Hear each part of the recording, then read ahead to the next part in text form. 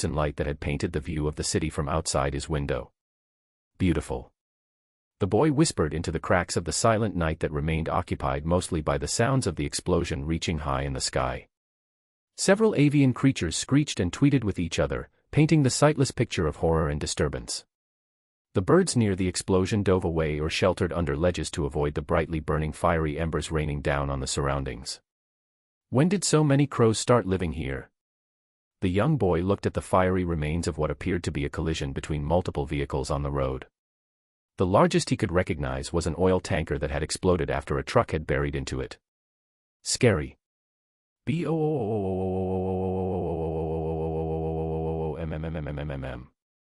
young boy looked at the sight with an awestruck expression as the explosion had sent a cloud of smoke and fire high into the sky.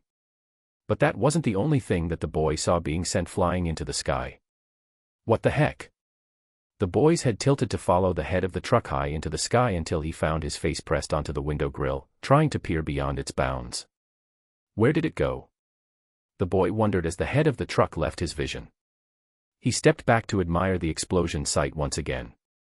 The burning remains of the accident reflected off in the young man's enchanted eyes, but before he could even react or understand what happened. The head of the truck crashed into his room right through the roof and killed him by squishing him underneath itself like a bug under a leg. Chapter 2, A Possibility. In a dirty long narrow alleyway, 3 teenage boys surrounded and cornered a young boy who looked younger than 7. His malnourished frame and pale sickly skin only contributed to making him look a few steps away from death. Where's the money for this week, Loki? 2 young boys leaned on the walls of the houses in front of them, planning to block Loki from escaping through them. What do you want?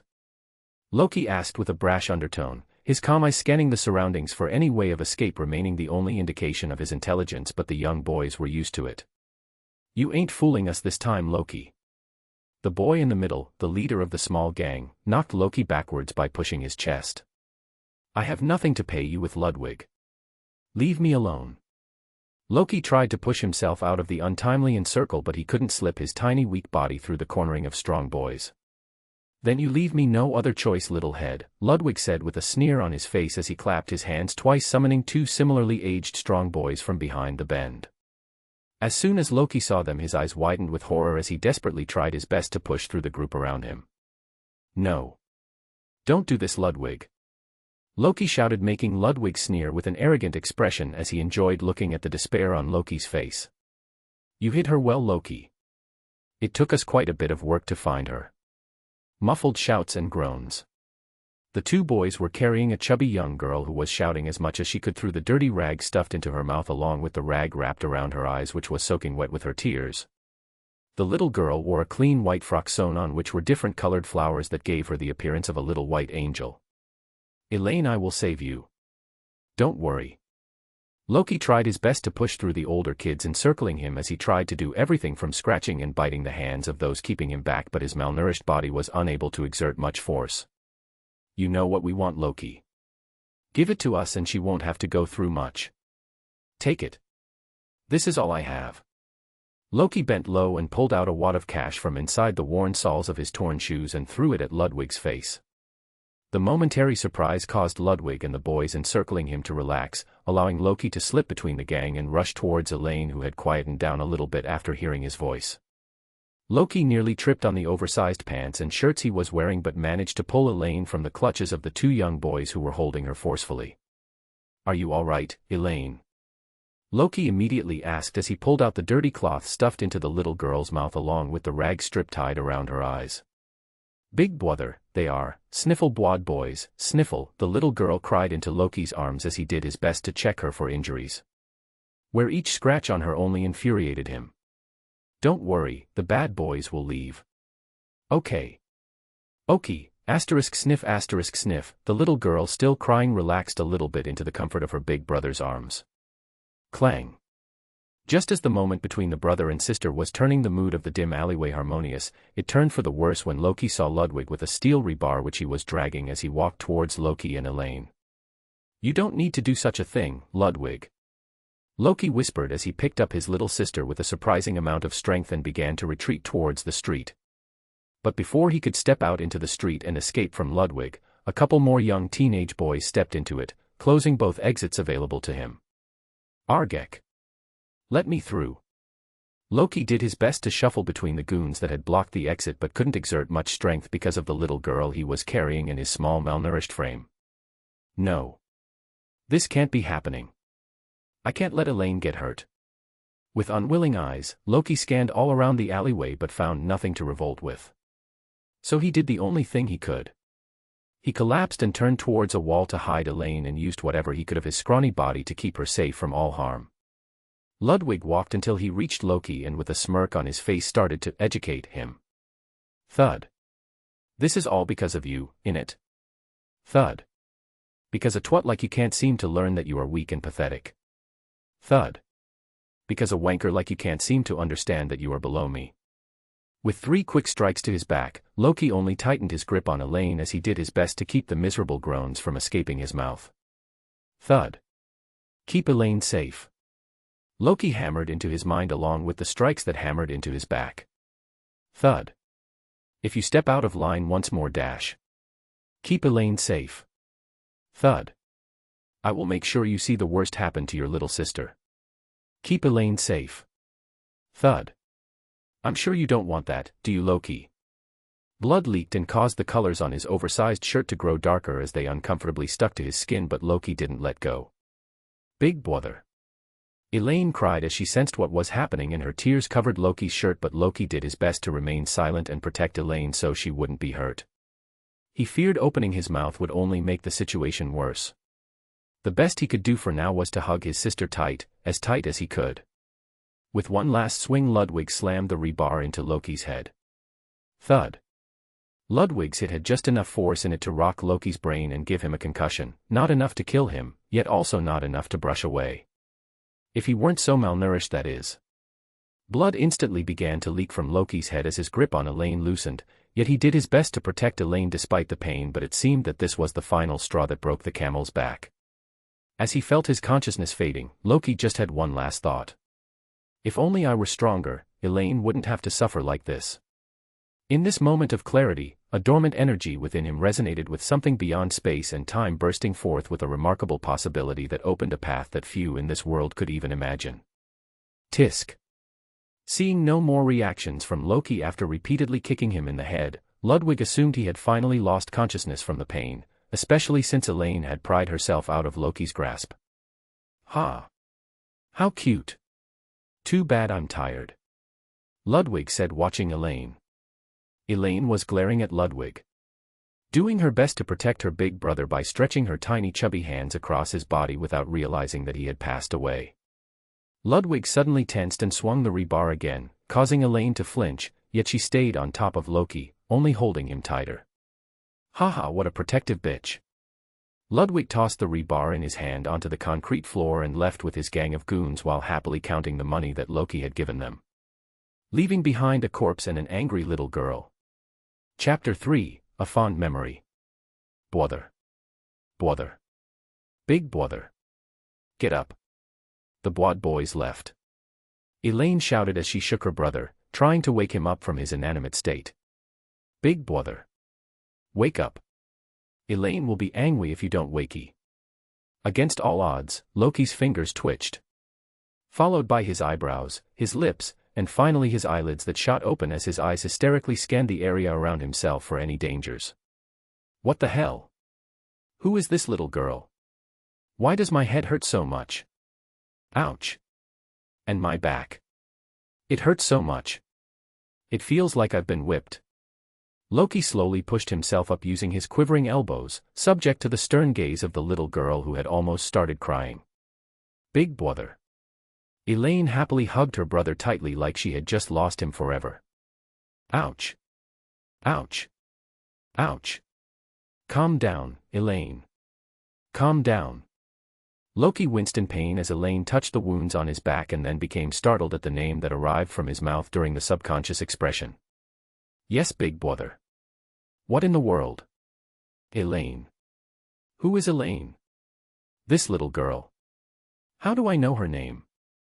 A sudden pain that stitched his skull back together caused Loki to hold his head with both his hands as he felt like something, or rather someone, was trying to inflate his dented head like a balloon.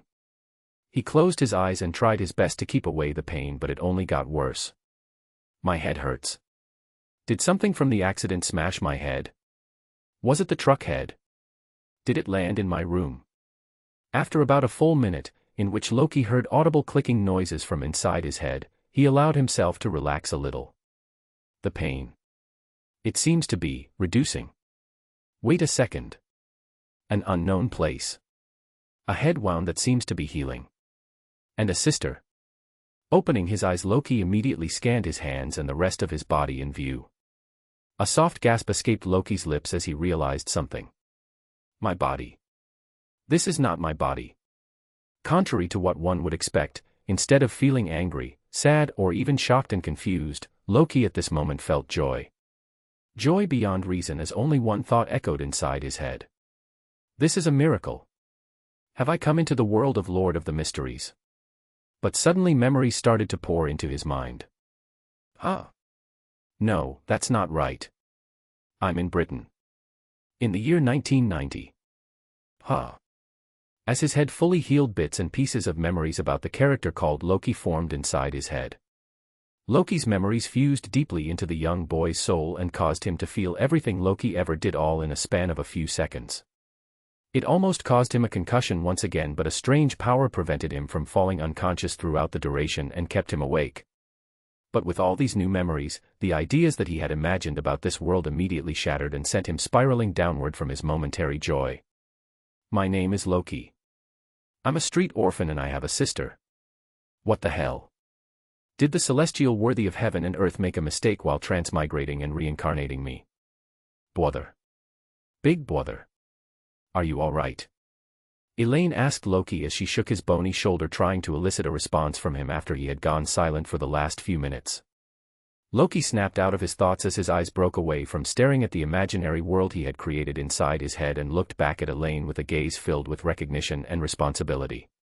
I don't know if it is Loki's last wish that did this, but given how deeply his memories have entwined with me, it's hard not to see the little girl as anything but my own cute little sister. How could you leave such a pretty and cute sister behind, Loki? Worry not. I shall give our sister the best treatment she deserves. Yes, Elaine, big brother is all right. Come, let's go home and then we can eat dinner today. Aren't you hungry after you kicked up such a big fuss? No. Elaine didn't kick fuss. Elaine only wanted to be with big brother. A smile formed on Loki's face. He patted Elaine's head and stood up from the concrete floor of the dark and dingy alley he was lying on. With great effort, if his trembling feet and hands were any indication. The muscles in his back creaked and remained knotted in various places as he did his best to stand upright and limp along with Elaine, who was trying her best to support him. How did he remain so quiet in the face of so much pain? God damn, you've got a lot of determination for being so much younger than me. I will do my best to get the revenge you deserve. And dish out as much pain as I can to Ludwig for trying to harm our angel-like little sister. Stumbling a little bit, Loki balanced himself with the help of his sister when his eyes fell on her pretty white dress. Oh. She'll get saddened because of my blood stain on her dress. Shifting through his memories, Loki had learnt that while not true, he had always told Elaine that the dress was their mother's last gift to them before she passed away. He told this so that Elaine would always think she had someone who loved her if he ever died or went missing. I'll try to keep her attention away from it and see if I can swindle her into thinking that it was always like that. I also need to find a way to earn money quickly and move away from this area, otherwise, Ludwig and his gang of bullies won't leave me and my sister alone. Arriving in front of their home, which was just a worn-down wooden shack that was propped up with haphazardly placed poles and plastic bags to keep the rain out, Loki smiled affectionately and rubbed his sister's head. Thank you for helping big brother walk all the way home, Elaine. HMPF. Elaine is a good girl. Elaine is a very, very good girl. Loki said, patting Elaine's head, which caused her to giggle. He. And since his experience with the original Loki's memories were still fresh in his mind, the laughter fell on his ears like the symphony of a Bach concert in a wondrous orchestra hall, causing him to smile and tear up a little. Now that I am Loki and Elaine is my sister, I need to protect her and keep her safe. At least to the best of my abilities, it's the least I owe to him for taking over his life. Walking into the house that was built for their size, Loki pulled off his dirty shirt and stowed it away in a plastic bag. I need to get a new pair of shirts. Perhaps I can find some discarded ones in trash bins again. After washing both his and Elaine's hands with a bottle filled with tap water he'd gotten from the public library nearby, Loki knelt down to pull out a floorboard. Underneath it was a piece of bread that was wrapped in a newspaper. Looking at the bread, a strange memory surfaced in Loki's mind as a soft smile graced his lips. Following this memory, he broke the bread into 2 pieces in a ratio of 8-2 and handed over the larger part to his little sister. Big brother. Big brother. I grew up today. So I can have the small part. But big brother also grew up today, Elaine. So you're still small. Have the big part, because small people need more food. Shaking her head rapidly, Elaine mewed and squealed to show her disagreement with Loki. No. Today I grew up and became bigger. Elaine said this and pouted cutely as she turned away from her brother in mock anger. All right. Elaine. Look. Today I will have a little bit more. Loki said and broke off a small piece of bread from the large part and handed over the rest to Elaine. Big brother. Look. Elaine will grow stronger and taller soon and then you can have the bigger piece.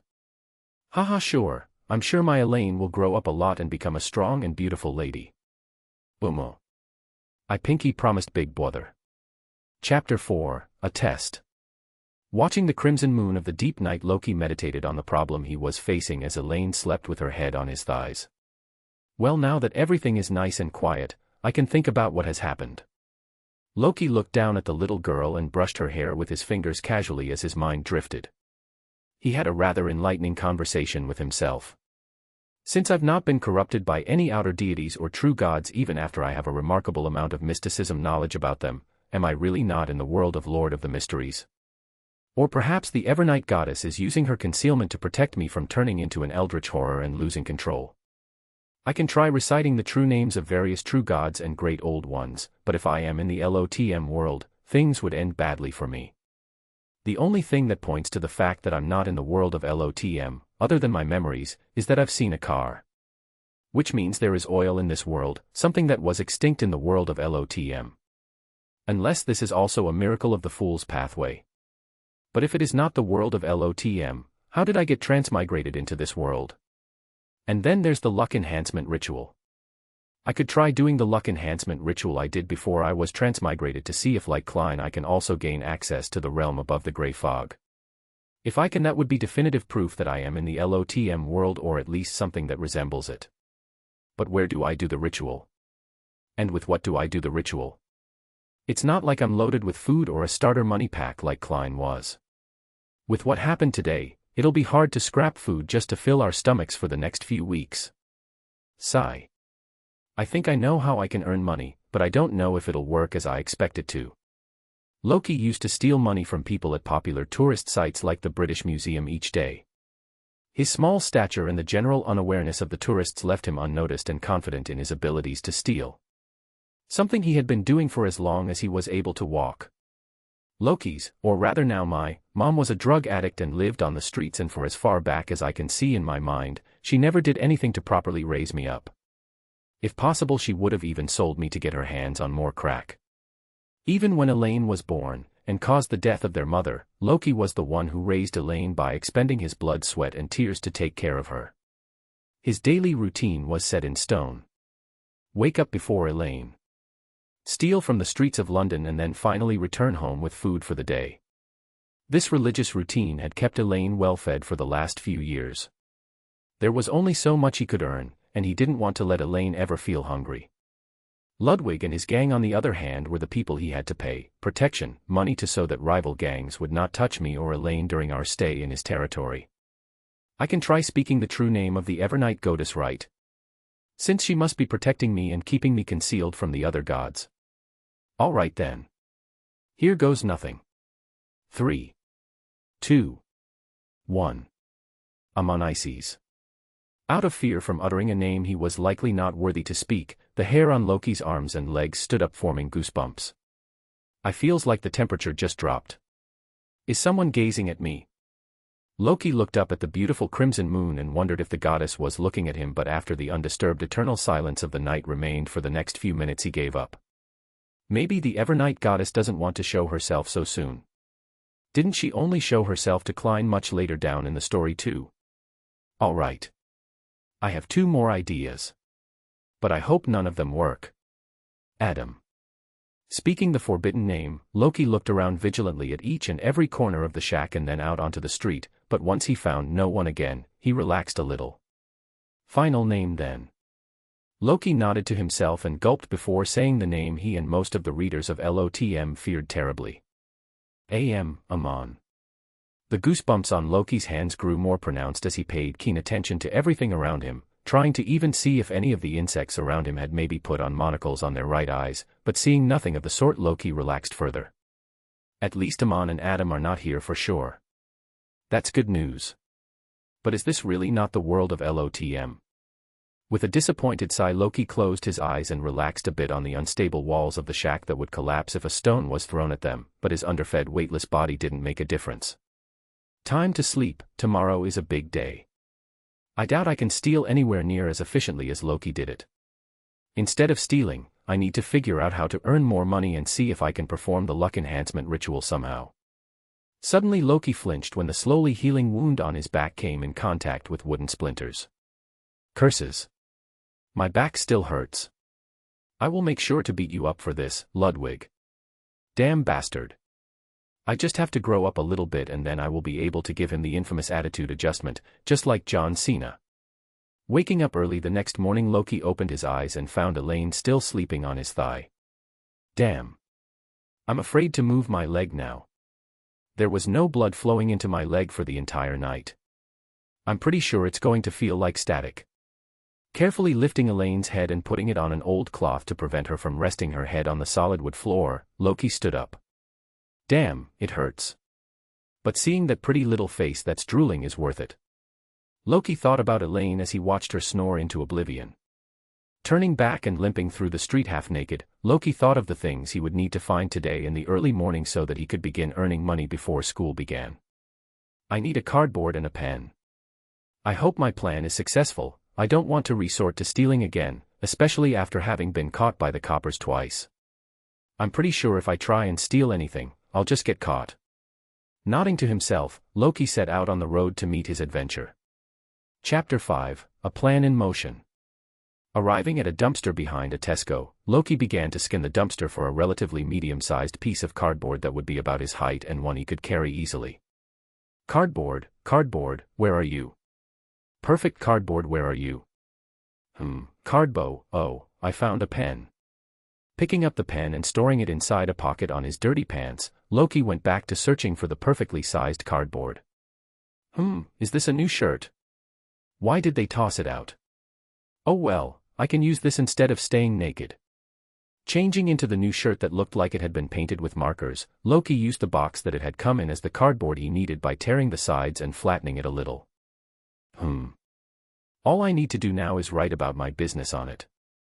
Sitting down in the dumpster, Loki began to scratch on the plain side of the cardboard with the pen he had just picked up. And after a few minutes of designing in whatever primitive fashion he could, Loki took a step back to admire his work. This looks fine.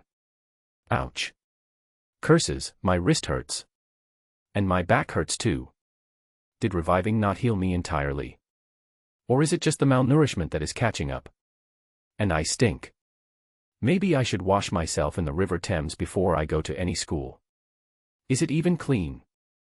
A couple of minutes later, having taken a short shower using a tap that was attached to someone's house near the River Thames, Loki sneaked onto a bus to reach the crossroads he remembered in his memories. Finally. I'm here. Taking a short hike from the crossroads, Loki had arrived at the school nearest to him, Stonewall High, the local state school. I hope I'm not late. Finding a bench near himself, Loki sat himself down holding onto the cardboard sign he had made, displaying it to all the students who were walking into the gates of Stonewall High. Waiting for about 2 minutes with no one noticing him, Loki grew a little impatient but then immediately picked up his courage and began to advertise himself like a street hawker. Math and science homework for just 50p. Math and science homework for just 50p.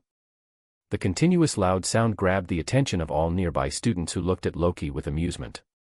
Loki's bizarre patterned oversized shirt and pants along with his malnourished frame made people mistake him for even younger than he already was, but they displayed nothing other than a small amount of pity as they walked away from him and went into the school. After a little while though, two boys trotted away from their group of friends and walked to the bench Loki was sitting on, scaring him slightly since they resembled Ludwig and his gang, especially their wickedly arranged teeth. But Loki kept his calm and faced them with a fearless business smile. "How can a twat like you help us out with our homeworks?" one of the boys asked, but before Loki could answer he was interrupted by the second boy. "James, you fool, maybe he has the solutions already and he just needs to copy it for us." "Oh. You could be right, Clark. I know everything and I'm always right." "Then why didn't you finish your homework earlier?" "Because I knew the Allfather would grant us this wonderful opportunity today." Allfather? Loki noticed, but remained silent as he contemplated, a clue or just a child enamored by myth. James shook his head at his friend's shamelessness and looked down at Loki to ask him a question once again. "Is he right, twat?" Loki was angry for a second since he felt insulted when James called him a twat, but then considered the phrase, "the customer is always right," and spread a big smile on his face. "Of course. You are obviously right. I have all the solutions already." "Oh. Where is it?" Clark asked, not seeing anything around Loki that would contain the answers to their problems. "In here," Loki said, pointing at his head. James and Clark both lifted their eyebrows as they looked at the confident and smiling Loki with skepticism. "What do you think, Clark?" "I still think the Heavenly Father has given us this wonderful opportunity so that Mrs. Smith doesn't send us out of class to hold buckets as punishment today." "I see. But what if he's wrong? I'm sure we can beat him up and take back our 50 pence from him."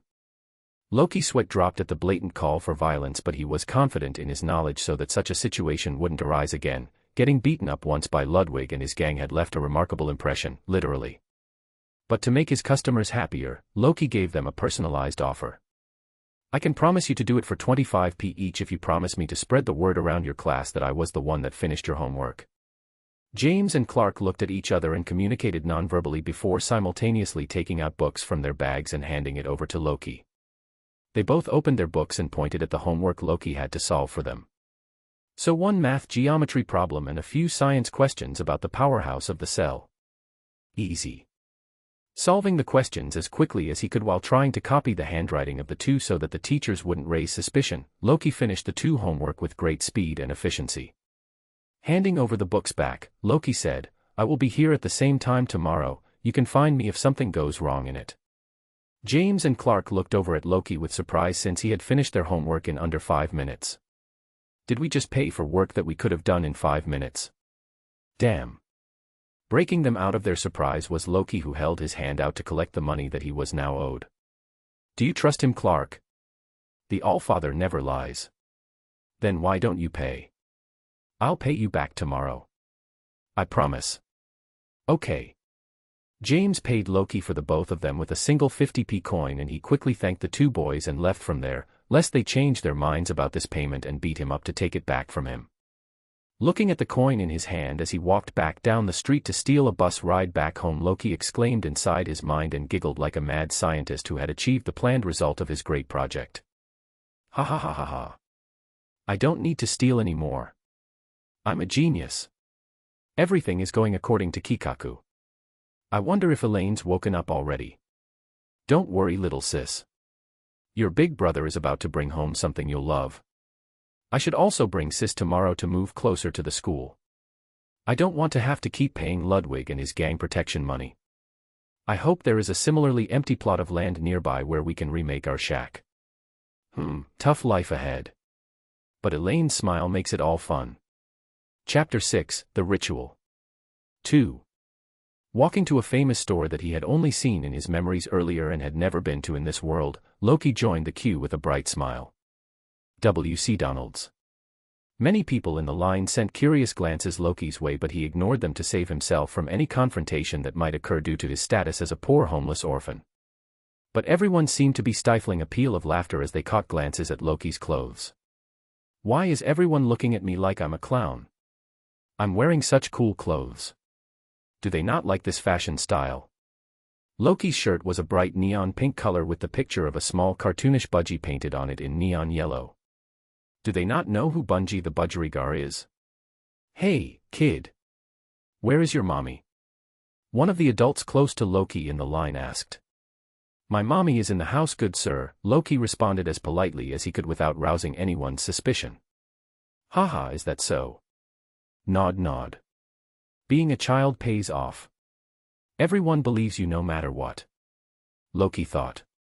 What do you want today then? The older man asked.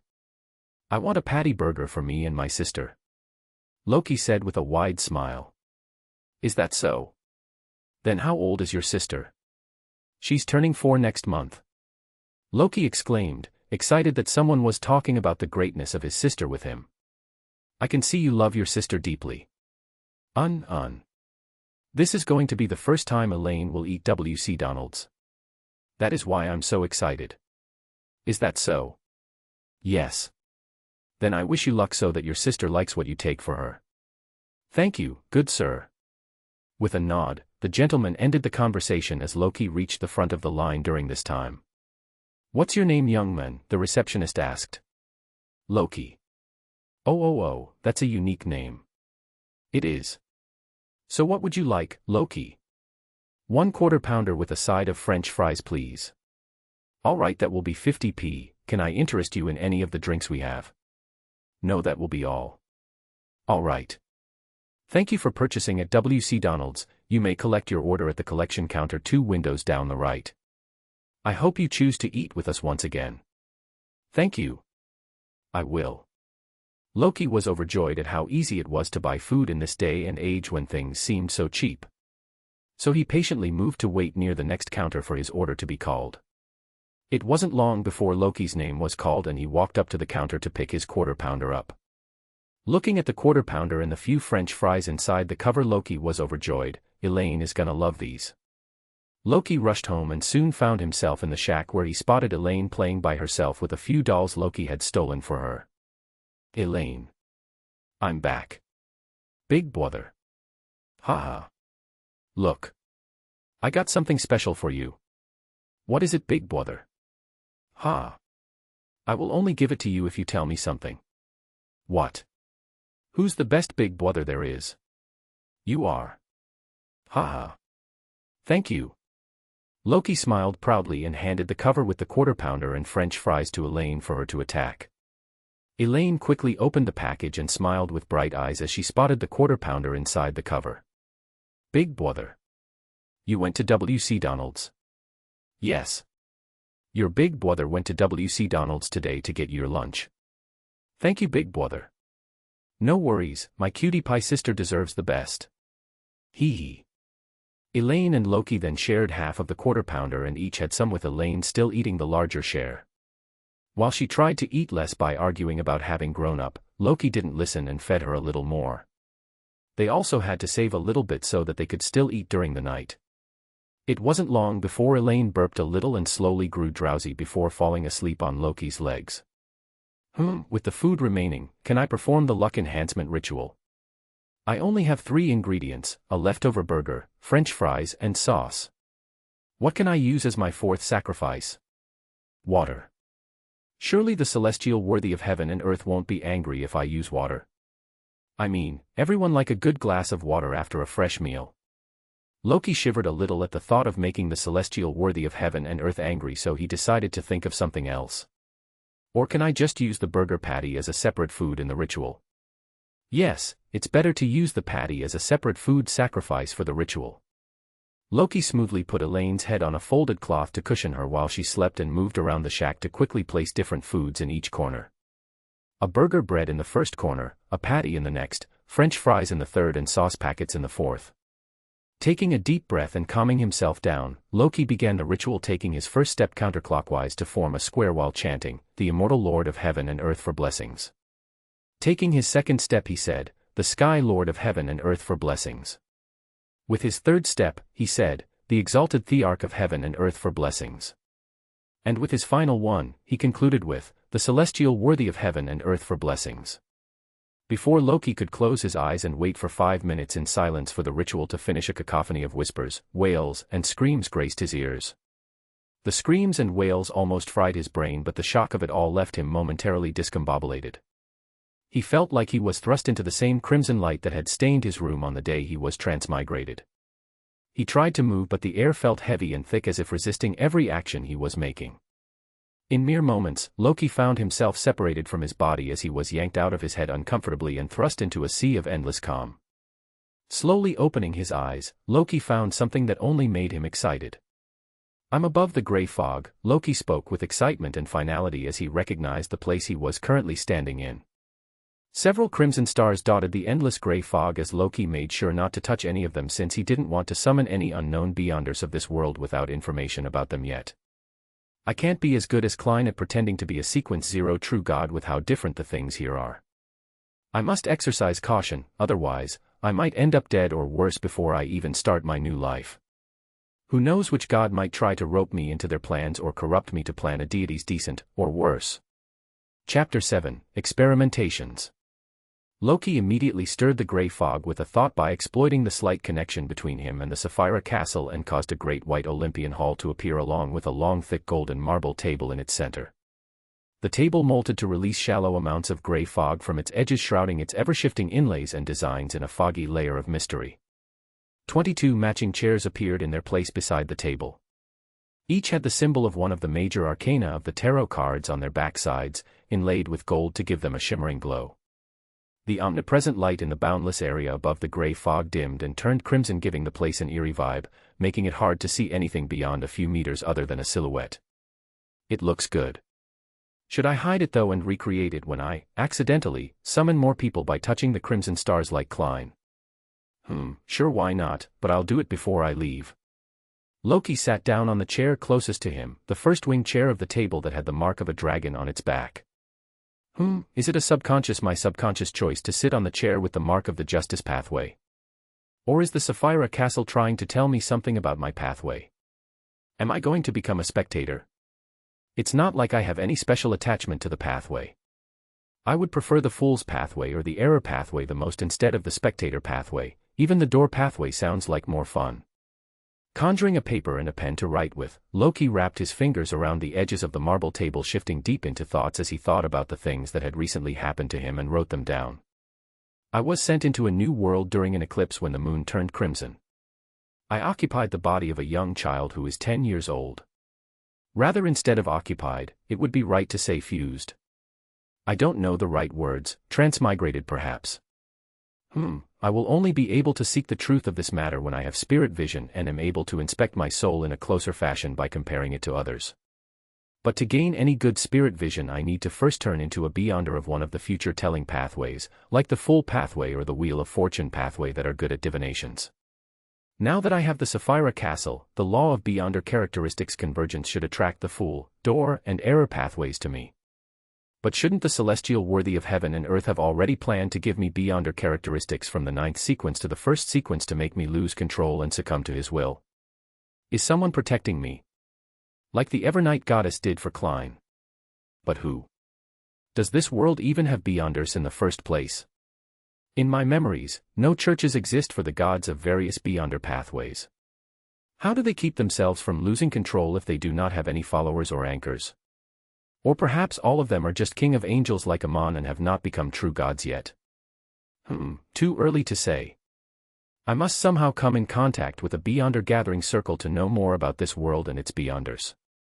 Dropping the pen onto the table and leaning back into his chair, Loki relaxed with a soft sigh as he looked at the paper in front of him filled with notes. I should leave.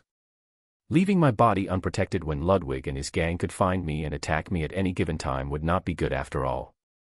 He stood up and vanished the large hall and table along with chairs, leaving the space above the gray fog in the pristine condition it existed in before he had arrived here. And with but a thought, Loki was back in his body, leaving the gray fog and the crimson stars within it undisturbed as it had probably remained for centuries prior. Opening his eyes, Loki looked at Elaine, who was fast asleep, and sat down to lean on the shack wall and take some rest himself. Being in the Sapphira had taken some energy from him and had left him spent. After I get up, I'll try going to churches nearby and see if I can sniff out any beyonder shenanigans. Though I doubt if it is going to be as simple as that. Looking at the back of his hand, Loki rubbed the small tattoo of the 4 squares that had popped up on it after doing the celestial worthy of heaven and earth ritual. The tattoo was like the one Klein got, and Loki had expected it. Soon, with a soft snore, Loki fell asleep while leaning on the rickety walls of the shack with Elaine. Getting up in a couple of hours, Loki watched the sun reach the lower part of the sky, so he woke up Elaine. "Get up, princess. HNGG. Wakey wakey. Today we will go to the church. Naya. Hee hee, wake up little princess. Come." Loki tickled her as she curled up to protect herself from her brother's relentless assaults. Elaine slowly roused from her slumber and pouted cutely as she looked at Loki, who was looking down at her while smiling. "Come. Let's go. Okay, big brother." "Good." Holding Loki's hands, Elaine waddled along with him as they strolled through the streets, with Loki slowly winding down the paths towards the church nearby. The church was a small chapel with a large cross on the wall towards the altar. Loki and Elaine sat down in the aisle for a few minutes, but except for the serene silence within its walls, Loki did not spot anything else happening within the boundaries of the church. No people were walking in and out of some secret entrance in the chapel, and no people were going into the sanctuary to vanish into an underground tunnel connected to an unknown detective agency. If it was going to be this easy to find out about Beyonders, I'm sure everyone would have learned about them till now. I don't have any idea about where else I can look for other than these churches. I guess that's it for today. I should probably leave with Elaine to search for some new house we can live in to escape from Ludwig and his gang. Come on, little princess, let's go search for a new home. New home? Elaine asked with heartbreaking sadness as tears appeared in her eyes. Loki was shocked for a second, but then he realized why Elaine acted like this. Don't worry, sis, this time I will take all the toys along with us to the new home so that you don't have to tell them goodbye. Loki said, quickly patting the little girl's head, and soothed her sadness. Pinky promise, brother. Yes, Pinky promise. Don't cry. I promise to take all of it with us. Okay. Chapter 8, A Professor. Scouting around for a new and used plot, Loki spent the next few days performing the same routine. Get up, go to school and solve homework for various students, buy burgers at W.C. Donald's, eat food with Elaine, and then search for a new plot to build their home together. Loki had a few categories he wanted to match while looking for the new plot. He wanted it to be close to the schools. He wanted it to be in an unused location that could be hidden easily. And finally, he wanted it to be close to supermarkets so that he could steal things from their dumpsters, like clothes and accessories for convenience. Well, the south is a no-go since that's where all the gangs are. North and west are a no-go since they are too far. East it is. Trotting off onto another journey of searching for plots to shift their shack to, Loki walked hand in hand with Elaine as they scanned the houses in East London for any area to live in. Loki stopped suddenly as he noticed an oddity in one of the homes in the wall of houses that lined his sides. What happened, big brother? Elaine asked, cutely tilting her head to the side to look at Loki. I think we've found our home. Loki smiled and walked along with Elaine to the dark and dingy house that stood precariously on its last foundations to find out if he was right. Knock knock. Is anyone there? With a sharp rap of his knuckles, Loki knocked on the fragile half-burnt doors and wondered if anyone would answer him. Seeing the everlasting silence reign supreme, Loki pushed open the door and boorishly stepped inside the tattered house. As expected. There's no one in here. Walking in a little bit more, Loki observed the house for any signs of recent use and found none. No needles, empty bottles, or even strange smells remained. The house wasn't perfect, mind you, since it was dominated by the smell of burnt wood, but Loki didn't mind. Although most of the house had burned down, some of the rooms appeared livable. This place will do well, little sis. But it's so dark. Manny and Gunji won't like being in the dark for so long. Let's go upstairs. Loki walked ahead and Elaine quietly followed as they reached the topmost floor of the double-story house. The top room was well lit with sunlight pouring into it from the large window on its side and the roof, which had holes in it. Loki looked at the roof and frowned, since it would be a problem when it rained, but beggars couldn't be choosers, and Elaine seemed to like it too, since she had already begun telling Loki how she would arrange her toys on the shelves here. Big brother. I can build a castle for Delphi and Corey here. Yes, we'll live in this place for now, let's bring all your toys here. Yee. Walking back to their home, Loki and Elaine rested for the night, except Elaine couldn't sleep much at all because she was so excited, and early the next morning, after Loki was back from solving children's homework, they collectively bound all of Elaine's toys in a large cloth and carried it to their new home. Big bother! Elaine shouted as she ran around the house jumping in joy at the new roof over their heads, but Loki quickly reminded her to keep her voice down. Elaine. SHHHH. Remember, we will only win the game against our neighbors if we keep absolutely quiet. Hee hee okie big bother. Elaine whispered with a finger on her lips. Although this house has burnt down, I doubt the neighbors would take kindly to two kid tramps living in the house. Better we keep quiet and don't get caught.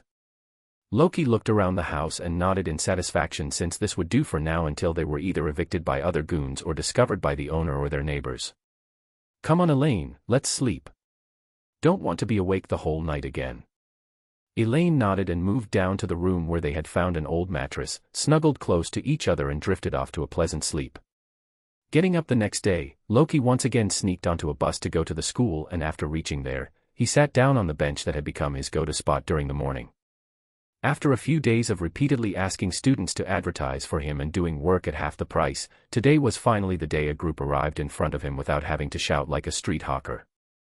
Can I interest you in my services, sirs and madams? Loki said politely with a business smile on his face. The students immediately opened their books to ask Loki about solving the homework for them. So one math class 7, one science class 10 and one math class 10. Will that be all? Loki said like it was no big deal. Yes. That will be all. A boy said, handing over the books to Loki. Loki began solving everything, and as he did so with total absorption, he did not notice a tall man with an English mustache arriving behind the group of kids and peering at him from above. Looking at Loki solving the problems in an unorthodox manner, the man was unable to contain his excitement as he immediately pushed the children aside and moved to the front to observe Loki's answers. Professor. The children were startled and they all pulled their books from Loki and rushed away, leaving Loki confused and a little angry since they hadn't paid him for the work he had finished. As Loki lifted his head up to gaze at the source of the problem, he found the tall Britishman looking at him with adoration and felt a little scared. Is he here to kidnap me? Perhaps he is a well-known child molester. Maybe that's why the kids ran away from him. Loki covered himself as best as he could and tried to move away from the Britishman, but before he could fully escape, the man placed a hand on his shoulder. No! Loki cried as he did his best to push away the man, but his iron grip didn't let him escape. Young man, calm down. I come here with good intentions. Heliop dash. Loki did his best to shout, but after a second the man blocked Loki's mouth, not allowing a single sound to come out. Bite. Ouch. You're one rude boy. The man complained, but he still held Loki down with his other hand. Seeing that the man wasn't trying to do anything other than stop him from running away, Loki calmed down a little so that he could reassess the man properly himself. Who are you? Loki finally asked. I'm John Elton. I'm the math professor at Stonewall High. Chapter 9, Shocking News. Loki couldn't believe his ears, and so, his mouth hung a little loose from the sudden revelation. Am I in trouble? Loki asked calmly. No, young man, you are not in trouble. In fact, I wanted to ask you who taught you to solve these problems. I learnt them myself, Loki responded almost instantly. I see. Could you take me to your parents? They are dead, Loki said with a little apprehension as the man's eyes widened with worry. Is this a coincidence arranged by fate? The man thought with some excitement. While Loki's thoughts were something else entirely, perhaps this man is a Beyonder and is here to induce me into the path of Beyonders. Like Dunn Smith did to Klein. Let's see where this goes. Both concluded simultaneously. Why do you want to know about my parents anyway? Loki asked to keep the conversation going and to move away from the depressing shift that had occurred. Ah. Never mind. Do you have any brothers and sisters? Why do you want to know? Loki asked again, trying to glean more about what the man was trying to do here by disrupting his business. I want to adopt you, the man stated with an excited glint in his eyes. Huh.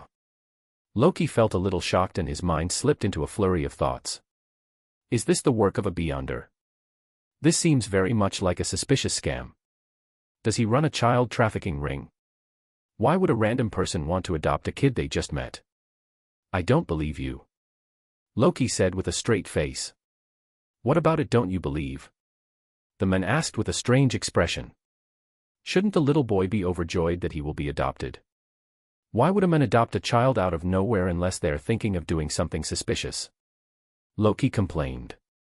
Why would I as a respectable member of society try to do anything to him? Ah. I forgot to tell you the reason. Is he really done, Smith? Loki stayed silent, indicating the men to continue explaining. The reason I want to adopt you is because your genius must be laid bare for the world to witness. Not many kids are as smart as you are. Perhaps you could even find your place at Oxford. Loki felt a little shocked that something like this had happened, and his mind raced 100 horses trying to figure out a way out of all this. I am a normal kid transmigrated into the body of someone a little younger. I'm not a genius. What the hell? How did it lead to such an outcome? But then a thought arose in Loki's mind and caused him to seriously ponder about what was happening. Elaine won't have to worry about anything if she gets adopted by someone. If I am truly destined to become a force in the Beyonder world, Elaine would have to suffer just because of me. She would either need to always remain hidden or become a Beyonder herself so that she can stay safe as my closest and dearest. And if she ever got to know that it was because of her that I lost my life, I don't think she could forgive herself. Isn't this the better solution?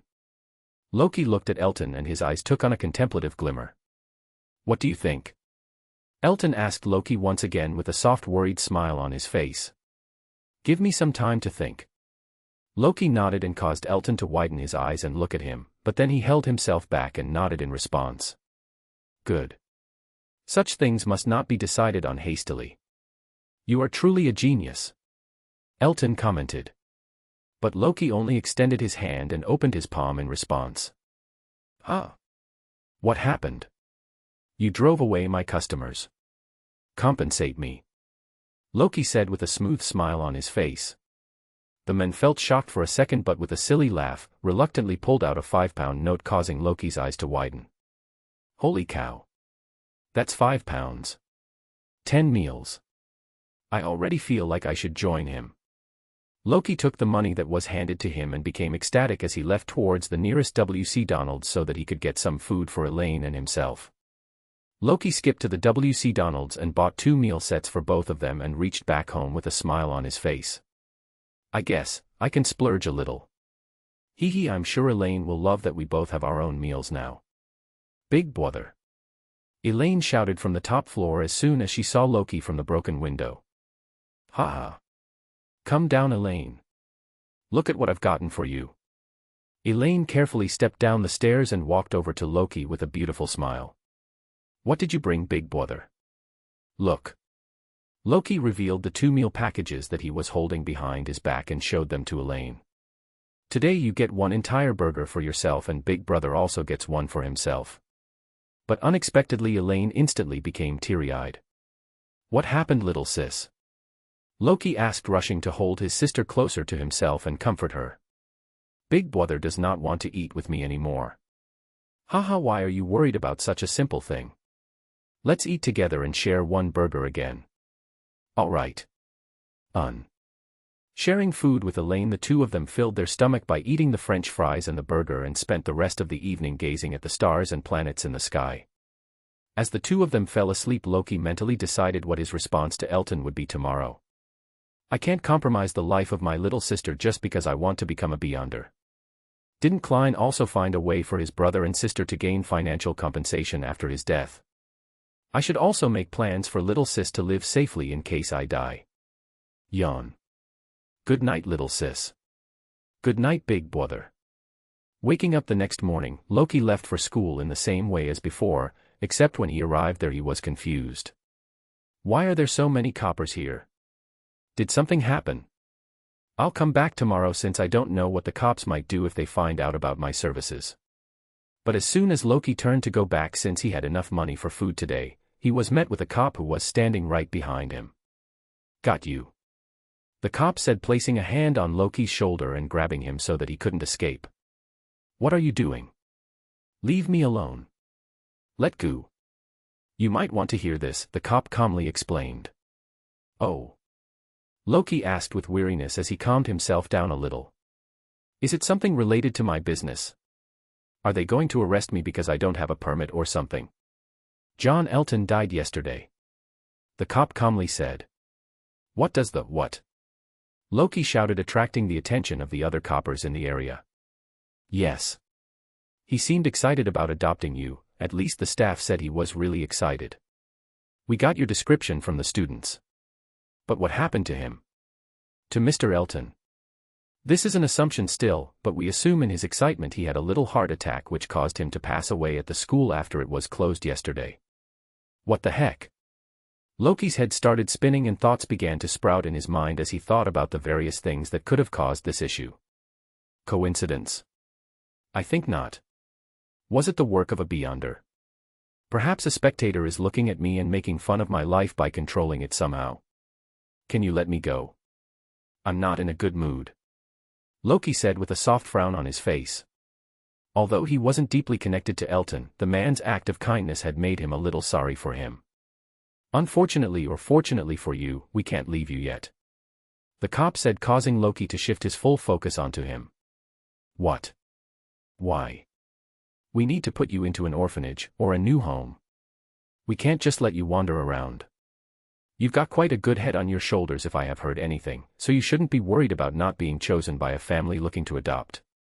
Loki's eyes widened as soon as the words left the cop's mouth, causing him shock and some relief. Thank God I didn't tell him about Elaine yesterday. Chapter 10, A Magical Encounter. Loki sat silently on a bench in the police station as the adults figured out what to do. It's busy. Loki thought as he watched the police officers swarm around the office in a seemingly arbitrary order, moving to finish the tasks they had started, with a definite drag to their feet. I need to get out of here. Preferably before they decide where I'm supposed to go. I don't want to have to spend money traveling back, and Elaine must be worrying about why I haven't returned home yet. Suddenly a deep rumbling voice spoke from beside him, pulling him from his machinations. What are ye in for? Magic. Huh? Magic. Loki turned to look at the men beside him. The man's hair and beard didn't separate. It felt like he had a thick mane that went all around his face and neck. He was dressed in clothes made of cheap coarse fabric with nothing else to keep him decent except a small towel acting as a handkerchief in his hand. Apart from his height, which could only be defined as gigantic, the most striking feature about him were the chains that glimmered all around his body. Probably being used to bind him up. Loki guessed, since a large ring on his neck was connected to the thick rings around his wrists and ankles with the help of a thick iron chain that seemed impossible to break. But all the rings and chains, when compared to the gigantic man's size, looked like thin threads you would see glimmer in a spider web. Is this magic, related to beyonder stuff, or is the man just cuckoo? Just to make it a little fun to talk to such a man, to play around and find out if he was as reasonable as he seemed, Loki said the following instead of clearing up the misunderstanding. Used magic to prank a friend. Knew it. The man nodded as if he'd won a bet with himself, rattling his chains in the process. A strange silence took in the atmosphere as they acknowledged each other's presence, and then the man spoke again. How did you do it? Good, ol leg locker curse. Leg locker curse. Which beyonder pathway would give you the ability to lock someone's legs? It is quite the practical skill though. Maybe I can check if he has knowledge about the various beyonder pathways. Yes, that seems like the best plan of action. With the beginnings of a plan forming in his head, Loki answered the man with an intelligent and calculated smile on his face. Nah, I turned his dress animate. Ah. Professor McGonagall's classes. That's a good way too, I suppose. If your transfiguration was good, I suppose she'd like it too, the gruff man acknowledged. Oh. He wasn't scared. Is he just cuckoo? Or is this Professor McGonagall someone from the Rose School of Thought? Are the Rose School of Thought in this world not corrupted by her? What are you in for? Loki asked. With an interested smile. Beat up 12 people in a bar. That's surprisingly normal. Oh. What did they do? Call you Bubbles. Worse. They tried to steal me dragon's egg. Unfortunately, I broke me egg by accidentally sitting on it. That's why I beat them up. Dragons are alive. What the heck? Why haven't I seen them? Wait. I can get the beyonder ingredients from him if he trades in exotic animals. I understand. I'd be mad too if these magicless fools tried to steal my things. Loki nodded solemnly. Yes, muggles can sometimes be a little hard to handle too, though Professor Dumbledore doesn't think so. Muggles. If I wanted things like the dragon's eggs or perhaps even their brains, where could I meet you? I'm not supposed to say this, especially not to a student. Professor Dumbledore would be disappointed in me, but you could try your hand at the Nocturne Alley. I visit often. You'd be fine if it were only the outskirts. With the comfortable silence settling in, Loki calculatedly whispered to the old man. Could you help me a little bit? Help? What kind? My little sis must be worried that I'm not back home. I'm the only one she has, you see, Loki said with a pitying smile on his face that elicited a gruff from the man. I understand, you don't need to worry about it. What do you suggest? The friendly giant asked with a humorous undertone. Could you create a distraction so that I could slip by? Although I'm not supposed to be using magic, I think I can make a small exception. I'm sure Professor Dumbledore would be proud. Thank you very much. I will remember to pay you back in some way when we meet again. Loki excitedly accepted the offer, since not only did he want to get away from the place, he also wanted to see what beyonder pathway the men belonged to by seeing him use his abilities. Haha. Don't worry, I can do this much for a student. Student? Where does he think I study? Loki thought, bewildered. Is there a beyonder school in this world? The gentle giant then pulled what seemed like an umbrella that was hidden in his boots and winked at Loki. It looked comically small in his hands. Under Loki's astonished look, the giant then swung his umbrella and caused a stack of papers on the table of a desk worker to catch on fire. What the heck? He's of the apprentice or the seer pathway or red priest. And what was that umbrella? A prop for acting. Ah! The desk worker instantly noticed the fire and stood up to try and put it out using his jacket, but similar fires began to spring up all around the office as the giant waved his stick. Loki sat on the bench baffled as he watched the already busy police station turn into a mess, filled with the screams and shouts of various people all running either towards sources of water or fire extinguishers to stop the fires. You should leave. The giant whispered, shaking Loki out of the stunned state he was in. Yes. Loki quickly nodded thankfully to the giant and made his way towards the exit. I will think about this matter later. First I need to buy some burgers and then reach home. Reaching the road, Loki quickly made way towards the nearest W.C. Donald's, bought food for Elaine and himself, and rushed back home. Big brother. Elaine, who was waiting at the stairs leading up to the door, shouted loudly as soon as she saw Loki enter the street and ran up to him to hug him. You are late, big brother. Haha, thank you for waiting for me, Elaine. I was late because some police caught me. I will make sure I'm not late again. Promise. Big brother is a bad boy. Elaine asked, holding onto Loki's hands. No. Police caught Big Brother to take him away from Elaine. Big Brother is going away. Elaine asked, shocked. Polly, bad.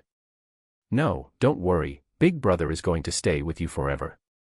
Loki nodded with certainty, patting Elaine's head softly, but inwardly he was worried how he would embark on his beyonder journey with Elaine hanging onto him. After Elaine and Loki finished eating, Elaine immediately slept since she hadn't slept in the afternoon and was sleepy, allowing Loki to think about what had happened at the police station earlier. Which pathway was he from? Red Priest? Or the Fool pathway? Maybe the Apprentice.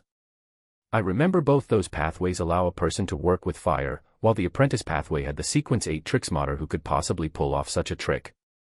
Oh. Or maybe that umbrella was a mystical item with those abilities. Perhaps he was a low sequence beyonder and was using a mid-sequence item belonging to the Red Priest or the Fool sequence to produce those flames. Loki rubbed the 4 squares tattoo that had appeared on the back of his hand for a while and slowly slipped into a short nap himself. Today has been stressful. I'll go check if I can do the homework at other schools tomorrow, but I doubt the police wouldn't keep an eye out for me. Perhaps I can lay low for a few days and work with the money I already have. And then when things cool down, go back to solving homework again. We'll see what happens later. That's the future me's problem. Now all I need is a good sleep. Good night, Elaine. Voodnai Bwode, Elaine mumbled, already sleeping. Chapter 11, A New Energy. Loki stood in shock as he looked at the scene in front of him. What in the world? 3 boys and a police officer all remained flat on the ground, splattered like a puddle of water, unconscious from the tremendous force that knocked them back into the wall, each having expressions of horror marked onto their faces, their eyes rolled back and their mouths hanging open. How did this happen? Loki stood aghast as he thought back to the simple morning that had begun just like any other. Helping Elaine lay her head on a bundle of clothes, Loki woke up and readied himself for the work he had to do today. I'll go and check the school to see if the police are still keeping an eye out for me.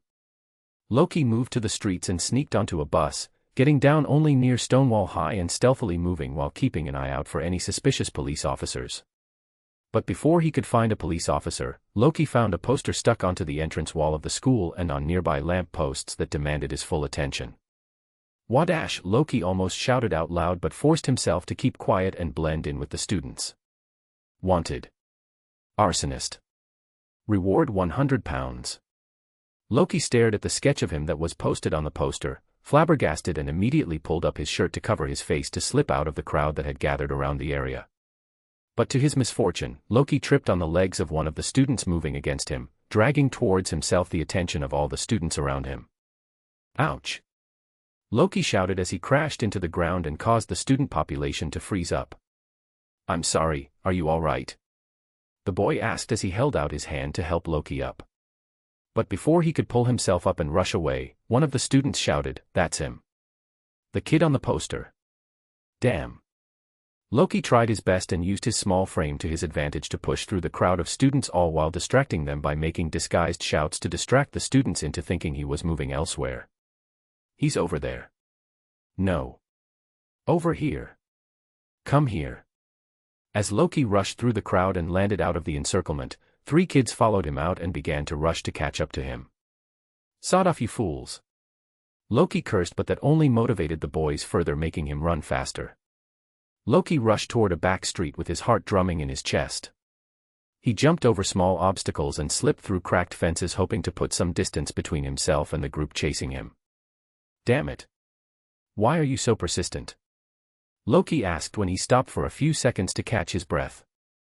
His malnourished frame was no longer helping in this prolonged chase. His lungs felt like jugs of lava, burning everything inside his chest. Picking up the pace once again, Loki rushed toward a corner and finally reached a thin, narrow street that allowed him to put some distance between himself and his chasers, that now somehow included a police officer. But it turned out that his luck today was not the strongest. Immediately after he exited the narrow street, the 4 capturers arrived through what looked like a shortcut over someone's lawn and stood like a stop pass in front of him. Loki's face morphed into a worried frown and his heart beat at 100 miles an hour as he looked at the triumphant faces of the police officer and the 3 students. You're going to give us those £100, right? One of the students spoke, a student that Loki recognized. It was James, the first student he solved the homework for. Damn, is the Evernight goddess blessing me with misfortune today? Did my streak of luck finally run out? Finally. Got you, brat. Everyone saw you running away after you set that fire. I bet you didn't think we'd catch you today. What does that mean? How does running away prove I set the fire? I was just running away to avoid being burnt down. I don't want to be separated from Elaine. Loki's frown turned deeper while his heart beat faster, and just when the 3 students and the police officer encircled him, Loki's anxiety reached its peak. Stop! Loki shouted with his eyes shut in fear. Thud, thud, thud, thud. Loki felt a wave of energy flow out of his body, and when he opened his eyes, he saw the scene in front of him, aghast. The police officer and the 3 students had all hit the walls behind them and collapsed with clear shock etched onto their faces. What in the world? Loki's mouth hung loosely open as he watched the aftermath of his unintended attack. There will be some leeway for me because this is self-defense, right? Are they alive? Loki wondered with a faint whisper and moved closer to each one of them to check their breaths. Sigh. It seems like nothing major happened. Leaving the people chasing him behind with a slightly guilty expression, Loki left the area and moved towards home after pickpocketing the police officer for 50 pence. It wasn't like he had planned to pickpocket the police officer, it was because Loki felt he deserved some money for psychological damages from the entire incident. As Loki rode on the bus after sneaking himself in like always, his thoughts strayed back to the moment he defended himself. What was that? Am I already a bee under? Perhaps my father was a beyonder and he used my mother as a way to separate excess characteristics to give birth to me. Is this even about beyonders at this point? Or is it an entirely different world? Maybe that umbrella that man used was a wand. It makes more sense if it's magic. But I don't know about any magical series. Damn, now I have to work blind with everything here. Loki was sure he was the one who did it though, because as soon as his chasers were thrown back into the walls he felt the energy leaving his body and he felt exhausted. After a while of lampooning, Loki reached home and had food with Elaine, distracted throughout, but he still did his best to pay attention to Elaine explaining what she did today with her stuffed toys. After Elaine was asleep, Loki finally decided to try and replicate what had happened earlier in the day. How did I do that though? I just wanted to stop them from catching me. Is it some telekinetic energy-based attack or something? Let's try levitating a feather or something lighter for now. Loki picked up a small feather that had entered the room and began to focus on it with all the energy he could muster. But the feather didn't even quiver. Damn, that giant man made it look so simple. How did he light things on fire if this is just telekinetic energy? Does everyone have different abilities? Or maybe the intent matters. Let's try. Focusing on the feather once again, Loki began to imagine the feather hovering a few centimeters above the ground, and to his surprise and shock an invisible energy emitted from him and the feather began to hover a few centimeters above the ground. What in the world? And immediately after a few seconds the feather floated back down and left Loki exhausted, gasping for air. This is going to be huge if I can control it properly. I wonder how high I can take this. Can I become as strong as Klein using this system of magic? Well, at least I can try. Chapter 12, Theft. On the next day, with a scarf covering his head, Loki peeked around the corner and watched the group of police officers patrolling the area around the school. The cops are everywhere. What do I do? Loki held the 50-pence coin he had stolen from the officer in his hands with guilt reflected in his eyes. Is this the only way left? Perhaps I could find a different school. No, I'm sure even those places have posters of me around them by now. Damn, why do they think I started the fire? With a frustrated look on his face hidden behind his scarf, Loki walked over to the bus stop and sneaked away silently as if he had never been on the scene in the first place. Arriving at the W.C. Donald's, Loki bought a meal and began to trot towards his house. Big brother! Elaine shouted happily as she saw Loki coming towards the house. Loki lifted up the light little girl and pulled her closer towards himself into a tight hug. How are you, Elaine? Loki asked with a loving gaze. I am fine, brother. Do you want to have a burger from W.C. Donald's? Omo. As Loki and Elaine ate the food for the day, Loki was lost in thought as he debated with himself, trying to make a decision that would change how he lived for the foreseeable future. After he finished lunch with Elaine, Loki left the house once again, after she fell asleep, and moved by foot towards the closest tube station he knew. Loki looked at his hands and grew even more worried after he noticed them shiver from tension. All right, Loki, you've done this several times before, your instincts should kick in. Loki rushed into the crowd of people trying to board the metro and fell in pace with them as he attempted to bring out the instinct from performing this action for the last 9 years. It's the same body, I'm sure it has muscle memory. Slipping out a razor blade into his hand, Loki swiped the back pocket of the man in front of him and became surprised when it worked perfectly the first time round. Damn, it works. Loki put some pressure on the man's bulge and slipped out the wallet in it. All the while, the man did not realize that anything was happening to his pockets. Swerving a little, Loki slipped out of the stream of people walking into the metro and opened the wallet for him to see what was gained in the form of spoils. 230 pounds. This surely is a lucrative way to earn money. Loki thought with a frown on his face as his hands trembled holding the large amount of money. Harris Letterman. Johnson Real Estate Firm. Tossing the wallet into a garbage bin after taking all the money from it, Loki walked back with his hands in his pockets as he continued to walk home. I didn't want to become a thief, and there's no way to climb higher while doing this job. Unless I steal and sell stuff from homes. But who will I sell it to anyway? The police are hot onto me, and Ludwig's gang would love to cooperate with them if it meant undermining me. What do I do? Looking at the 230 pounds in his eyes with guilt, Loki felt terrible. Does this qualify as hard-earned money? Loki decided to sleep to take his mind off things, but after lying down beside Elaine and even after hugging her fluffy figure, Loki couldn't put himself to sleep. The name, Harris Letterman, kept resonating in his head as the face of the man floated around and kept him awake. Damn. Why do I suddenly have insomnia? Standing up, Loki left back to the tube station and began searching for the men who had boarded the train in the afternoon. If he isn't here, I'll keep the money to myself. Yes, if he isn't here searching for it, that means he doesn't need it. And to his luck or misfortune, he spotted the men frantically searching around the underground station, through the crowd of people, for his wallet. Loki felt a sigh of relief escape his lips as he watched the men look around for his wallet from the top of the stairs leading to the tube station. With a quick skip in his steps, Loki picked up the wallet from the trash can he had tossed it into, filled it with all the money he had stolen and walked back to the men. "Sir, are you perhaps searching for this?" Loki asked politely after patting the men lightly. "Oh. God. Thank you," the men exclaimed as he turned around and looked at what Loki was holding. With a wry smile, Loki gave the men back his wallet, and with a smile on his face, the men handed Loki back 10 pounds. "Oh no, sir, I don't need this." Loki tried to be polite, but the men had none of it and thrust the money into his hands firmly. "Keep it. I can see you need some help.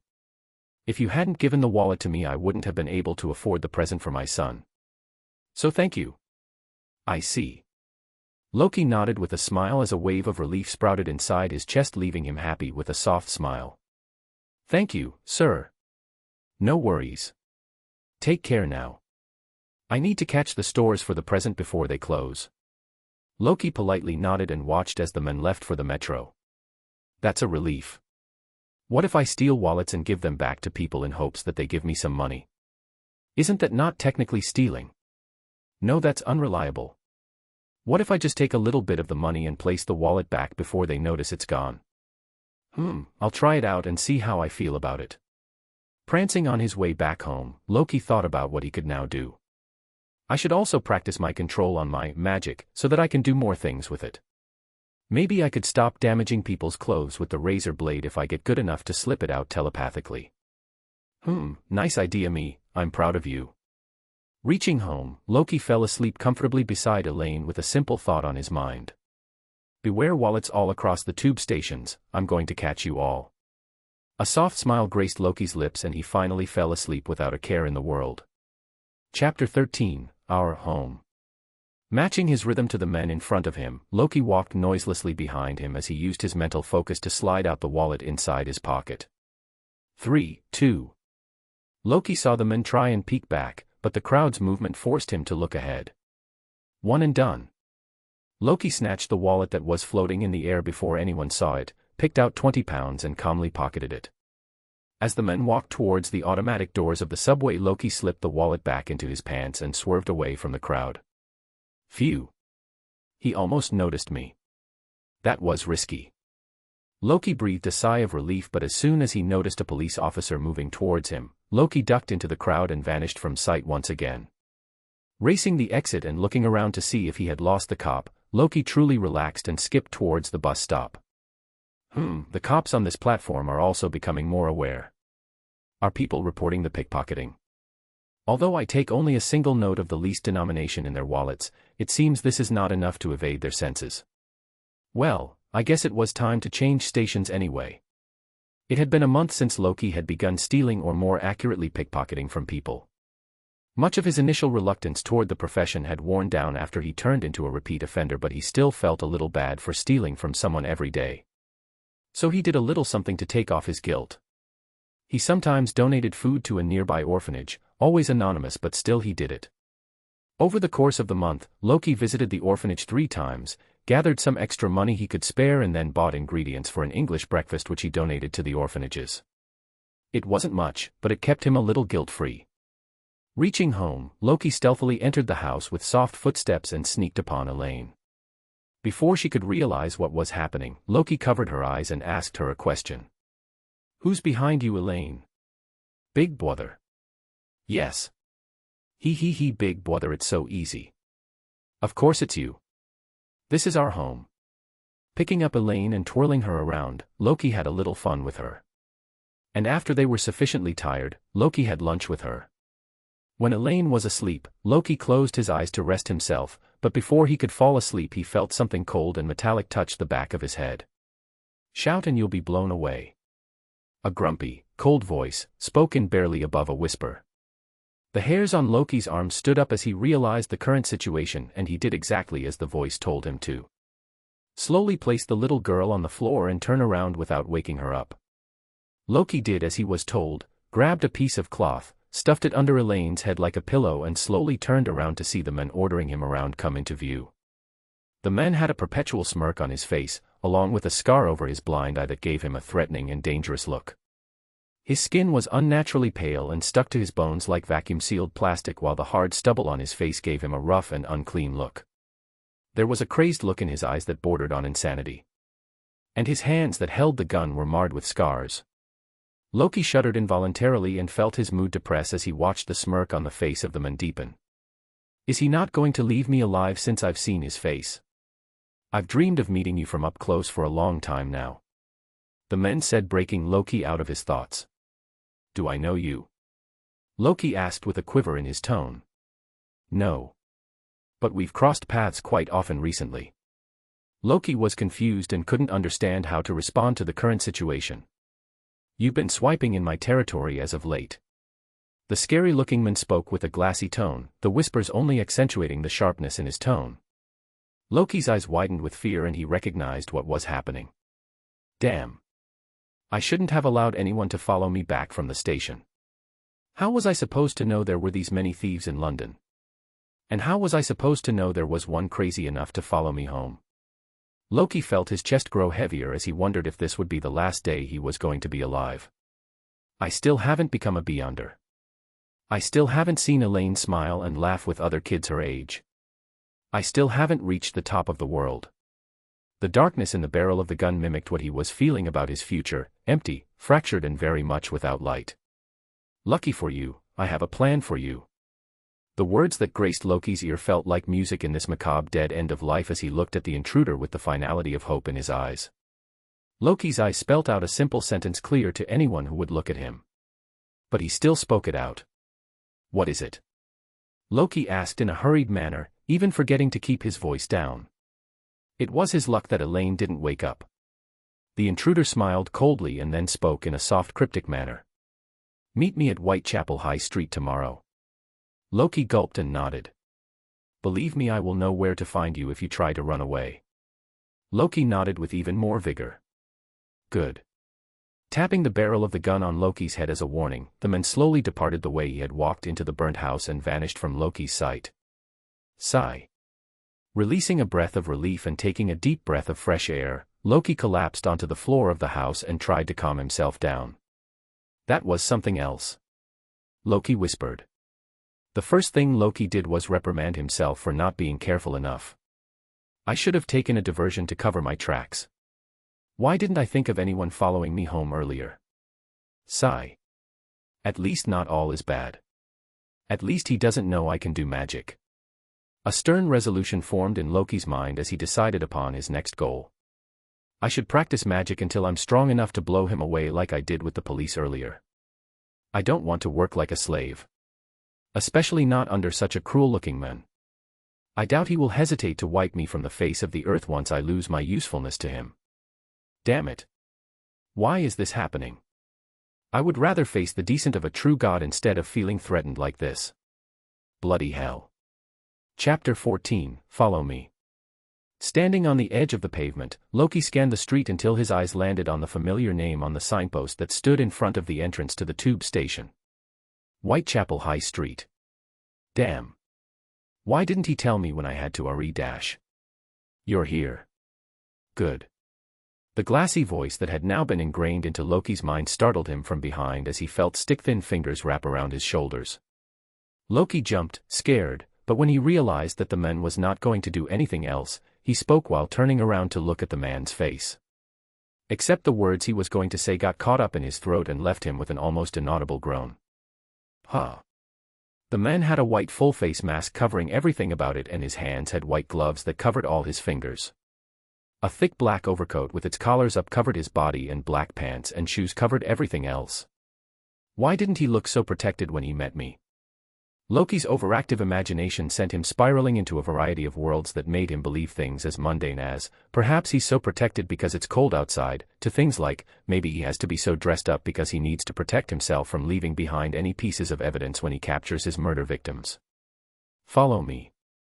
The man's muffled voice was enough to send shivers down Loki's spine, and he followed the man with his little legs with as much speed as he could. What are you doing? The man asked after stopping suddenly on the road. What do you mean? Loki asked back. When I told you to follow me, I meant for you to keep a little distance from me, not stick to me like a tree hugger. Loki became appalled at the creative cursing but then shuddered and ran back a few steps away on the street, making sure to maintain a little distance from the men, as he continued following him. Loki tried his best to memorize the pathway the man was taking, but after a truly distressing number of turns, Loki was left lost and his only sense of direction came from the sun that was still high in the sky.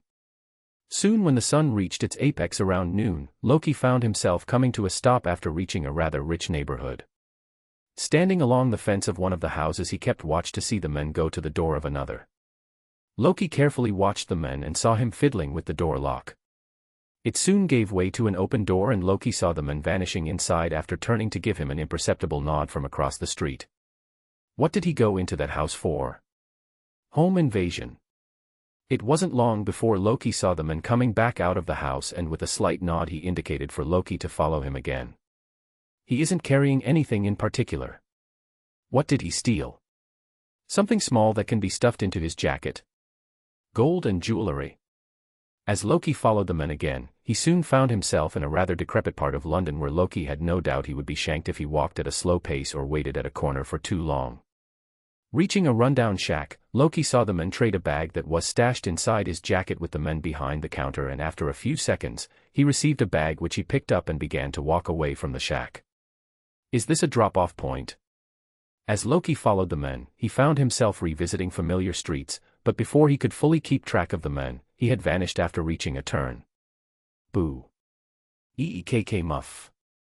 Loki screamed like a girl, but midway found his mouth being shut by uncomfortable and coarse gloves that bound his lips. Shoo. It's me. The words didn't comfort Loki very much as he felt fear once again, with his overactive imagination convincing him that the men could teleport and use magic like him instead of the logical conclusion that he just took a shortcut to appear behind him. Loki looked at the men with wide eyes, but the men just knocked him on the head and caused him to shut up in pain. Loki complained with his eyes, but the men ignored him and asked him a question instead. Did you see what I did today?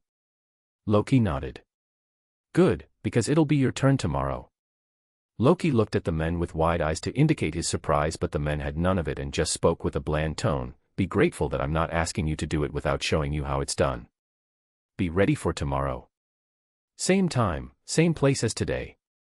I will give you our destination when you arrive. Loki tried to complain, but before he could turn around and speak, the men walked away and blended into the crowd, pulling off a Batman disappearing act. What the hell? Am I Robin now? And why does he need me to do this anyway? I'm sure he isn't physically disabled or anything like it, so what's the issue here? Damn, I'm worried now. Did he have a previous helper? What happened to his previous helper? Did he shoot him in the head? I didn't even earn any money today. I should pickpocket someone on the bus. I don't know how many days it'll take for me to earn money the new way. It is better to have a backup just in case. Loki walked home after pickpocketing on the bus by using magic and bought burgers and fries from W.C. Donald's on the way. At least my little angel smiles are still the same. Loki thought as he looked at Elaine running towards him with a happy smile and picked her up. After they finished their lunch and Elaine fell asleep, Loki shifted through the entire day inside his head to try and learn about his new job. Won't I need to know how to pick a lock tomorrow?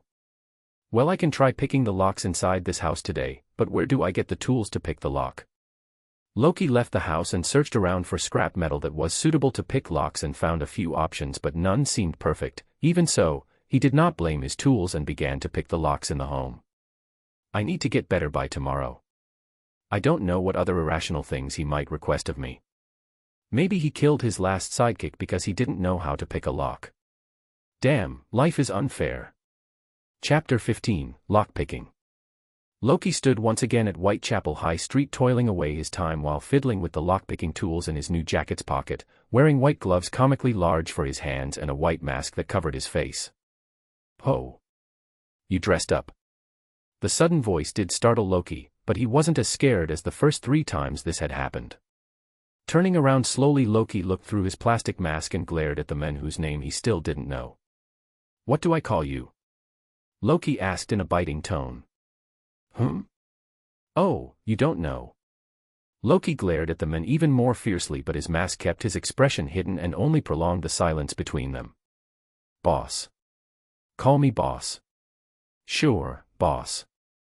I'd appreciate it if you didn't startle me each time you spoke to me." "Ha. Where's the fun in that?" But Loki, not sharing his humor, just sighed. "Walk with me," the men said, and Loki began to walk with the men, trying to keep his speed up to match the man's long strides. "We're going to steal in Chelsea today, at this address," the men said, pulling out a piece of paper from his pocket and handing it to Loki. Loki read through the address and didn't recognize it, but still stuffed the paper back into his pocket, or at least tried to, until he was reprimanded. "What are you doing, boy? You don't need to keep evidence, toss it away." "Oh. Okay." Loki did as he was told, shredded the paper into pieces and tossed them away, allowing them to be carried by the wind. "Do you have lockpicks?" Boss asked, and Loki responded begrudgingly. "I have a few flimsy strips of metal. And I don't know how to pick locks." "That will do for now. You'll learn today and make your own eventually. How do you think I'll succeed in opening the door today?" Slap. With a slap to the back of his head that threatened to displace his mask, Loki frowned heavily at the brutality but did not retaliate. "My time will come, just keep your head down and wait, Loki. Play the long game. You don't need to pick the door lock to enter. Get creative. Try and enter the house using other different ways." "Then why did you ask me if I had a lockpick on me?" "Because if you can pick locks, you can open the safes around the house and pick up valuable things." Loki and his boss walked the rest of the way talking, with boss asking questions and Loki responding until they finally reached their destination. "Got any more questions?" "What happened to your previous partner?" Loki asked. "Haha, sure, I'll tell you," the men said with a smile. He slowly traced out his gun and then turned towards Loki, who was already as pale as the mask he was wearing. "Why don't I tell you about that after you're back?"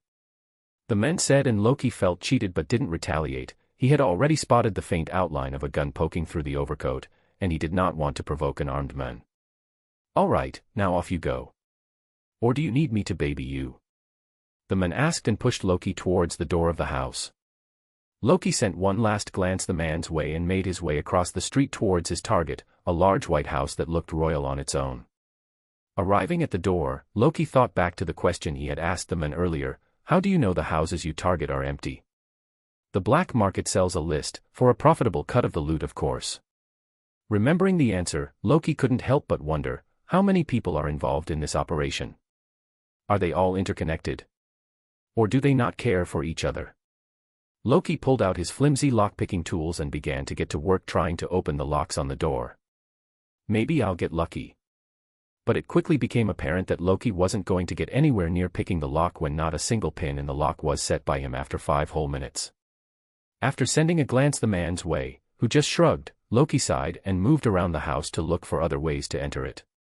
Trying the back door first, Loki found it locked and hence gave up entering from it. Instead he began searching for any open windows or loose vents he could get in from. And he finally did. After around 5 minutes of searching and trying to budge a few windows, Loki climbed onto the balcony of the first floor and was able to slide open the glass door covering it. "Ha! Got it." Entering the house, Loki began to scour around based on what he had been taught on his short trip to the house and searched for the most important room in the house, the master bedroom. The master bedroom was the room where people usually kept all their valuables. Arriving at a particularly lavish room with a bed, Loki concluded he found the master bedroom.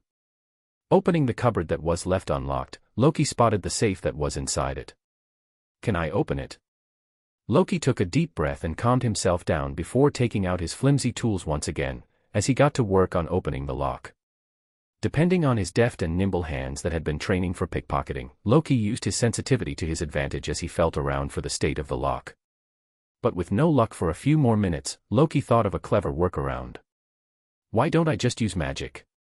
Feeling around with his sensitive hands, Loki began to focus his mind on levitating the pins and setting them in place as he worked rapidly towards opening the lock. 1 pin set. 2 pins set. 3 pins set. 4 pins set. And open.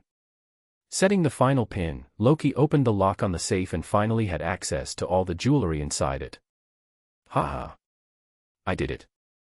Although it didn't stop him from feeling terrible about it, Loki picked up all the gold and stowed it away in a black bag which he then tied to seal and stuffed inside his coat pocket.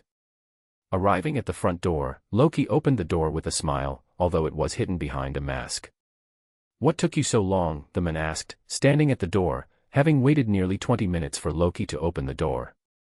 Haha. You won't believe it.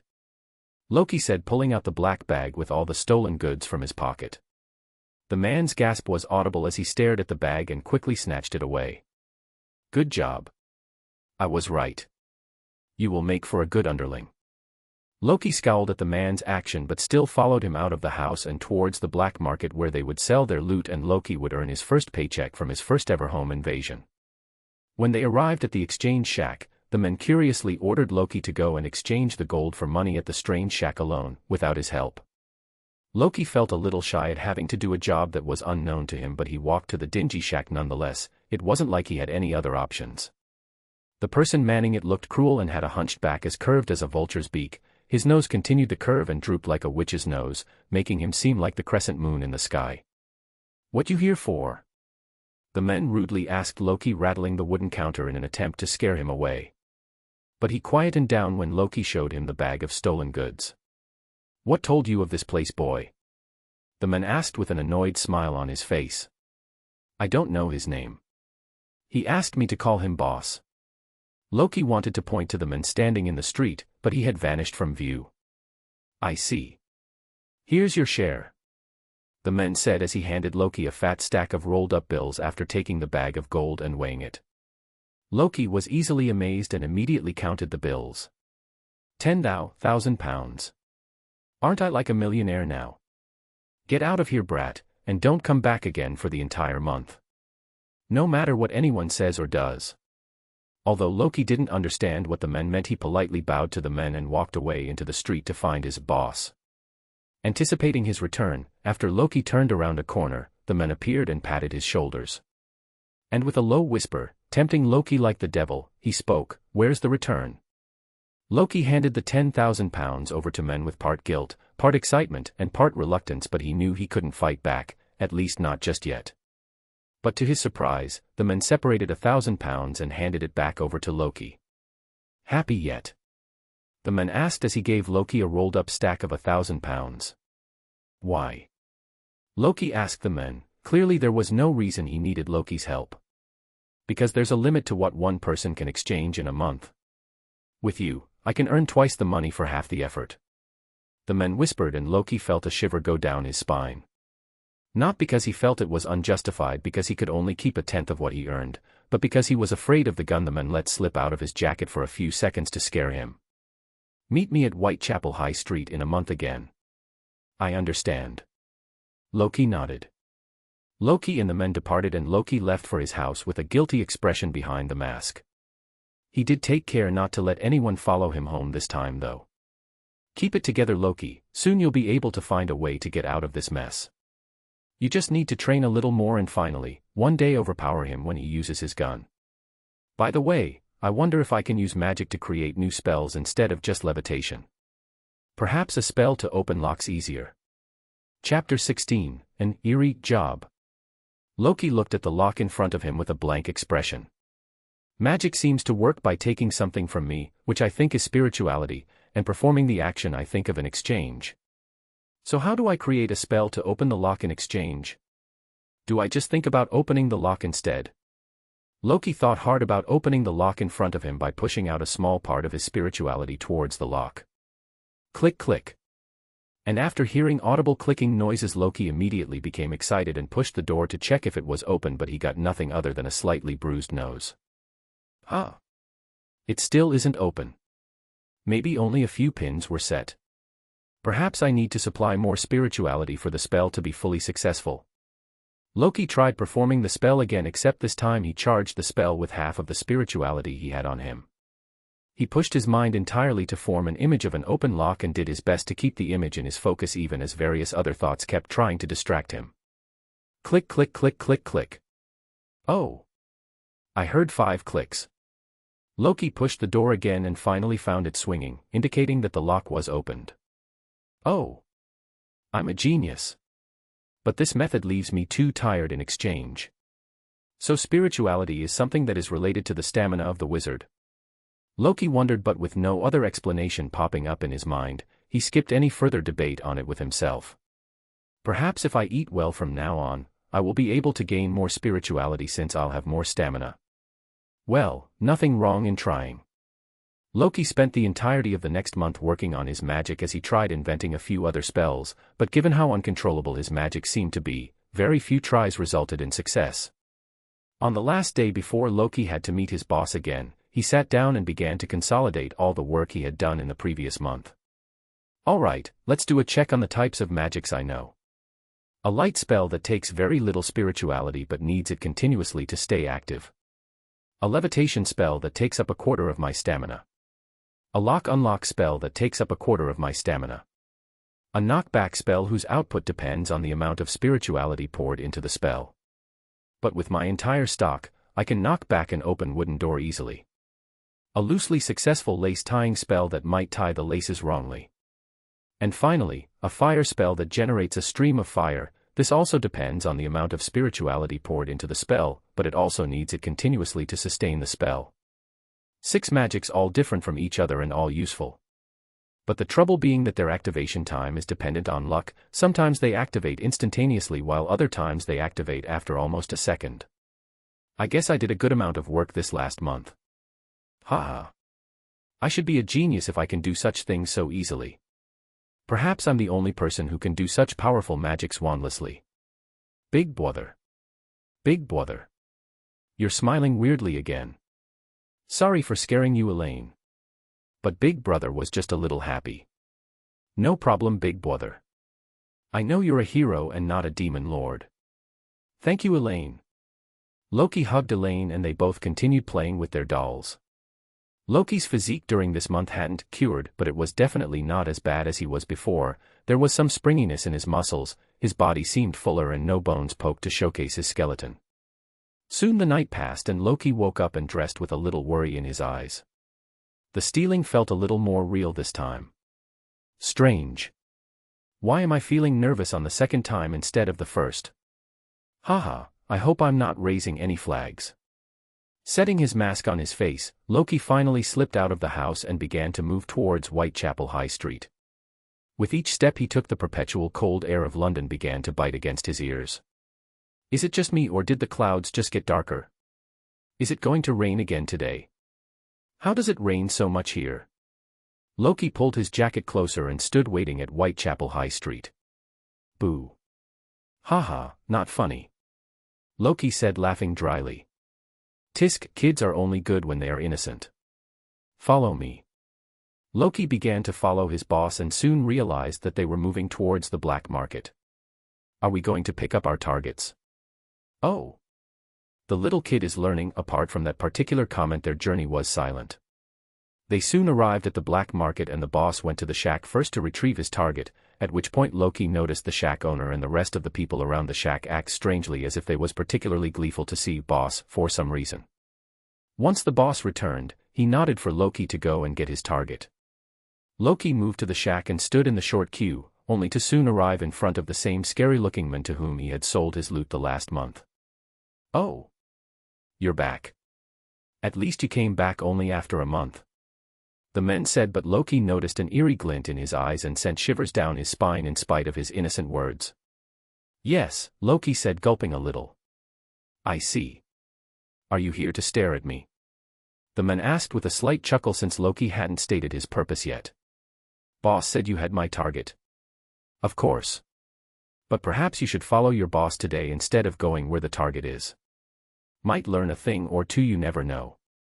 The scary-looking man said as Loki heard a round of chuckles from those that surrounded the shack. Ah.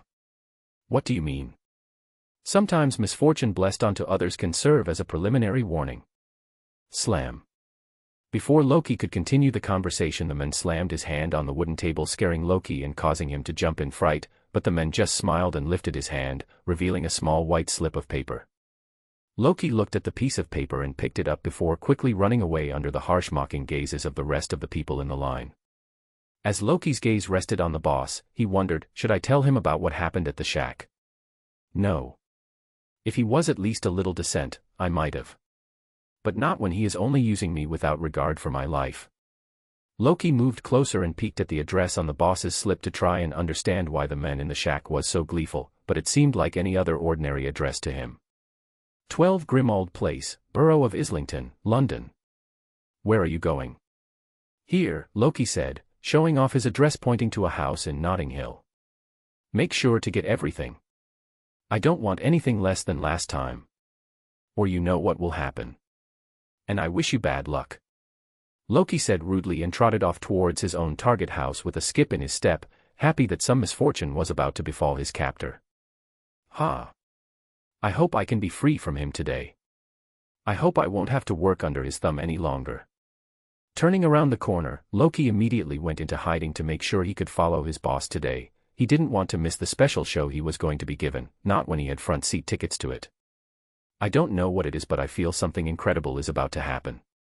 But doesn't he have a gun? Won't he be able to defend himself? Maybe he doesn't know how to shoot because he's partially blind. Chapter 17, Murderer. Although Loki lost his boss a couple of times while following him, he made sure to catch back up by following the most likely routes to the destination. The routes all involve staying hidden in the darkness and shadows, evading people, and not letting their attention fall on him. It was a typical movement pattern that he had learnt during his time as a pickpocket, something that had been ingrained into his very being. Finally, Loki reached a dark and rustic street that was flanked by apartments on both sides of the road. Wasn't it 12 Grimald Place? Loki counted the houses on the street and finally landed on the number 12 etched in gold on a particularly dark black door. The door, lined by spiky metal fences on either side, stood as a reflection of all dark and unholy, reminding anyone who graced it of the night when all the demons spewed out. It was unsettling. Especially because of the stone gargoyle on the door out of whose mouth the knocker hung. It looked scary. Loki thought as he looked at the door that his boss was standing in front of. The coldman looked around, making sure no one was looking at him, and brought out his tools to pick the lock on the door. Loki saw the man fiddle with the lock for a few seconds before the door opened as if it had been left unlocked.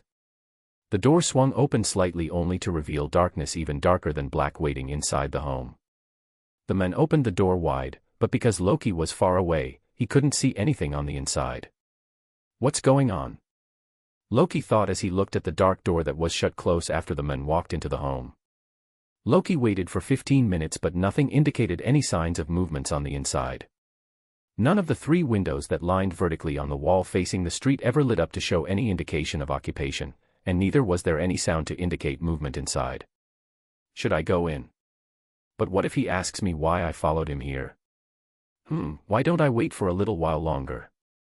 I haven't heard a gunshot. I'm sure he will try to defend himself if something happens. Loki stood around on the street waiting for any indication of what was happening inside as his patience was slowly wearing thin. Did someone kill him already? Loki wondered. Then I guess that's it. I'm free. Just like that. Loki started to pace away from the house because its dead silence was creeping him out, but when he cast one last glance at the house he saw a bright green flash on the window on the first floor. What was that? Loki stopped in his tracks, his hesitation stemming from the faint opportunity that he cooked up in his mind. Did he kill Boss? I should run dash, Loki started to think but paused. What was I think dash? Was that magic? Although Loki didn't know for sure, something in his gut made him feel like there was a huge opportunity in front of him. He could feel that there was something magical about what he had just seen. Can I learn magic from the person that lives there?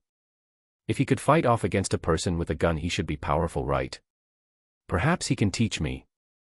Loki's heart began to beat rapidly, and his face expressed his excitement in the form of wide starry eyes as he clenched his hands until his knuckles turned white. But what if the man wants to kill dash? What if I shout at him from outside? I can try that, and then if he doesn't like it, I can run away. It's worth a try. Convincing himself, Loki nodded and began to walk towards the house. Arriving at the door, Loki looked at the window and shouted out loud. Is anyone in there? Mr. Wizard. I saw that bright green flash of light. Are you also a wizard? I'm also a wizard. Can you hear me? I want to go to the same school you went to. With his naive shouts, Loki tried attracting the attention of the resident, but after the first green flash, there was no other sound or light in response to his questions. Seeing no responses to his questions, Loki thought of something else. Mr. Wizard. Can I come in? I know how to do magic too. I made a few of my own spells. Could we share? Before Loki could shout more things that would embarrass him and the people listening to him, the door opened. Ah. So that's why she didn't respond. I'm sorry, Mrs. I didn't know you were a woman. Loki looked at the woman standing in front of him and easily guessed that her demeanor was strict and uncaring. Her eyes were cold and her face had the most neutral, unhappy expression possible. She would probably do good in a game of poker. What's your name? The lady asked Loki, and from her expression, it wasn't a question, it was a statement that demanded an answer. Loki. My name's Loki. The woman's eyes gained an unconcealable gleam as she looked at the boy in a new light. She stepped a little away from the door and indicated for Loki to enter. And Loki did. He sidestepped the gap between the door and the woman and entered the house. As he did, he noticed the small stick holstered on her waist and let out a low whistle. Is that a wand? Loki asked as he stepped backwards. I saw one shaped like an umbrella earlier. But before the woman could answer, Loki tripped. Thud. Instead of collapsing on the hard carpeted floor though, Loki landed on something soft and squishy. It was also surprisingly warm to the touch. Huh. What's T-A-H-H-H-H-H-H-H-H-H-H-H-H-H-H-H? Loki immediately stood up and looked at the men who had collapsed on the floor. The men had a face he recognized, a face that was no longer hidden by the mask around his head. He wasn't breathing and neither were any of his other body parts moving to indicate the presence of life. Loki bumped into the woman as he walked backwards, but immediately rushed away as he tried to maintain distance between himself and her. I know you killed him. But, wait, why didn't I think you would want to kill me too? Loki asked in a hushed whisper, afraid of alerting the neighbors and being caught up in this mess. As if an arson charge wasn't enough, now I've even become a murderer. Everything seems to always go wrong when I meet any magical people. Comment. 5. Comment. Vote. Chapter 18, A Civil Exchange, 1. Loki stared into the eyes of the woman, trying not to make any quick movements that would startle either of them. The woman was the first to break the silence, not by speaking but by turning around and locking the door with the help of her wand. Loki's eyes widened in horror, but he didn't know what else to do. Shall I use magic to knock her out?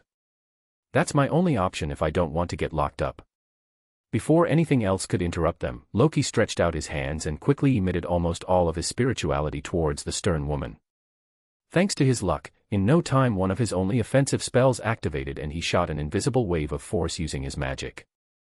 The trinkets in the hallway all flew off their hooks on the walls, several paintings collapsed as if pushed off their hooks by the wind and the coat rack blew away taking with it several coats and hats.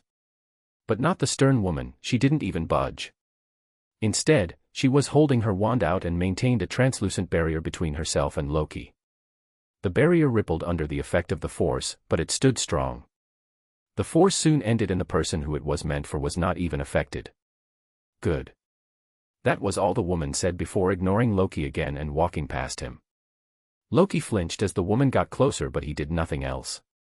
He could do nothing else, he didn't have any energy after using most of his spirituality on the spell he had just cast. What are you going to do with me? Loki asked with worry and fear as he watched the woman walk past. Careful with your tone, you filthy moo boy. I don't bite. The woman snarled and began to walk towards the hall. Loki didn't want to follow her and he was wary. How did I jump from the frying pan into the fire? Why is everything going wrong from the time I've come into this world? Is there no law of beyonder characteristic convergence in this world? What even is the point of the Sapphira Castle if I can't become a beyonder in the first place? Loki was disappointed. All his frustrations imploded after he was trapped again. It's not like I asked for any of this to happen. Why is this happening to me? Follow me, boy. The woman barked, snapping Loki out of his thoughts. Loki instead walked to the door and checked it for himself, and only when he found it was locked magically, in a way he couldn't just turn the locks even by using magic, did he walk towards the woman, stepping over the body of a very, very dead man in the process. HMPF. At least you have some brains.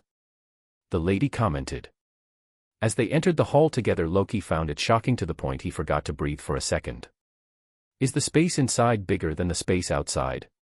Loki wondered, looking at the large dining hall ornate with multiple chandeliers and gold-plated eating equipment. They were arranged over a solid dark walnut table that somehow seemed alive since it had bonsai trees growing out of its middle at regular intervals. She must be a great witch to have accomplished such a complicated spell. Sitting at the head seat of the table, the lady looked at Loki with her arms folded and a stern gaze. I am Walburga Black, the current head of the most ancient and noble house of Black, she stated.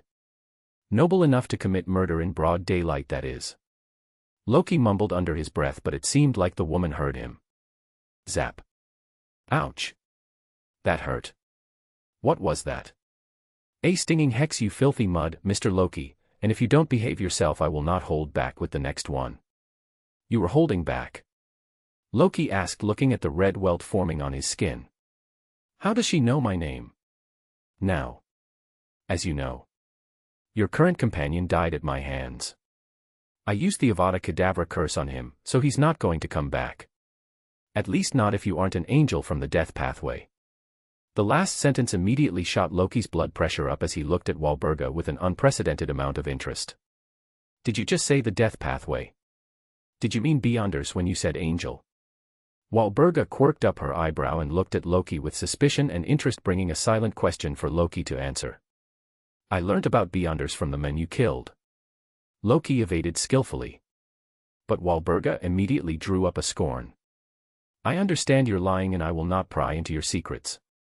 Either way, it makes my work easier. Wadash. Oh please. The last thing that filthy mudblood knew was about Beyonders. He thought I was holding a stick to scratch my back. I appreciate your attempt at thinking on your feet and proposing a dead man to be your source of information since he can no longer be revived. But you are out of luck on this one. I didn't think that far ahead. Guilty as charged. Now on to more important matters, Mr. Loki. Important matters? Yes. Currently, the most ancient and noble house of Black is under the threat of extinction, a threat you were prophesied to quench. What? There's a prophecy about me. How come I don't know about it? But Walburga ignored his untimely interruption and continued speaking as if he didn't exist while simultaneously looking right at him, a paradox of immeasurable proportions. The prophecy also claimed that you would have a partner, but for the love of Salazar Slytherin, I could not stand the man who was your first partner. The curly-haired baboon thought he could take me out, a demigod of the darkness pathway, using that black box he calls a gun. There's a partner too. Again. Why don't I know about this stuff? And you're a demigod. Who gave the prophecy, by the way? An angel of the visionary path. I mean, did a person hallucinate it or what? Seeing as I am running out of time, I wonder if you can sort out this mess before I am forced to fall asleep. Walburga said, completely ignoring him. Loki was stunned. What the hell? What am I supposed to do? With all due respect, please let me go. Loki said, bowing to Walburga with an earnest request. I can see that you have no idea about the wizarding world. But that doesn't mean the prophecy is wrong. Perhaps you will gain the ability to help me only after I wake up. Walburga said with some disappointment. Seeing he had no other option, what do you mean you're going to sleep? Did you suddenly lose your anchors and are on the verge of losing control? Loki dropped all pretenses and asked, a little worried about what was happening. Walburga's eyebrows immediately shot up as Loki revealed the depth of his knowledge about Beyonders, but she didn't question him and spoke with a little bit of respect. Not entirely, I did lose my anchors. But it was more like losing my connection to them because of an attack, although yes, I am on the verge of losing control. Loki nodded and prompted Walburga to continue. I can only promise to be awake for a couple more months, after which, I will have to use the help of a black family heirloom to enter an eternal slumber until you find a way to stabilize my condition. Why do you trust me so much? Loki asked with a frown. Matters related to anchors were a complicated and highly personal affair. No Beyonder would willingly expose their greatest weakness to even their closest friends. So Loki was a little shocked but more excited than anything else. How could he not, since he was getting involved in matters relating to a demigod while he wasn't even a Sequence 9 low-level Beyonder? It was as if Christmas had come earlier for a fan of LOTM. Because a rather important friend of mine gave out your prophecy. She belongs to the White Tower pathway and is a demigod too. I see. Loki nodded, but he was still a bit wary of Walburga since she'd just murdered a man in cold blood and looked completely unaffected by it, a telltale sign of losing control, loss of emotions that kept you humane. Is this my opportunity to become a Beyonder? But I can't become a Beyonder of the darkness pathway. My spheroid is meant only for the Fool, Door, and Error pathways. Can I switch to one of the 3 pathways later down the line? Or perhaps trade spheroid with the true god of a different pathway if they have the corresponding spheroid? Loki was worried and it showed on his face, but Walburga kept silent, waiting for Loki to voice his problem. I need your help, Loki said, breaking the silence. Chapter 19, A Civil Exchange, 2. What do you want me to do? Walburga asked calmly. I have a little sister and I want you to keep her safe until I am strong enough to protect her myself. You don't want to turn her into a Beyonder? No. Not when she is so young. How young is she? She turns 4 years old in a couple of days. So you want me to find a way to babysit her? Walburga asked with a strong tone of annoyance. Don't you have anyone that can keep her safe for the next few years? You aim to become a demigod in the next few years? Yes. Loki nodded as he watched Walburga smile in annoyance. Do you think it's so easy to become a high sequence Beyonder? I know the acting method, Loki said with confidence. Ha! Everyone important knows the acting method. And yet there are so few demigods, forget about the handful of angels and true gods. Loki wanted to say he was special since he had the spheroid, but held back since he felt it unwise to reveal one of his trump cards so soon, lest there be someone like Amon who could wring it from him for some ridiculous reason. What do you think? Demigods and angels grow on trees. It will take you more than 30 years to even come close to becoming a demigod, and that's just the fastest recorded time. I see. Loki agreed on the surface, but he felt differently on the inside. So I will be the fastest Beyonder to become a true god. On top of everything, how do you expect to keep yourself hidden from the rest of the world? Everyone will be on your throat the minute you begin to get stronger. Why do you think I've not advanced after becoming a demigod? What pathway formulae do you have? Loki asked, diverting the topic so that he wouldn't be flamed for his dreams and ambitions. I have the entire set of potion formulae for the darkness pathway. You have a card of blasphemy? Loki asked with shock. Emperor Roselle was a part of this world. Merlin's beard. How does a mud do you know about the cards of blasphemy? Walburga asked with the first shocking expression on her face. By chance do you know anyone called Emperor Roselle? Who? Who made the cards of blasphemy then? Never mind. By the way, who is the person that caused you to lose control? Loki asked with a figure of curiosity. He is a terrifying man. It is better you don't learn about him until you are able to protect yourself from his influence. I didn't and am paying a heavy price. So he's someone either from the visionary pathway or from the abyss pathway. Scary. Both are scary. One can be standing right next to you and you won't notice him, and the other can kill you if you just think about killing him. I should stop thinking about this to avoid alerting them. Otherwise, I'm surely going to end up getting on the radar of monstrosities who can turn me into a pawn in their games.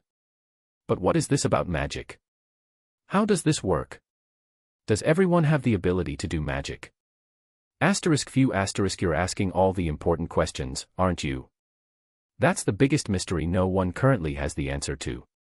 Magic graced the world very recently, about 1,000 and odd years ago. What? Loki was dumbfounded. No one knows how it happened, but everyone knows that all Beyonders and sometimes specifically chosen individuals are able to wield magic with no effort on their part except mastering a few incantations and controlling their spirituality.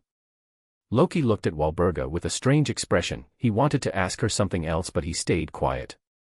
Has anyone told you you are a strange person? Walburga asked and Loki just rubbed his head embarrassedly. By the way, can you teach me magic? I can do my best for the next couple of months, but you will learn more when you enroll at Hogwarts, the School of Witchcraft and Wizardry.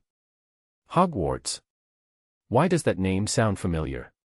Loki mumbled. Wait. You mean Hogwarts as in Harry Potter Hogwarts? Loki asked with confusion apparent on his face. If you mean the Harry Potter that will be enrolling into Hogwarts next year, then yes, I mean that Hogwarts. What the heck?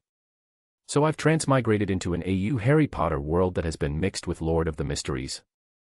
What the heck? What's going on here? I don't even know anything about Harry Potter except that there's a magic school and a villain tries to attack the school each year but fails for some reason because of the power of friendship. But before he could think or curse further, Walburga interrupted him with an important question. So, which pathway are you going to choose to become a Beyonder in?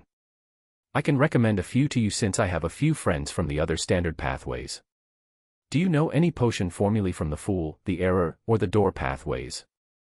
Loki asked since he was slightly worried now. Walburga looked at him strangely this time. Are you playing a joke? Which pathways are those? The Seer, the Marauder, or the Apprentice pathways? I know no such thing. Walburga replied with skepticism and caused Loki to become shocked instantaneously. What? His mouth hung open, wide enough that one could fit an entire fist in it as he mused internally, wondering what messed up sort of world he had transmigrated to. How come I have the Spheroid of the Lord of the Mysteries pathway then? What does this mean? You seem shocked. Walburga asked Loki, seeing how he was standing with his mouth hanging open. How many standard pathways are there? Loki fired a question immediately. 19. How do you not know that but have so much mysticism knowledge? Are you sure you're all right? This is madness. Loki shouted inside his mind. Decided on which pathway you want to start your journey in? Walburga asked, irrespective of Loki's shock. I need a little time. Can we bring my sister here in the meantime? Sure. Creature. Pop. Yes, mistress. A scrawny creature with large drooping pointed ears and nose, the height of a toddler, teleported in front of Walburga and bowed deeply, waiting for a command like a good servant. Even as Loki watched the creature teleport in front of Walburga, he did not pass a comment or an excited remark that would have usually been expected of him. Instead, he remained partially shocked, not having recovered from the loss of the only 3 pathways he wanted to start in. Follow him and bring back his sister along with him to the house. As you wish.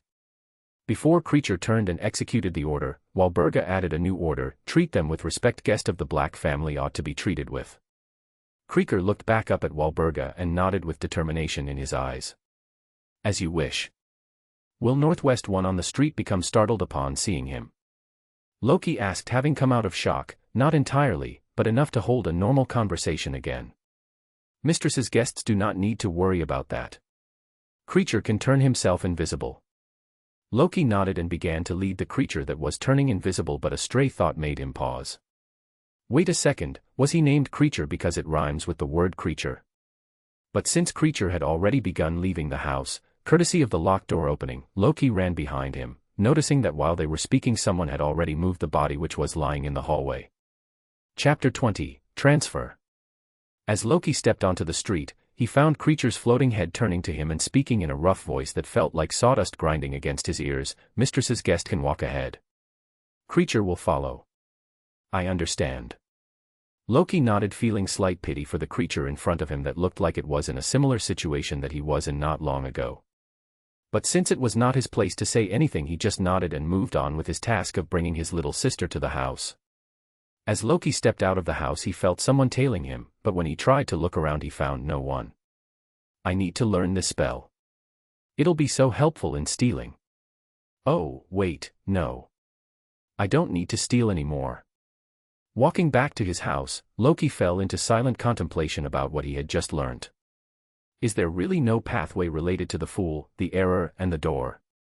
But then why would I have the spheroid of the corresponding pathway? And then there's law of beyonder characteristic convergence, so shouldn't Walburga have these characteristics? Is she lying? On top of it all, what about the characteristics that the celestial worthy of heaven and earth would have planned for me to ingest and lose control? It feels like the true god of the darkness pathway has concealed the three pathways for a particular reason. But if it is concealed, why can I share knowledge about these pathways? Shouldn't I also be affected by the concealment? Maybe it is because of the spheroid the concealment does not affect me. Then I need to be mindful of my words. It'd be best if I was able to begin my journey in one of these pathways while keeping it disguised as another of the recognized 19 pathways. Arriving in front of his house, Loki stood outside for a few moments and then with a soft sigh shook his head as he pushed the door open to pick Elaine up. Whatever, I'll think about all this later. Elaine. Elaine. Wake up. Big brother. Elaine woke up with a soft yawn since it was still early in the morning. Big brother. You're early today.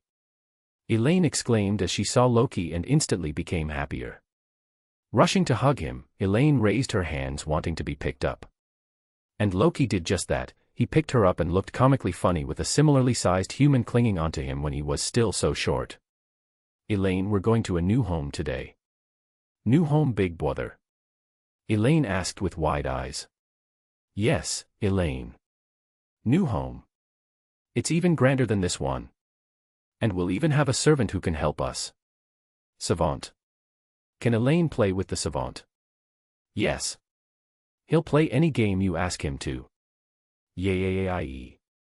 There will even be magic for you to see. Your toys will fly on their own, light up and even sing on their own. Magic. Yes. Magic. A witch will be living with us too. Can she play with me too? Haha, yes. So do you like it? Loki thought with a sly smile on his face. That lady can at least do this much for me, right, since she expects me to save her life. Elaine loves to play. Elaine shouted with joy as she nestled against her brother. Good, then let's go.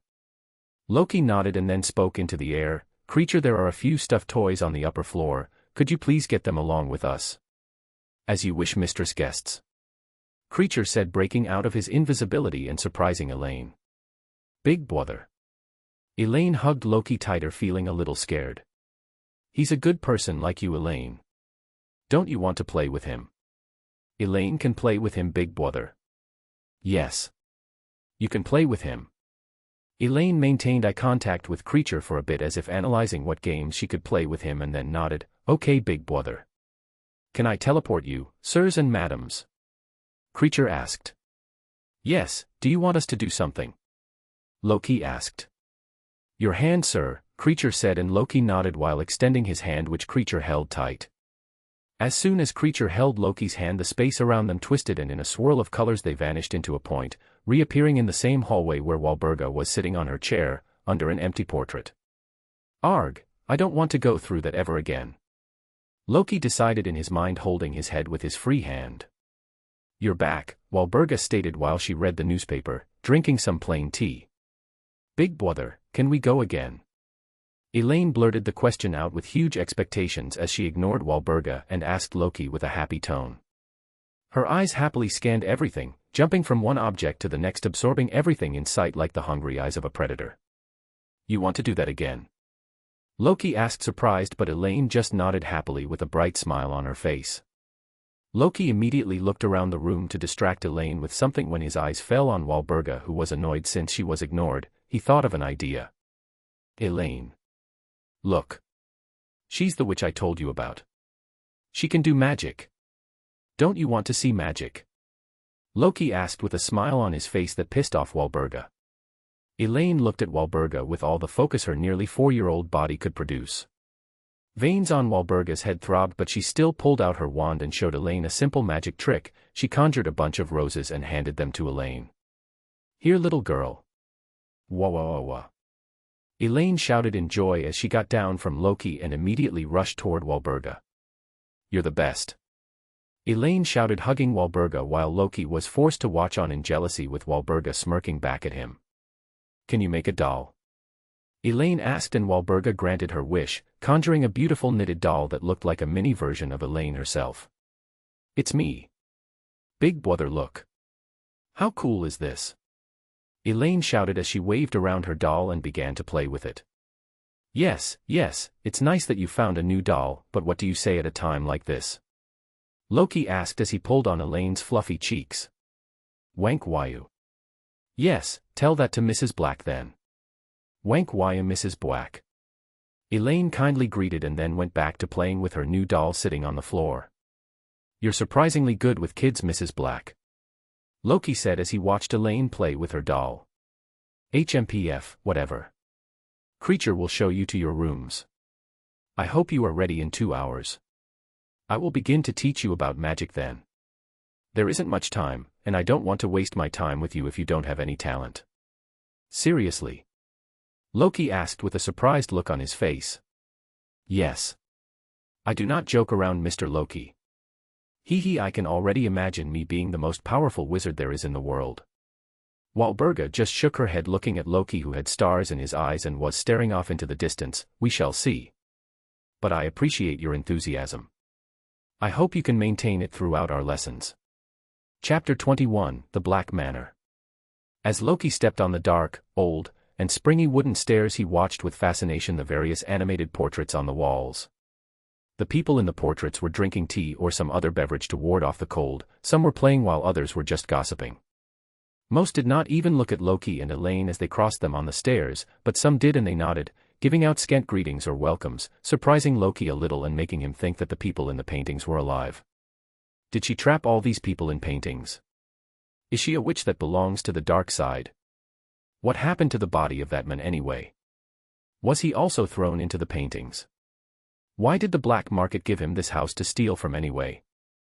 There clearly was someone else in the house, and I doubt the older thieves who were previously sent here went back alive. I'll ask them the next time I go around there, maybe. Maybe I should just ask Lady Black. With that final thought, Loki pushed the matter to the back of his mind and continued watching the portraits as he walked up the stairs. Stopping in front of a door on the first floor, Creature spoke up, "This be sirs and madam's rooms. The washroom is down the hallway towards the right.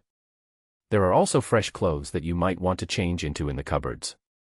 Creature spoke with a slight bow that only accentuated his curved back further and walked back down the stairs to finish his other duties.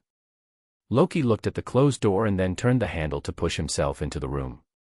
The door was heavy and smelled like the pages of an old library book, but once inside the room, Loki froze in surprise, his mouth hung loose and his eyes grew wide. Elaine wasn't any different, as an excited glimmer sparkled in her eyes.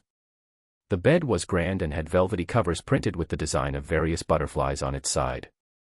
The pillow covers were a matching deep blue, and the bed itself was framed by golden borders carved like the lushes of a fine backyard. What surprised Loki the most, though, was the glass windows that allowed sunlight into the house. There shouldn't be any windows here, don't the sides have other houses conjoined? Loki thought as he peered outside the windows and looked at the cloudy blue sky.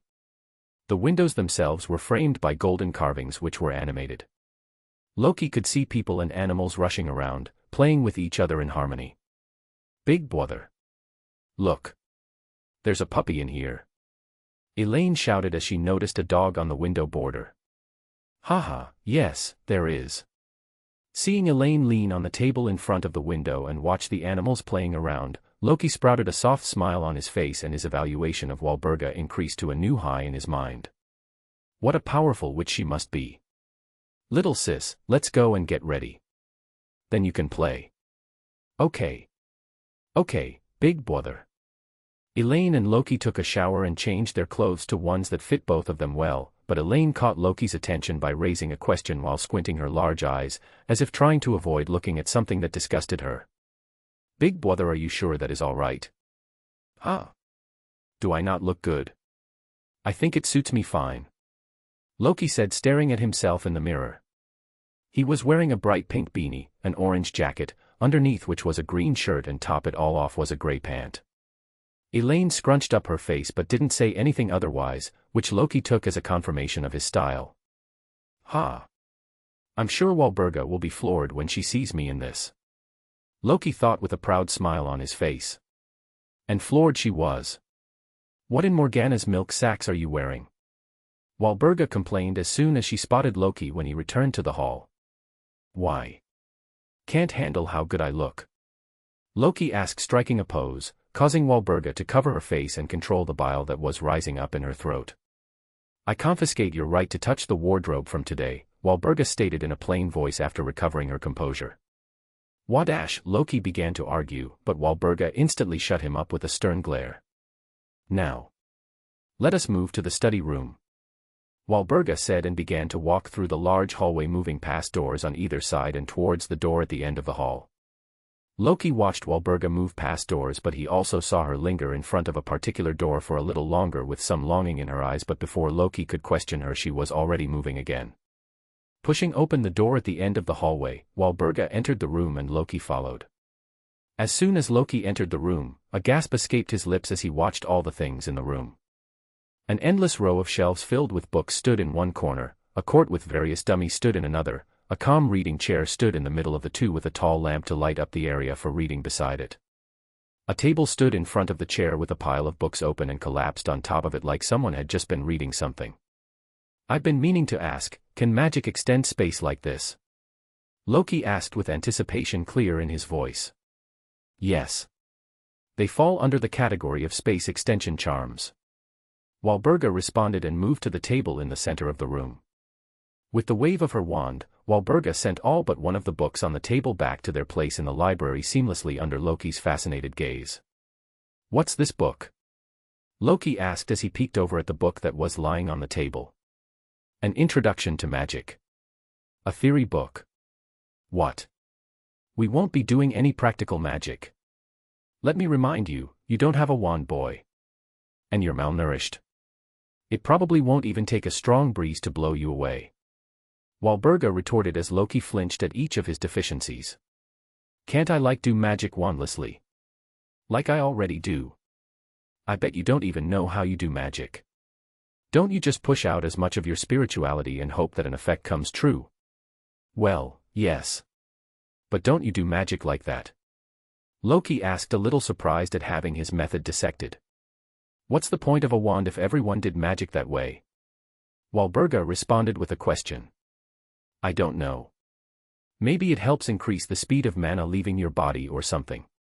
Loki said, thinking a little. Not the right answer, but not wrong either. What do you mean? A wand is something like an automatic regulator. It helps regulate the amount of magic you expel from your body. Why would you need to do that? Loki asked with confusion etched onto his face. Which is why you're going to read this book. Walburga said, tossing the book onto Loki's face with great speed that he had to react immediately to catch and save his nose. Find the answer to your question and tell me the answer in 2 hours. If you don't, I won't teach you anymore. What? Why? Because if you're not talented, it doesn't make sense to teach you all this when you will learn it at Hogwarts anyway. Loki wanted to argue, but he couldn't find a way to counter what Walburga said, so he kept silent. Your time's ticking, Walburga said, pointing at the grandfather clock in the room. Damn it. Just you wait. Chapter 22, Test. Loki held his head in his hands as he stared at the index of the book that Walburga had tossed at him. Which chapter should I start with? Since it wasn't possible to read the entire book in 2 hours, Loki began to look at the index to shorten the number of chapters he had to read to get his answers. Since she told me to find the answer in 2 hours, it should be possible. But which chapter would give me the answer? Chapter 1, An Intro to Magic. No, that seems too broad. Chapter 3, What is Magic? How does it work? This chapter seems related to magic, not wand movements. Oh. Chapter 6, A Guide to Wand Movements, this might be it. Let's look through it. Page number 91. Loki flipped the pages and upon reaching the chapter he started to skim through it. Wands are partially sentient tools that with the help of the remnant will of their cores help the wizard control their magical output. So they are just low-risk mystical items that help in controlling spirituality output. That's what Walburga said too, right? But I need to figure out why I need to do such a thing. What benefit does controlling spirituality have? Loki mumbled. Broadly categorized, Wand movements are of 4 types: curves, lines, points, and rotations. They are also commonly called swish, flick, stab, and twist. Combinations of these movements while expelling spirituality from the tips of the wands create complex patterns. Since different spells need different shapes of spirituality, along with the right intent, each spell has a different set of movements that must be performed to activate it. So each spell can be broken down into a set of wand movements that create a unique pattern out of spirituality. Is this the answer? But then why did pouring out my spirituality without any patterns still activate the spells that I envisioned? Flipping the pages back towards the index, Loki began reading the chapter titles once again. Chapter 3, What is Magic? How does it work? Page number 46. Flipping the pages again, Loki arrived at the chapter and began reading through the highlighted points. Magic. A phenomenon that performs the impossible that our mind envisions with the help of our spirituality. It can turn a mice into a cup and a pin into a porcupine. It can make you giggle and also make you spill your deepest and darkest secrets. There's a truth spell. Why don't all people use it then? Why didn't Walburga use it on me then? Couldn't she have just used it on me to make me spill my secrets? It can vanish the most important of things, including your memories. It can give you immortality and also take away your life, all in an instant. Immortality. Is the book just making things up? Loki skipped the line and focused on something that stood out more to him. And it can vanish memories? What the heck? I need to think of a counter to this fast. Can I develop an anti-mind messing spell? But how do you keep such a spell powered all the time? And how do I protect myself before I develop such a spell? Wait. Can't I use a watch? If someone erases my memory, I will lose track of time by suddenly jumping a bit forward in time. You've used up an hour. Walburga reminded, breaking Loki out of his thoughtful planning. Oh, Loki responded with a slightly surprised tone and then went back to thinking about the memory erasing problem since Walburga inadvertently pointed out a mistake in his thought process. So using a watch is a no-go since I can't differentiate between when I'm lost in researching something and when someone actually wipes my memories. So what else can I do? Loki began to look around the room for ideas and then he spotted Walburga filling away her nails. Oh. I could do something that leaves behind a permanent change on my body.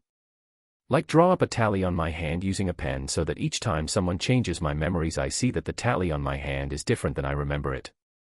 I'm good at this. You have 15 minutes remaining, you brat, Walburga said again as she uninterestedly continued to file her nails away. What? Already? Loki asked, shocked. If you still haven't found it, I suggest you give up, Walburga said in a bland tone. No. Loki went back to looking at the page that was open, but then he looked confused. Wait, why did I open this chapter again? Oh yeah, I wanted to figure out why I was able to perform magic just by expelling spirituality out of my body. Wait a second. Even Walburga herself, when she used that shield spell, did she ever move her wand at all? Then how did she create the patterns of spirituality that magic requires? She just pulled out her wand and bam, the shield was there. Loki flipped to the index again and began to search for something in particular. Is there no advanced concepts chapter? Wait, Walburga didn't say I could only use this book, or did she? Anyway, Mrs. Black. Loki shouted. What happened? You only have 10 minutes left, don't ask for an extension. No. I mean yes. Wait, I mean, could you perform that shield spell once again? Sure. Walburga nodded and flicked her wand out of its holster, causing a semi-transparent white spherical shield to appear in front of her with the tip of the wand at its center. I was right. She doesn't move her hand at all, but then how does she shape the spirituality that is pushed out of her wand for the spell? Is she able to mold it using her wand? Suddenly, as if all the pieces of the puzzle fit into Loki's mind, he exclaimed, I got . But before he could finish his sentence, Walburga flicked her wand and caused Loki's mouth to vanish, making the only sound that came out of him a muffled, excited shout. MUF muff muff. Don't shout. It is unbecoming of a person associated with the Black family to shout like a filth commoner. Loki quickly nodded since it felt extremely weird having his mouth vanished shut. It honestly felt suffocating and stifling. Good, Walbura said, seeing Loki become silent again as she flicked her wand and allowed his mouth to reappear. I got it. Loki said excitedly, but this time making sure to keep his voice softer. Oh. Walburga raised her eyebrows. Did you figure out why you need a wand to do magic? Yes. The book said magic happens when spirituality forms patterns. And so, your wand forms the patterns of spirituality based on your intent because it is a half-sentient item. Don't tell me that's all you figured out. Walburga complained with a dull face. If that was the case, why can you do magic without a wand? Clearly, you don't even know any of the patterns. No, that's not all. The next clue I got from how I do magic myself. The way I do magic is toss a lot of spirituality into the air and then think about what I want to happen really hard. So what? I already told you that.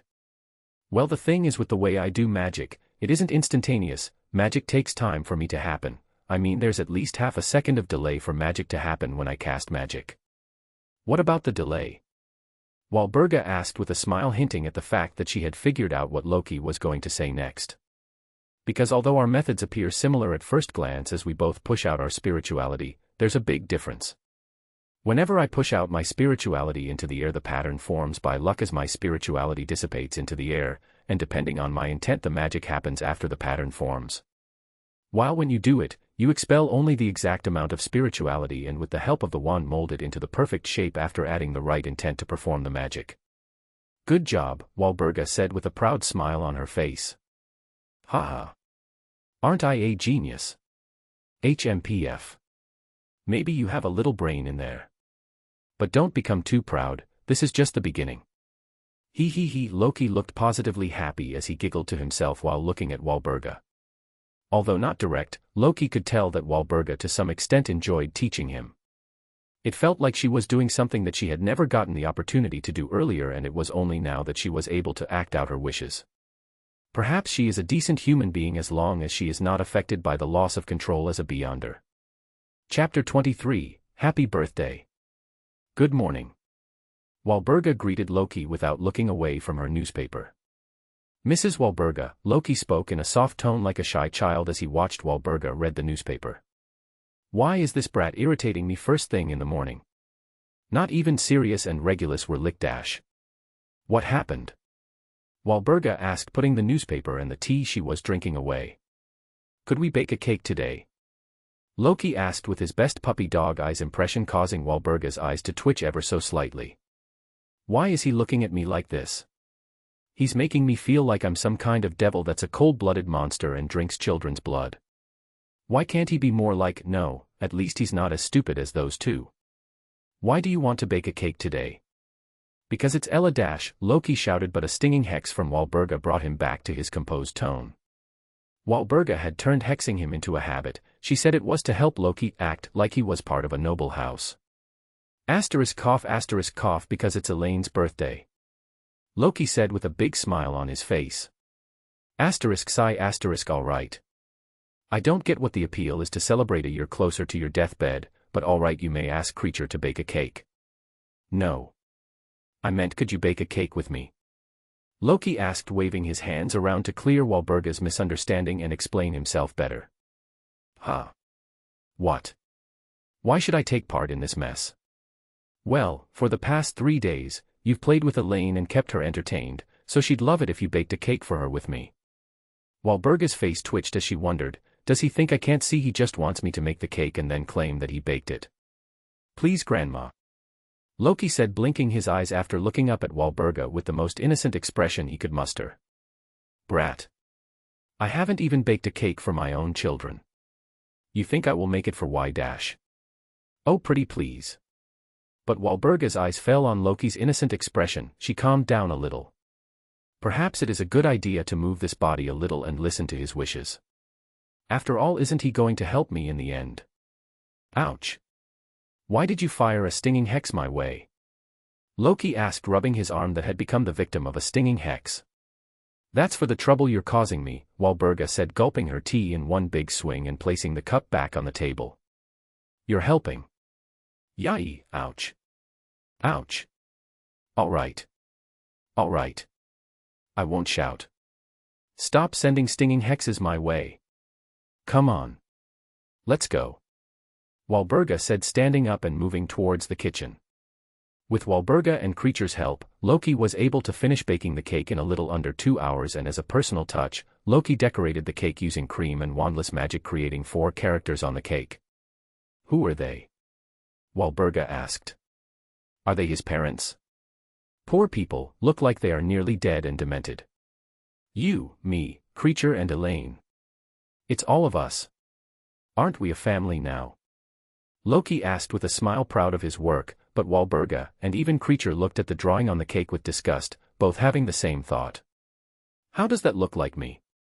But both Creature and Walburga let their words remain thoughts, not wanting to upset Loki since both thought he was a small child. Later in the morning, when Elaine finally woke up, Loki and company surprised her with an early morning birthday cake. Look, Elaine. Big brother made a cake for you. Loki said with a proud expression on his face, while Walburga and Creature had the same expression pass through their minds. Shameless. He didn't even mention us helping. Big brother, are these aliens? Elaine asked as she looked down on her cake. Ha! Take that. That's what you get for taking all our credit. No. This is me, this is Mrs. Walburga, this is Creature, and this is you. There was a stunned silence in the room for a few seconds, and even Elaine only gave a wry smile as she looked at her brother pitifully. I understand, brother. See. Elaine gets it. Loki said to Creature and Walburga, who both looked like they had given up fighting with Loki on this matter. Creature eventually took pictures with him included, of course, since Elaine wanted him in them too, and Walburga promised her to get them framed and hang them inside the house. Days passed like this in the Black household, with Loki learning theory about magic while Walburga tested him on this theory so that his foundation would be solid. Although Loki hadn't gotten a wand yet, it did not stop him from trying out magic without a wand and perfecting his wandless magic casting. But he hadn't come very far in this avenue since it was hard to control magical output without a wand. He still needed a wand because wands were half-sentient and were living, and since they were made from animals that were closer to magic in nature, which made it a lot easier to mold your spirituality with simple intent. Loki even asked Creature for tips since he saw him do magic wandlessly, but Creature explained that magic came instinctually to house elves, like magical creatures, and they didn't need to learn magic as humans did. But in exchange for this ability, they had a modest set of spells that they could perform, and doing anything new was extremely hard, even for them. Walburga, who heard this conversation, added her own insights to the matter. I think the house elves are able to perform magic because of the blessings of a god. I'm not sure how they're linked to the deity, but I think they are, since house elves' magic cannot be restricted by traditional means of drawing runes that disperse their spirituality. The only practical classes that Loki had were potions and herbology. Both classes did not require a wand, at least not in the beginning. Loki was nearly equally interested in both the subjects, but he preferred potions more. Just something about seeing a simmering cauldron and stirring potions in them made him happy. Walburga spent the rest of her free time drilling into Loki the mannerisms and idiosyncrasies of being a pure-blood noble so that he could stand proud and not sully the Black family heritage. 2 months wasn't a long time for all of this, but it was still enough for Loki to know when to speak loudly and when to keep his mouth shut. Enough stinging hexes had been tossed his way to learn when to do so. The upside of all the etiquette training was how his cursing became more creative. His curses now more often than not struck its victims where they least expected it, like when he cursed Walburga that her quills would remain dry forever and ever, or when he cursed Creature that he would become a free elf. But learning about magic and etiquette was not all that Loki did. He learnt about Walburga too. He learned she always looked at the door closest to the library. He knew that that was the room in which Sirius and Regulus lived when they were in the manor from Creature. He learnt that Walburga once every day vanished into her room for about 20 minutes to perform a ritual, but Loki didn't know what it did. Walburga simply said, "You will know when you become a demigod." He also learnt that sometimes, when no one was around and when Walburga thought no one was seeing her, she would smile almost imperceptibly as she looked at the various portraits of all the family members in the Black family. To reduce the loneliness in her heart, Elaine and Loki took to annoying her and got her involved in everything they did. For a few moments each day, to everyone in the Black Manor, they would feel they were all one big family. Chapter 24, Pet Headwig. After 2 months, Loki was overjoyed. Finally. We're going outside today. Loki hummed in joy as he got ready with the clothes Walburga had prepared for him.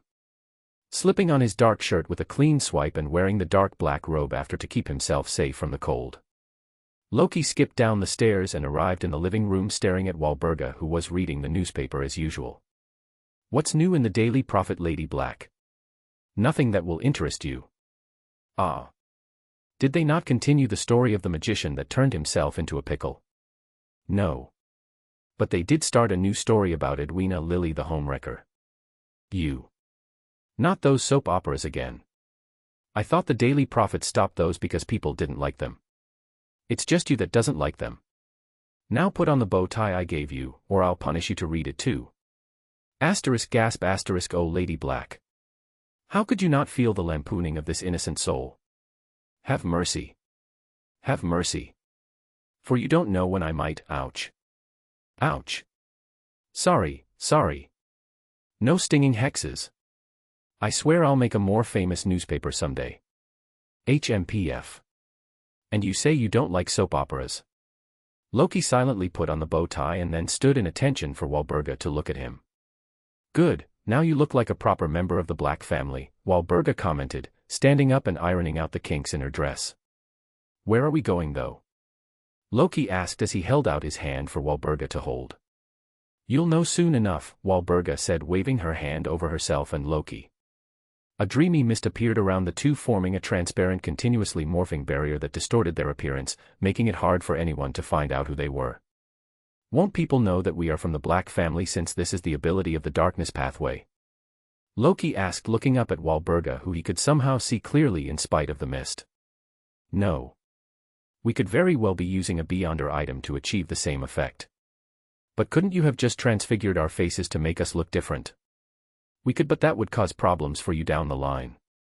It is best to remain in your original form as much as possible so that you don't have any other identities trying to make you lose control when you drink the advancement potion. I see, I think it makes sense. Ready? Walburga asked and Loki nodded. Pop. With a simple twist of space, Walburga and Loki vanished from the hallway and teleported into a narrow alleyway. Loki steadied his swimming vision and read the sign that was hung above his head. Diagon Alley. Without saying much, Walburga began to walk through the crowd of wizards and shops while Loki turned his head around and admired everything. How come so many wizards can gather here at once? Loki asked as he saw a bunch of child wizards admiring a broomstick that was on display. It's a remote location that has been shielded to keep the muggles away. Although the black market in Nocturne Alley is larger and has roots in the muggle world too. But they're mostly just henchmen of evil gods, Walburga spoke as she came to a stop in front of a store. Magical Menagerie, Loki said, reading the sign on top of the store. Are we here to get a pet for me? Loki asked with excitement clearly heard in his tone. If it was for just a pet, why wouldn't you just get one from a muggle store? Walburga questioned. Because you hate muggles. Loki stated the obvious. HMPF. Either way, this isn't just a pet store. This is much more. Walburga said and walked inside the store, causing the bell on top of the door to release a soft jingle.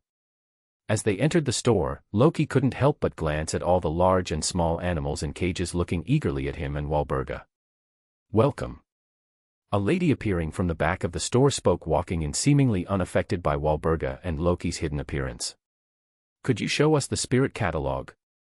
Walburga requested in a demeanor completely unexpected of her. She sounded like an overjoyed schoolgirl. Even Loki was surprised by the sudden shift, but he quickly suppressed it. Does she want to pretend to be someone else? Yes, as you wish, Mississippi, the store owner replied, pulling out a thick-bound book from behind the cabinet shelves. Pick one, Walburga said as she looked down at Loki, who was swinging excitedly since he heard the word spirit. I can.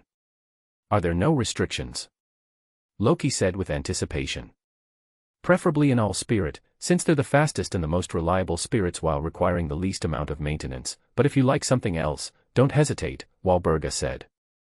Apart from owls, we have cats, toads, and rats too. If you prefer a magical spirit, we have those too, a short plump woman manning the store spoke out, enticing Loki. Magical spirits? Loki asked, confused. Yes, for example a spirit Nazali, they have very high intelligence and can detect untrustworthy people for you. Oh. Loki's eyes shined.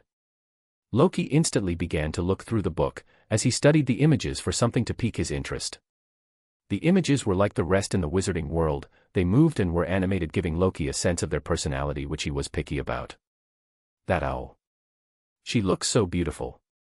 Loki thought. Do you like her? The lady said, pointing to the small white owl. Loki nodded. Then let us summon her to see if she's compatible with you. You can.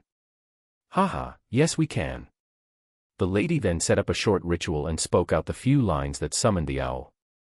A pure white owl gilded into the store from the spirit world and landed on an empty perch.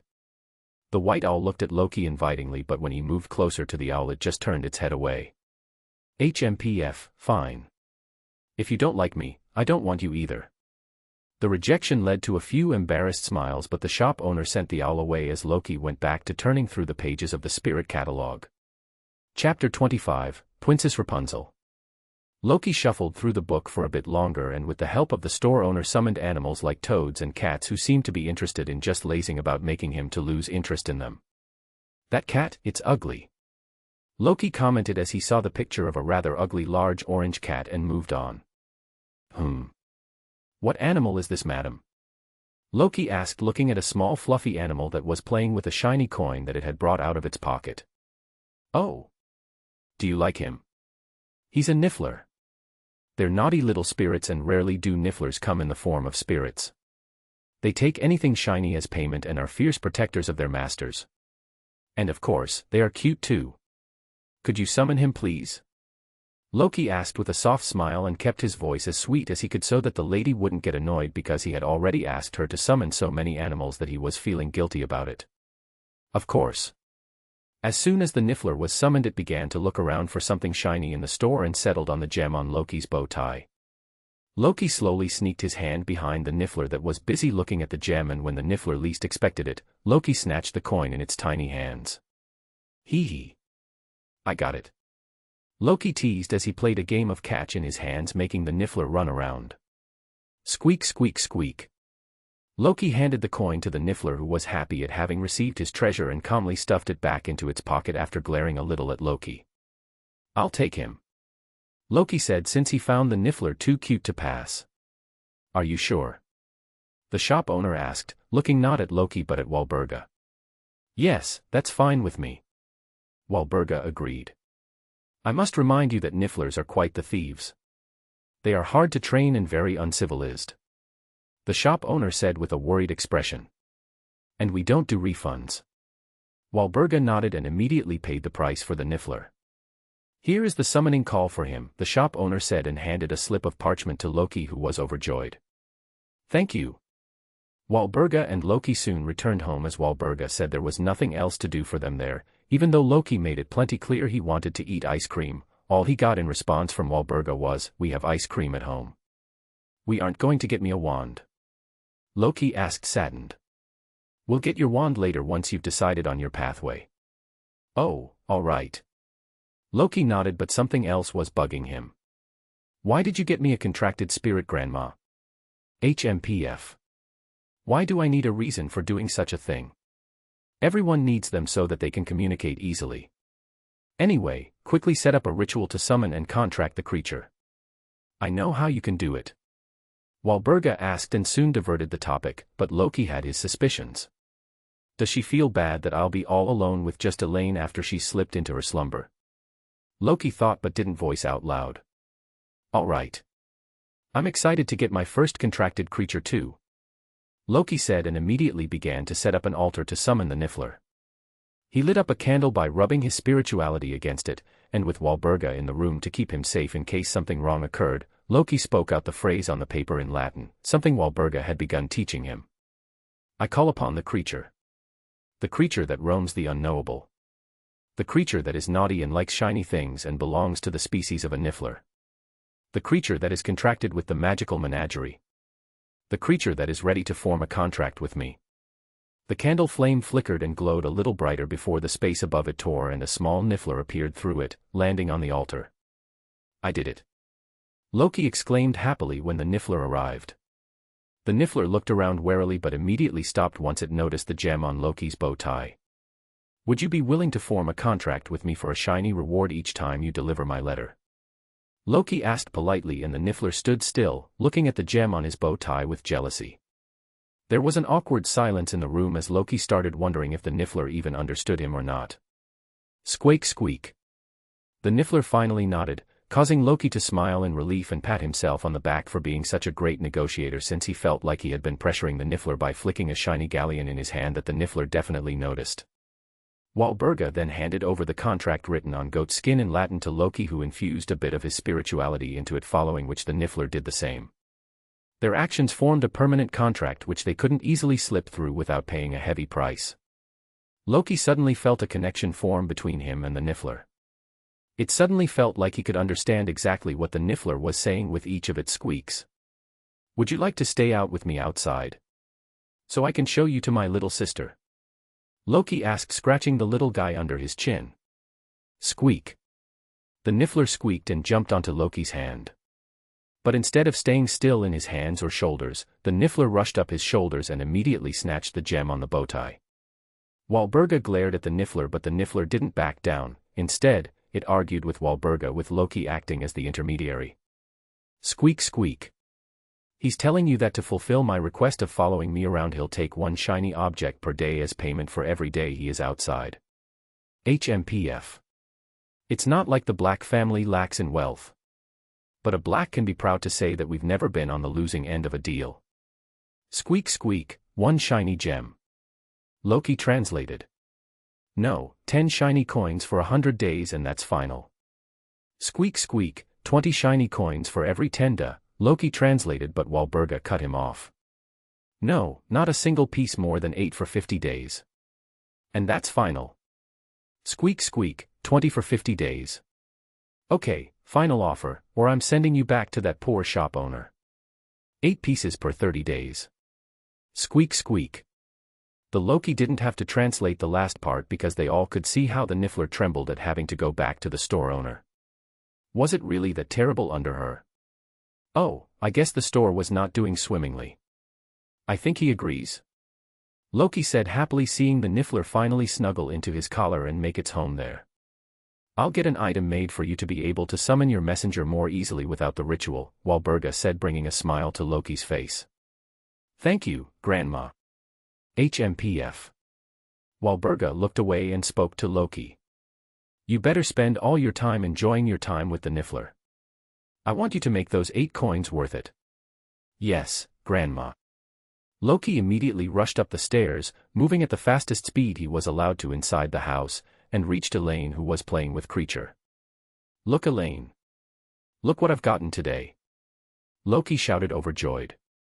Huh? What is it, big brother? Look. Loki said, holding the Niffler out like a lion. Waya. He's fluffy and cutty. Elaine rushed up to Loki and immediately began to tickle the Niffler, causing it to squeal in happiness. Big brother. Can I play with Princess Rapunzel? Princess Rapunzel. Yes. I need Princess Rapunzel to play with me. Elaine nodded and Loki looked at the Niffler, who was looking at Elaine's toy princess crown with great interest. I guess your name is Princess Rapunzel from today.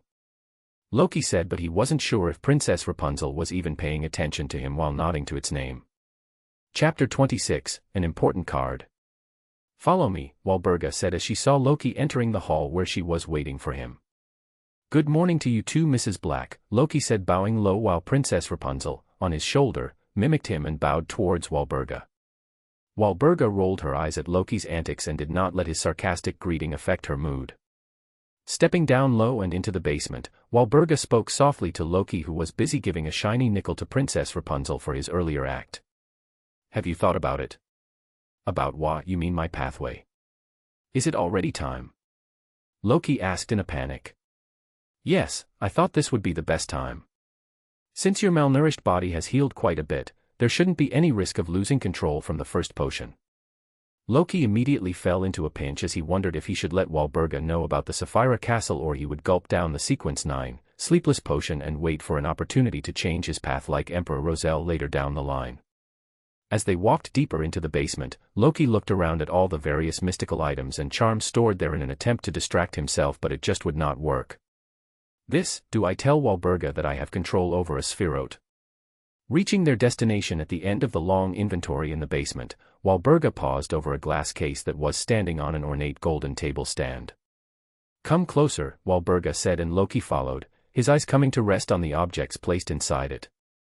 His mouth hung loose and his eyes nearly popped out of his sockets with how wide they had turned. He couldn't believe it. The items had turned him speechless. Looking at his reaction, Walburga could only smile with pride. Why are you so surprised about the card of blasphemy? Didn't I already tell you that I had the one for the darkness pathway? Walburga asked with a smile on her face. And Loki, who still had a shocked expression, pointed at the glass cupboard and said in a horrified whisper, You. Can't you see that? Ha ha. I know. I know. It is a blasphemy card, don't be so surprised. The Black family wouldn't be the most ancient and noble house for nothing if we didn't have even one of them. Holy shit. Loki cursed in his mind, forgetting the training he had been given about cursing till now. Holy shit. There's the blasphemy card for the error pathway in there. What the heck? Walburga pulled out her wand and unlocked the glass case that no doubt had a ton of wards placed over it. The wards glimmered a shiny milky white as they were deactivated. Walburga to look at Loki again. Go on then. Take it out. Loki, who was stun-locked, broke out of his shock and looked at Walburga, who was urging him to pick up the card of blasphemy, and automatically extended his hand to move it through the glass case. He snatched the darkness pathway blasphemy card, but along with it he also picked up the blasphemy card for the error pathway. My heart's thundering.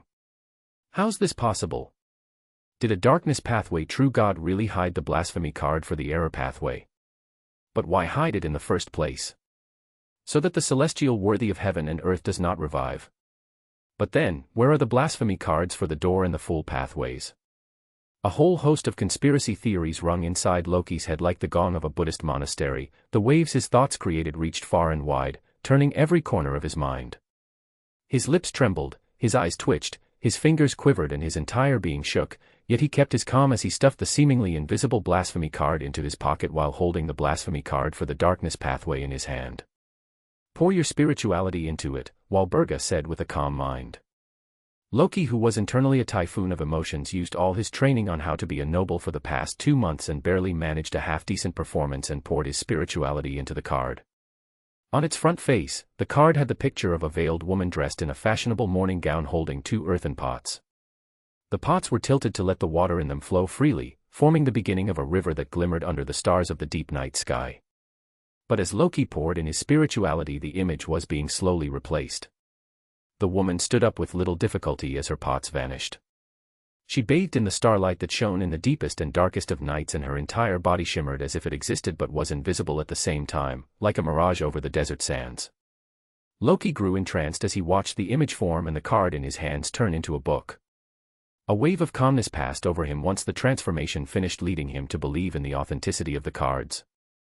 The card had begun to exude the same effect as the pathway it belonged to. This truly is a blasphemy card of the darkness pathway. Just holding it calms me down and brings the feeling of serenity that would only come about from a deity's presence. Aren't you going to open it? Walburga asked, snapping Loki out of the stare-off contest he was having with the woman in the card, which had turned into a thin book. Yes, yes, Lady Black, I shall. With a slight increase in the amount of spirituality he was pouring in, Loki watched the page in the book turn and crack its pristine spine that had remained untouched for a long time. Loki first looked at the image above the potion formulae for sequence 9, sleepless, and came to a simple conclusion as he looked at it. The image was of a woman who was standing casually on the balcony of a house under the bright night where the sky was littered with stars. It's not Roselle who made this. A woman did. Is she my senior? Transferred to the world of Harry Potter before me. Like Roselle. Who's the woman in the picture's grandma? No one knows. Walburga shook her head with a slight sigh. Just like no one knows about the origin of magic, no one knows how these cards were made. I see. Loki nodded and began to read the potion ingredients for the first potion in the sequence. The spleen of a vampire bat. 3 stalks of fluxweed. A pinch of cowbane. 100 drops of rose oil. 4 nettle leaves. 5 knotgrass stalks. 100 drops of distilled water. Do we have all of this, Granny?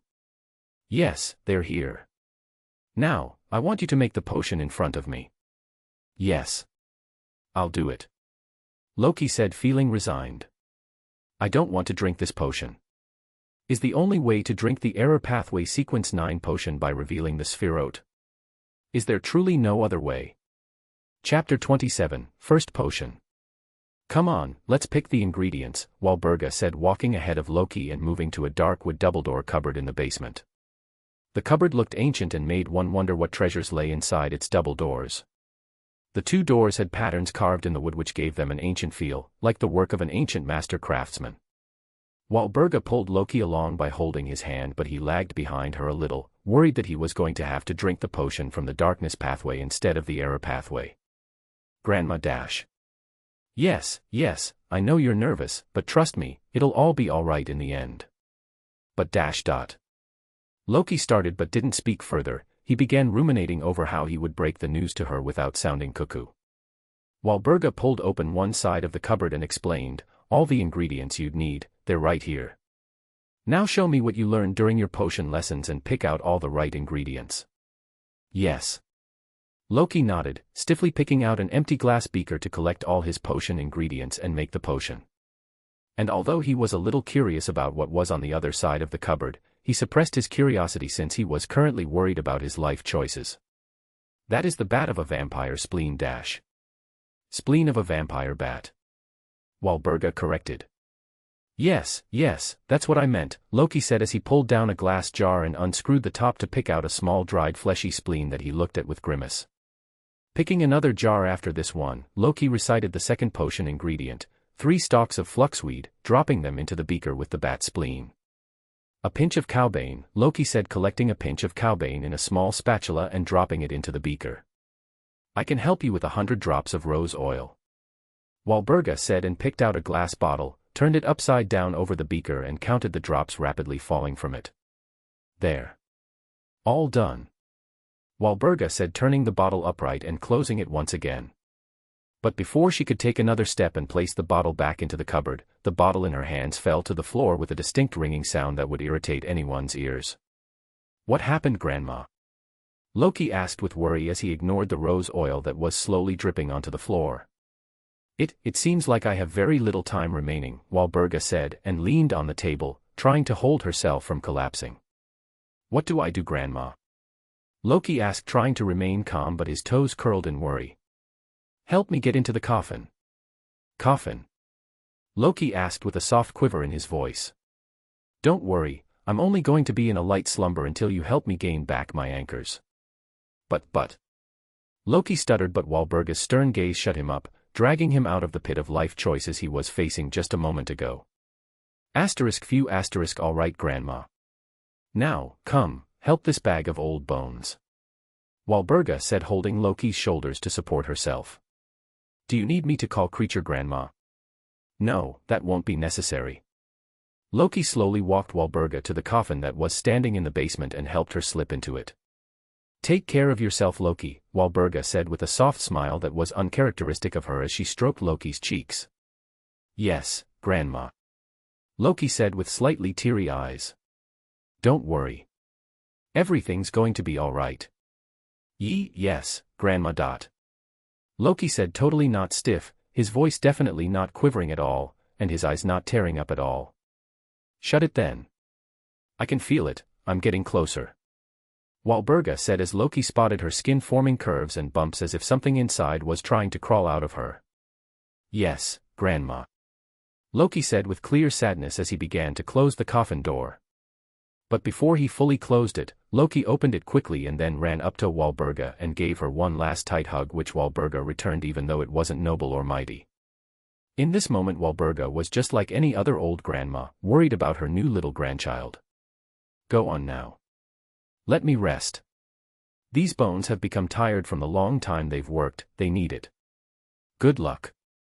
Walburga said with a soft smile as she pushed Loki away, allowing him to finally close the door shut, sending Walburga into a sweet dreamless slumber that he did not know how long she would wake up from. Squeak squeak.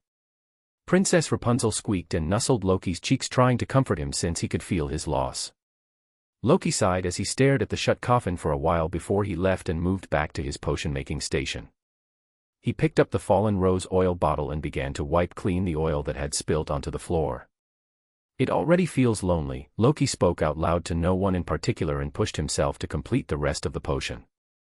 Something bland and something repetitive was essential in these moments to take his mind off the depressing afternoon life had tossed at him. And potion making was perfect for it. For nettle leaves, Loki said, picking out a jar that had nettle plant stalks in it and dropping the leaves in the beaker. After which, he picked up a glass jar and unscrewed its lid to gain access to 5 knotgrass stalks, which he also placed in the beaker silently this time since there was no audience to witness or even correct his actions. Then moving on to the last ingredient, Loki picked up a flask labeled pure distilled water and used a glass pipette to transfer 100 drops of it into the beaker. The ingredients inside had already begun to shimmer and mix, but Loki calmly placed the beaker over a burner and began to heat it a little on soft low blue alchemical flames. The reaction sped up and the ingredients dissolved cleanly until it all melded together to form a uniform black liquid that had coffee-brown strands of threads shimmering inside it waiting to be consumed by someone else. I made the potion, but I doubt anyone is going to drink it. Could I give it to Elaine? No, she's too young and might easily lose control. Do you want to drink it, Princess Rapunzel? Loki asked with a soft smile. Squeak, squeak, squeak. Seeing the Niffler nod, Loki's eyes widened and then he laughed. No, little princess, there is not going to be any potion for you. Squeak, squeak, squeak. No, dear, I don't know what will happen if a spirit drinks a Beyonder potion. Squeak, squeak, squeak. You feel good about it? I mean, there was Reniet Tyneker who became a spirit to escape the Rose School of Thought, but can ordinary spirits even drink a potion? Loki asked no one in particular. But then he shook his head quickly. Reniet Tyneker was able to become a spirit because of her pathway. No. What if something happens to you? Wait. But you can interact with the coins that I give you. So will you be fine after all? Loki wondered and mused out loud for a bit before he finally said, You need to wait for a little while, Princess Rapunzel. I want to do a little research to see if anything happens to spirits that consume Beyonder potion. Squeak, squeak. You'll stay put. Good. Thank you. Because now I need to make a potion for myself. A potion from the error pathway. Loki's eyes were firm and his mood was somber, but he kept himself composed as he reached for the blasphemy card of the error pathway. His mind wanted to wander to Walburga's sudden passing, but he remained harsh on himself. He knew if he thought about her right now he'd break down and become a mess that would easily lose control upon consuming the potion. Did her suddenly losing control have something to do with how she didn't go to that room for an hour today? Not now, Loki. Not now. Chapter 28, Troublesome Facts. But Loki stared at the card of blasphemy, apparently invisible to people other than himself. His fingers traced the design etched into the card as he spoke with a slight frustration. This card, it's been activated. At least going by the knowledge I have of the cards from the novel. Emperor Roselle's cards were locked behind a password. If the maker of the cards in this world employed such a tactic, it means that someone has unlocked this card earlier. But, who did it? And why is it in the Black family household and still unknown to the world? Was it my senior? Another reincarnate who entered this world and became a Beyonder of the error pathway. I can't come to such conclusions without any proof, although now that I think about it, wouldn't there be cocoons in the Sapphira Castle that have other people trapped inside it if there are multiple reincarnates? What do you think, Princess Rapunzel? Squeak, squeak. The Niffler squealed in Loki's arms trying to reach the darkness pathway potion, but Loki held him tight and prevented him from reaching it. Hold on, just wait a little bit and I'll give you the potion, Loki said. Pacifying the Niffler. Squeal. The Niffler finally calmed down and allowed Loki to pour his spirituality into the blasphemy card of the error pathway. There were 2 people drawn onto the card, a woman and a man. Both people on the card were dressed in professional clothes, like snake oil salesmen, the woman in a strict office skirt and shirt while the man was in a 3-piece suit, smiling a smile that did not reach their eyes. A gray fog floated behind them in which a giant angel hovered, gazing with serenity and compassion. His arms were outstretched, seeming to bless the woman and men below him. A large vertical tree with random things like clocks, infinity and a Rubik's Cube stood tall behind the man, while a large tree with various runes stood behind the woman. The only thing common between the people on the card was a monocle. A golden monocle that looked too illusory to be real on their right eye. Seeing the monocle, Loki felt a shiver run down his spine. Is there a replacement for Amon in this world? If there is, I'll be gone before I can even utter the words Sapphira in front of him. The safest path would be to wait and look for the Fool's Blasphemy card. But I doubt I'm ever going to find it if there have already been so many coincidences to make me reach the Error Blasphemy card. As Loki continued putting his spirituality into the card, it morphed into a book and the picture on its cover changed. The people on the card vanished, only to be replaced by a woman wearing a single monocle, a black dress and a robe, as she leaned on a golden cane and nudged her golden monocle ever so slightly. She held a knowing smile as if she could directly see Loki, who was pouring his spirituality into the card. There was an aura of danger around her, yet it seemed like you could trust her with your deepest secrets. Squeak. The Niffler squeaked and snapped Loki out of his thoughts as he flipped the first page of the book and looked at the potion formulae and the picture on the page. Sequence 9, Marauder. Damn. Who knew I was prepared all my life for this sequence? Loki said as his eyes glazed over the acting requirements for the sequence. To become a successful marauder, you need to act as if thievery and banditry are your calling. The higher the sequence you steal from, the faster your potion digests. So do I plan a heist from a high sequence beyonder, or multiple low to mid sequence beyonders? Well, I can do as much stealing as possible until I have an opportunity to steal from some high sequence beyonder. Look at me talking about stealing from a high sequence beyonder as if it's going to be a casual walk in the park. What do I need to make the potion ingredients then? Perhaps I can order from Diagon Alley with Creature's help. A tablespoon of flobberworm mucus. 7 stalks of fluxweed. Waxburt dust. A finger digit of boomslang skin. 100 drops of pure distilled water. 100 drops of horklump juice. What's a waxburt? I never read about them. Loki walked toward the cupboard and stood in front of the open side to tally the ingredients he had and needed to order from an apothecary from Diagon Alley. We have fluxweed. It was also used in the sleepless potion. Boomslang skin is available. We also have pure distilled water and horklump juice. So we need flubberworm mucus and waxburt dust. But what the hell is waxburt dust? Princess Rapunzel, where are you going? But before Loki could turn around and look at the Niffler, his eyes shifted to the closed side of the cupboard. Wait a minute. Loki looked at the closed side of the cupboard suspiciously, and then suddenly his eyes widened as a stray thought crossed his mind. Moving toward the cupboard, Loki held the closed side and swung it open. And to his surprise, a new array of various potion ingredients with their labels came into view. I knew it. So there has been someone in the Black family who was of the error pathway before. Loki immediately moved closer to the cupboard and began to search for the waxburt. Going through the labels, Loki's eyes finally zeroed in on the seemingly empty glass jar on the shelf right in front of him. It was labeled waxburt dust. Sigh it's empty. Loki sighed, yet he picked up the glass jar to keep it out so that he would remember to order it later. This jar is heavy. Why is it so heavy though? Oh my god. Could it be? Loki immediately opened the lid and stuck his finger into the jar, only to feel some resistance that stopped his hand from going through. Oh my god. An invisible ingredient. How does this even work? How did wizards even find out this stuff existed? Look, Princess Rapunzel. An invisible ingredient. Do you want some of it? Loki said, turning around to the small tiny Niffler that was sitting inside an empty glass beaker. What are you doing with the beak? Hold on. Did you drink the sleepless potion that was inside the beaker? Burp. God, you're so troublesome. Chapter 29, Sequence 9, Marauder. Squeak squeak squeak. The Niffler shivered in fear and his body bulged out, arbitrarily creating faint protrusions all along, but to bring them to a halt and prevent Princess Rapunzel from losing control, Loki immediately interfered.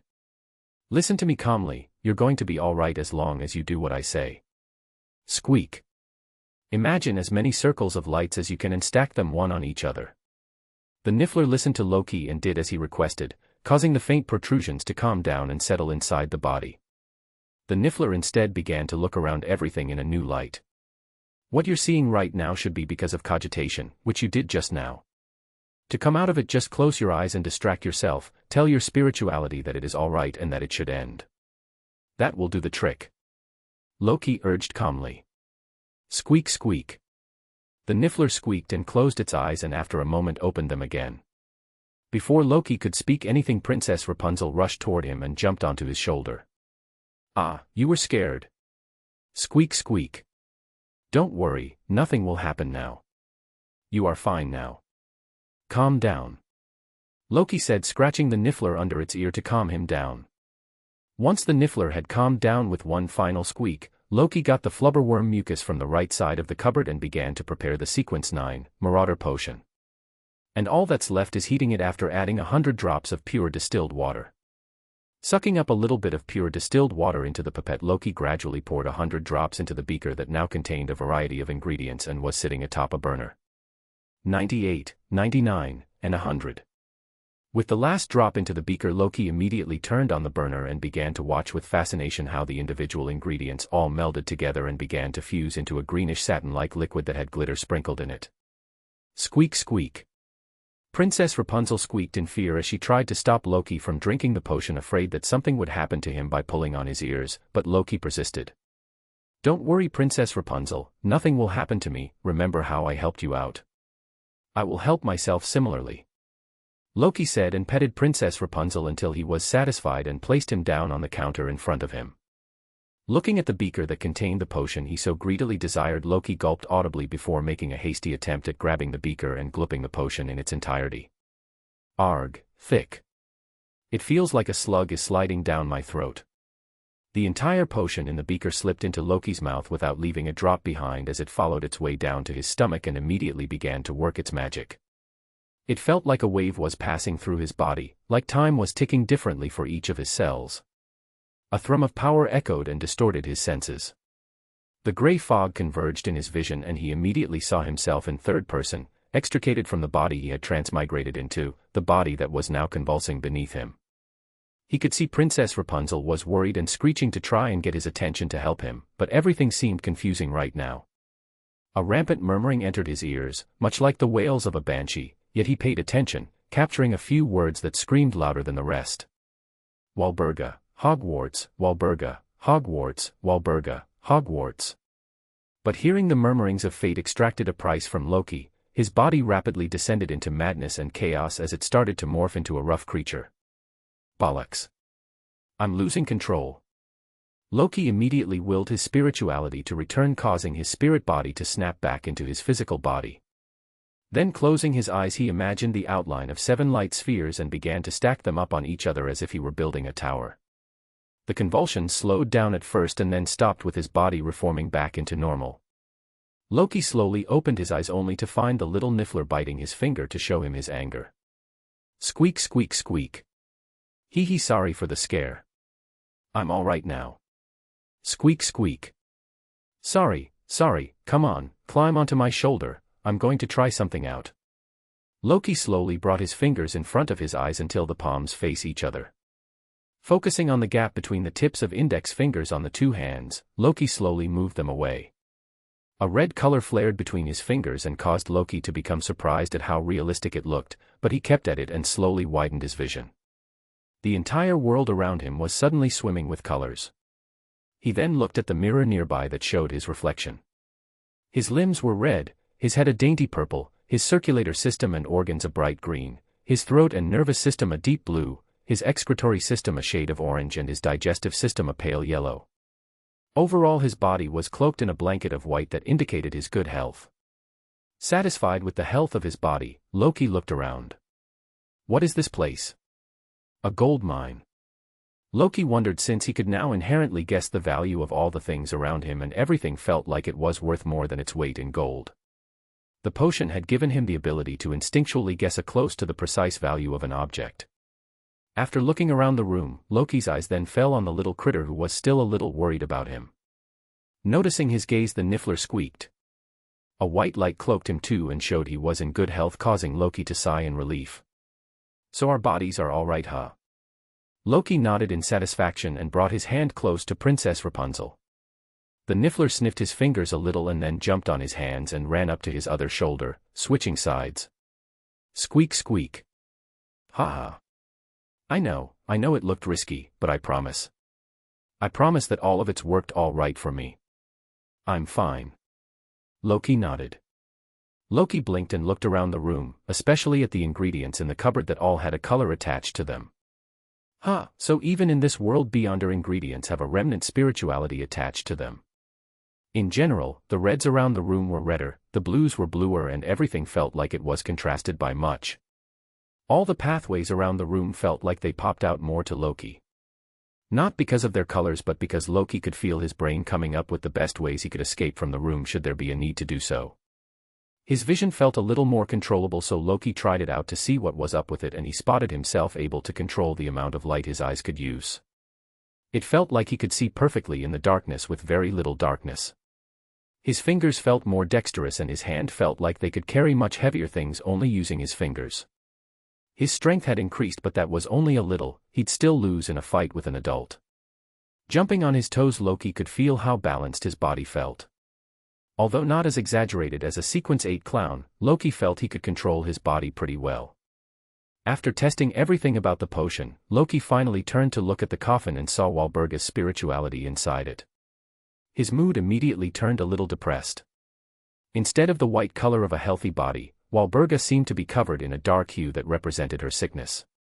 What is that? 5, maybe 6 years at most. Although this was the first time Loki had been using spirit vision, he instinctively knew how long Walburga had left. Loki then felt his glabella spasm a little and he knew that it was time to end his adventurous journey with spirit vision. He closed his eyes and forced his spirituality to converge and end his spirit vision so that he could go back to looking at things normally. **** Troublesome. Loki whispered as his eyes lay on Walburga's coffin once again. I need to figure out what to do with her. Especially when one of the wailings I heard when I drank the potion was her name. How is she related to my advancement in the error pathway? And I need to figure out what the deal is with Hogwarts. I guess I can study about it until the next couple of months before I get my invitation letter. Chapter 30, Ludwig.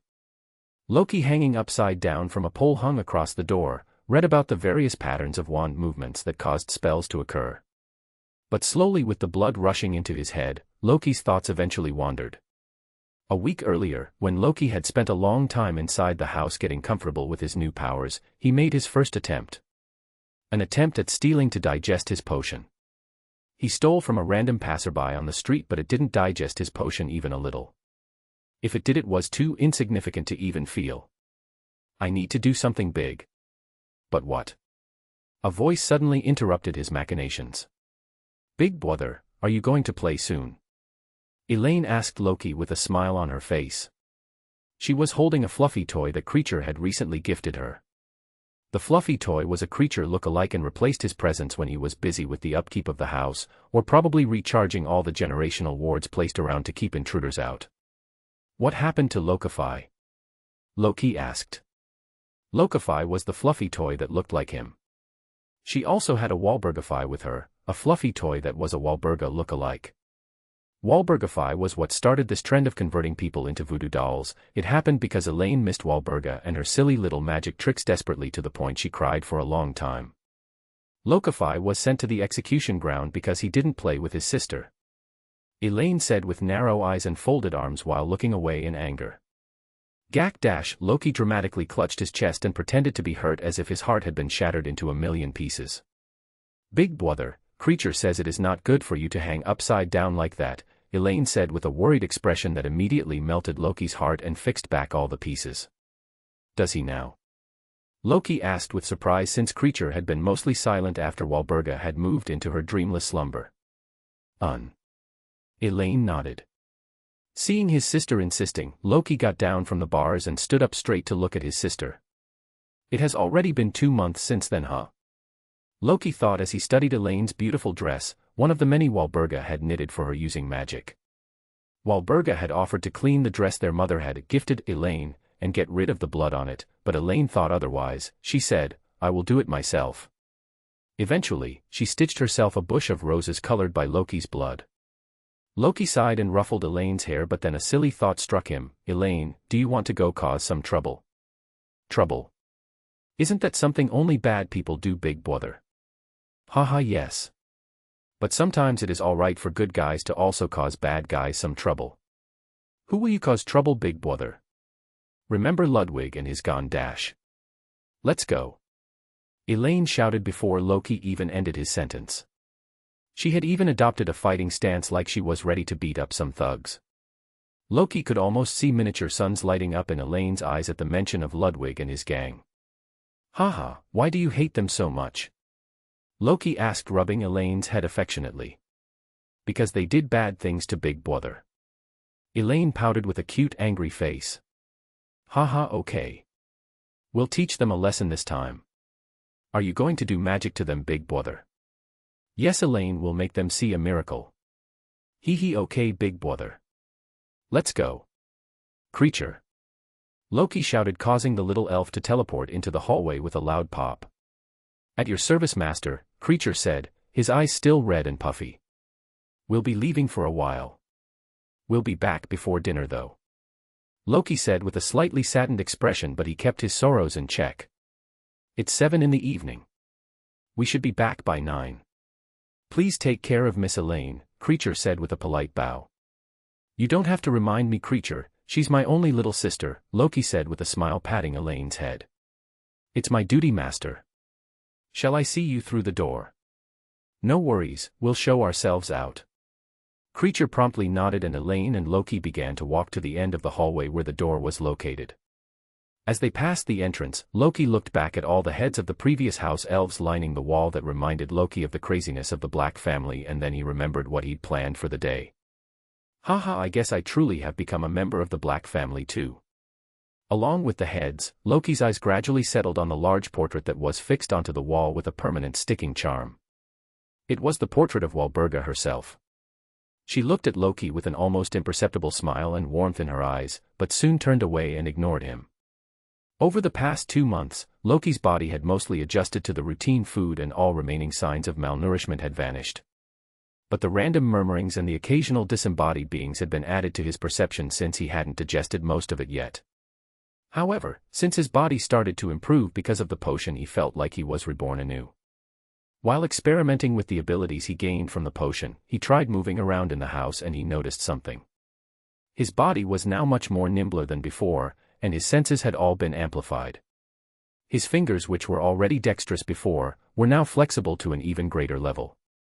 He could create wacky shapes with them without having cramps. No doubt directly in line with his current profession to act as a marauder.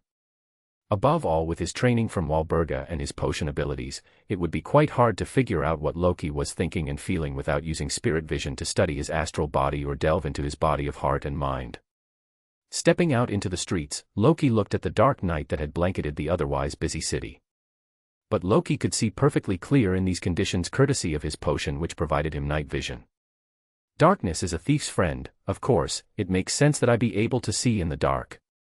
Is it also a coincidence that the Black family belongs to the darkness pathway? Holding Elaine's hands, Loki began to walk towards the distinct place he remembered, one that was frozen in his memory because it was his first in this world. The street where the original Loki was murdered and the new Loki took over. It was an alleyway that had no street lights or even lamps, but Loki could see clearly, and he navigated the street while holding Elaine. But before he left the Black Manor, he quickly paused, left to his room to do something, and came back as quickly as he'd left. It's better I take them, just in case something happens and I need to hide myself. After taking whatever he needed, Loki and Elaine made their way to the warehouse where Ludwig and his band of thugs usually gathered. Let's begin, little sis, Loki said as they reached the outside of a warehouse that still had its lights turned on. With Elaine's confirmation, Loki picked her up on his back and then nimbly climbed over the broken walls and air conditioning units to finally reach a window high up on the walls. A window that gave him a vantage point to scope out his targets. There were several people inside the warehouse Loki was peeping into, but his eyes drifted towards a small room in the background. Loki quickly pulled out a whistle from his pocket and blew on it forcefully. But instead of a blaring sound that would have revealed their position, a small space around Loki tore, from which an even smaller Niffler poked its face out. You know what to do, Princess Rapunzel. Loki said, pointing at the small room behind the group that had gathered in the warehouse. Squeak squeak. I know, but we'll think of a new name later. For now, help us. Squeak squeak. And with those final words, the Niffler rushed into the warehouse, climbing along the walls and windows until it disappeared into the darkness of the night. Gentlemen, I'm here with a solution for you. A faint but bold voice resounded inside the warehouse, attracting Elaine and Loki's attention. It was Ludwig. Loki mumbled and Elaine tightened her grip on Loki. The man who had been the source of all of the original Loki's troubles. Chapter 31, A Giddy Arsonist. Elaine on Loki's back pointed at Ludwig, spotting him among the group of thugs that had filled the warehouse, allowing Loki to also enjoy the show Ludwig seemed to be putting on. I have called you today to help you deal with the problem of the Brummagem boys, Ludwig said with his hands wide open, drawing everyone into the conversation. What do you think of this? Ludwig said, spreading his hands further as if he was presenting something important. You help me and I'll help you. Ludwig asked the three other late teenagers sitting on chairs around him. How do you propose to help us anyway? Your group is too small to be honored. The first teenager said, speaking to Ludwig in an arrogant tone. The basic requirement for us to recognize you is dough. Do you have enough in the first place? The second teenager asked Ludwig. We do. Wouldn't 30,000 pounds count? Ludwig suggested. Doesn't mean much when you don't have a stable business of your own. The third teenager asked Ludwig. We're well on our way to setting up a business. We have a steady income of about 10,000 a month and we're moving to expand in the home invasion sector from the next month. Are you sure? Henry has a good hold on the home invasion sector. We've received word from reliable sources that Henry has been retired. Is that why he hasn't appeared in the black market the last couple of months? The heck are they doing? Loki thought as he looked at the four people debating with each other while sitting on chairs in an encirclement of about 30 other teenagers. I thought Ludwig was a low-level thug. When did they become part of a gang? Or are they trying to form a new gang or something? It seems like he's having a meeting with the different gang leaders in the area. Something to humiliate him in front of them would be good. How do I take revenge though? Loki wondered as he looked around the warehouse. There was a small room at the end of the warehouse that kept attracting his attention, so Loki activated his spirit vision, but there was nothing beyond unrelated inside it. His eyes sparkled, however, as he spotted Princess Rapunzel climbing the wall and moving towards the room. Nothing to do here, but I'll scout around just in case. Hope Princess Rapunzel will be back soon with good news. They're keeping themselves distracted. Less trouble for me. I can take my time to decide how I want to punish them. Loki idly stared around the warehouse looking for something to gain inspiration, when he suddenly heard a squeak beside him and spotted Princess Rapunzel near him. Oh! What happened, Princess Rapunzel? Loki asked with a smile. Squeak squeak. The Niffler squeaked and began to turn its body around, indicating something using its actions. Huh? Do you want me to follow you? Loki asked the Niffler and it nodded. Fine. Loki jumped down from the air conditioner he was standing on and arranged the cards of blasphemy he'd been carrying around so that they wouldn't fall off. He then began to follow the tiny Niffler that was running around the walls of the warehouse. Moving around the warehouse, Loki spotted another broken window and after waiting for a bit, he saw Princess Rapunzel climbing into it. Loki dragged a nearby wooden crate to climb to the window's height and looked around the room that was visible behind it. Was this the room that was inside the warehouse? You want me to come in? Loki asked Princess Rapunzel, who was already on the other side of the window, having entered the room through a vent. Squeak. Fine, I'll come, give me a second. Spreading his spirituality on the lock on the window, Loki focused his mind on opening it. Click. A faint click resounded through the room but did not escape it, allowing Loki to swing open the window and enter. Now what? Loki asked the Niffler. Squeak squeak. The Niffler climbed the wall like a spider and slipped behind a painting on the far wall of the room. What? Is there a secret stash behind it? Loki immediately moved forward and pushed the painting to the side, only to be met with a Niffler sitting on a locked safe. Ha!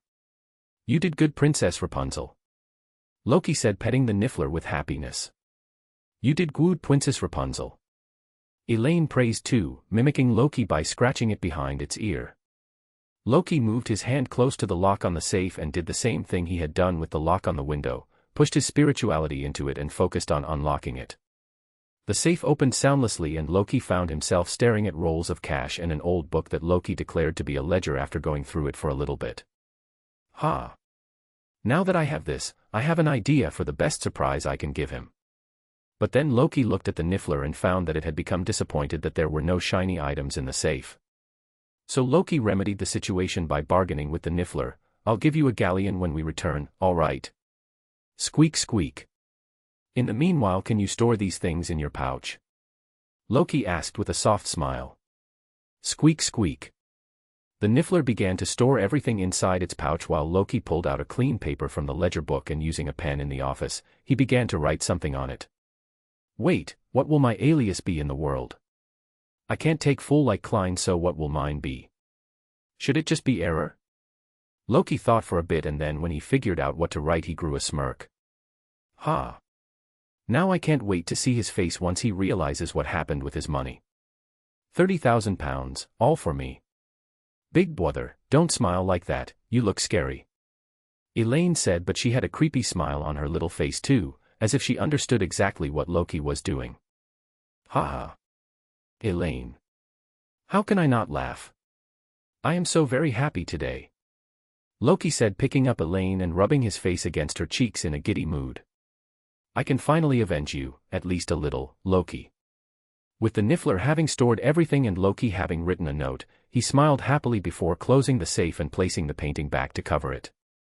Loki slipped back out through the window, but before he left, he stared at the small stack of newspapers in the corner and focused his spirituality on it. A small flame sparked in the room and before anyone could do anything the entire stack of paper had begun blazing with flames. I can still only use about 3 spells before tiring myself out. I hope a wand is really as impressive as Grandma made it out to be. But still with a happy smile on his face because of what he had achieved, Loki along with Elaine and Princess Rapunzel, slipped into the darkness of the night leaving behind a blaze that was bound to kick up a storm. Chapter 32, New Name. What do you mean you didn't find anything? Ludwig shouted at the 2 boys who had just arrived in the room bearing bad news. The boys kept their heads down and remained silent even as Ludwig shook his hand in front of them while clenching a piece of paper, one that he recognized since it was from his own ledger. This. How can all of you be so incompetent and only find a single piece of paper? Are you bloody kidding me right now? What were you wankers even doing there? There were 30 bloody thousand quid in that safe and all you found was this. Are you bloody serious? Taking a deep breath in to control his anger, Ludwig swiped his hands over his face and tried to calm down, but before he could, he acted on impulse and picked up the iron rebar that was near him and tossed it at the 2 scared boys. Sod off now. I don't want to see your bloody faces ever again. The 2 hurriedly ducked and allowed the rebar to land on the wall and fall down to the carpeted floor with a dull thud as Ludwig glared at them until they finally left the room without a sound. God damn it. Ludwig shouted, tossing a delicate glass cup at the wall, shattering it in the process. After a few minutes, when Ludwig had finally calmed down, he looked around the room until his eyes spotted the telephone on the desk. Ludwig nervously chewed his nails and began to debate something in his mind. I have to take responsibility. He then moved to the telephone and dialed a number using the rotary. Ring ring ring ring. Click. Ludwig heard the call connect and then fell into a strange silence as he felt fear creeping up while he remembered the message he had to convey. The heavy breathing on the other end only made him feel worse, like a knife with a sharpened edge was held to his throat waiting to slice it. Are you curious about the Lord I believe in? Having had enough of the silence, the voice on the other side of the phone finally asked. The Lord that created everything, Ludwig responded like he was reading something from a script and continued. The Lord who reigns behind the curtain of shadows. The degenerate nature of all living things. As Ludwig finished, he felt his instincts honed on the street blare at him like he'd just come under the gaze of a predator. Another bout of silence took over the office as the voice on the other side only breathed heavily, seeming to wait for Ludwig to speak up. But given how Ludwig was shivering with fear and clattering his teeth as if he was standing in Antarctica, the voice on the other side finally asked in a voice barely above a whisper, "Is it bad news?" "Why, yes. I see. What is it?" The money we collected was stolen. I see. There was a breathless silence this time, and Ludwig felt like he could feel the fury of whatever had been watching him all this time. Did the culprit leave anything behind? The voice on the other side asked, and Ludwig gulped audibly. He left behind a paper that said, praise the dash. Ludwig struggled while trying to get the words out, but seeing he couldn't, he took a deep breath to calm himself and then spat out all the words in a rap. Praise the error god. You got jebated, you bloodsuckers. Another bout of silence captured the phone call, but this time Ludwig felt like if he made a single move he'd lose his head. Beads of sweat started to form on his brows, but he didn't move to wipe or get rid of them. The voice started to breathe heavily on the other side of the call, and Ludwig stayed put. He felt like his life depended on playing statue. Bring it to the black market at the edges of Nocturne Alley tomorrow. The voice said, and before Ludwig could respond, he heard a click signifying the end of the call, taking away the gaze that had kept him frozen in place. Sigh, that was scary. A little while earlier, Loki and Elaine laughed while rolling on the floor in the living room. Did you see that, sis? How we took away all their money? Squeak, squeak. Yes, Princess Rapunzel, you took all the money. No one is taking credit for your hard work. Loki praised the indignant Niffler. Squeak, squeak, squeak. Haha, all right, we'll decide a new name for you, Loki said and looked at Elaine. Is it all right to give him a new name, Lil Sis? Loki asked. But doesn't Princess Rapunzel like her name? Elaine said, hugging the Niffler and petting its head cutely. See, Princess Rapunzel feels sad about it. Loki said, pointing at what was unmistakably a frown on the Niffler's face. Why not give him a name that better suits him? Then in that case, Elaine placed her hands on her head and began to think with all her little brain power. Since he is very happy all the time, Sunny? Elaine asked with a cute smile on her face. Loki raised his eyebrows as he thought, that's surprisingly insightful. Sunny, huh? But given his darkness pathway powers, wouldn't it be fitting to call him Sunless? Wasn't there a character already called Sunless somewhere? Well, this one's called Sunless too now, I guess. What about Sunless, little sis? And then we can call him Sunny. Like a nickname? Elaine asked with a cute pout on her face, since she was still thinking hard. Yes. Like a nickname. Loki nodded. All right. Elaine nodded, and then they looked toward the Niffler in question. Would it be all right to call you Sunless and Sunny, little guy?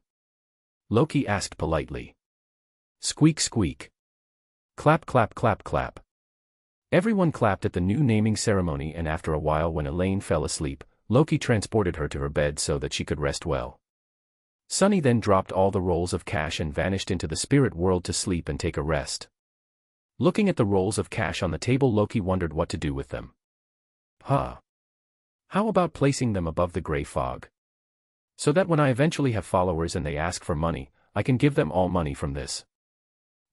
I guess I can even leave the darkness and the error pathway blasphemy cards up there, since I don't need it much and it'd be risky to carry them around all the time. I was probably lucky they didn't drop out of my pockets while I was running and jumping around the warehouse. But they do give me anti-divination and anti-prophecy abilities. Fine, I'll leave it above the gray fog for now and then take it with me when I'm doing something beyond related. Loki quickly set up an altar to sacrifice the items for himself to receive above the gray fog. But he paused for a bit. What is my honorific name going to be? I can't just use the fool's honorific name since it'll point in the wrong direction, but something similar should be alright, I guess. I can use the alias I wrote down on paper I left behind. Chapter 33, A Digestion Surprise. Lighting up the candles with his spirituality, Loki paused to remember the honorific name that Klein chose. After a while, Loki began to pray in front of the altar while reciting the honorific name he'd chosen in Latin. The first line, I can replace the fool with the error, since that's the sequence 0 of my pathway. The error that does not belong to this era. The second line can remain the same since I'm also technically the ruler above the gray fog. The mysterious ruler above the gray fog. The last line can be the same since I also am technically a blessed of the celestial worthy of heaven and earth, but I feel like it should be something personal. But what can it be? The one who walks the veiled path lost to history. The line refers to the error pathway that no one knows about, possibly hidden by the true god of the darkness pathway. As soon as Loki finished the chant, he heard scant murmurings. So he stood up in place, took 4 steps counterclockwise and chanted the honorific name of the celestial worthy of heaven and earth to activate the luck enhancement ritual. The tattoo on the back of Loki's hands expanded and spun rapidly before he heard the maidening murmurings as his spirit body was pulled above the gray fog. Arriving above the gray fog, Loki soon found a crimson star in the distance pulsating with light concerning the prayer that Loki had just performed. Loki extended his spirituality to touch the star, and the moment he did, he could see himself praying while performing a ritual. Pouring in a little bit more spirituality, a golden door that crossed time and space formed so that he could exit the Sapphire Castle right above the altar where the ritual was taking place. Loki stepped out with a little apprehension, but once he used the door, he found himself able to respond to the ritual using his spirit body. Seeing himself standing with his hands in a prayer posture, Loki felt a little weird, but he quickly picked up the rolls of cash and the 2 blasphemy cards. But he had to pick up the cards of blasphemy first, since only then did his astral body become full enough to pick up the rolls of cash. Returning and closing the door, Loki finished the response of the ritual. He tossed all the money and ledger to the side and found himself storing the cards of blasphemy on a small table he created out of the fog. Since I'm here, why don't I check out if there are any steps for me to climb higher in the gray fog since I've become a beyonder? Loki looked around for a bit and finally spotted a set of white marble stairs that seemed to blend in neatly with the fog. Loki moved towards the stairs, and once he stepped onto the first step, the fog in front of him cleared up. A gigantic door made of orbs of light appeared in front of him. The orbs of light contained transparent or translucent worms inside them, and everything seemed to be pulsating with energy. Although Loki knew what was behind those doors, he could not see it yet. There should be other transmigrators sleeping inside cocoons inside the door. If I become a demigod, I will be able to see if any seniors transmigrated before me. Soon, Loki reached the last step on the set of stairs that had appeared and found that he could no longer continue since there were no more stairs in front of him. There was nothing but a giant chasm of fog that stood between him and the grand door that possibly held answers to his transmigration. Can I not create the stairs? Loki wondered and attempted to churn the gray fog and create a set of stairs that would take him to the door of light. But the gray fog remained still, as if learning of his intentions beforehand, and didn't budge an inch.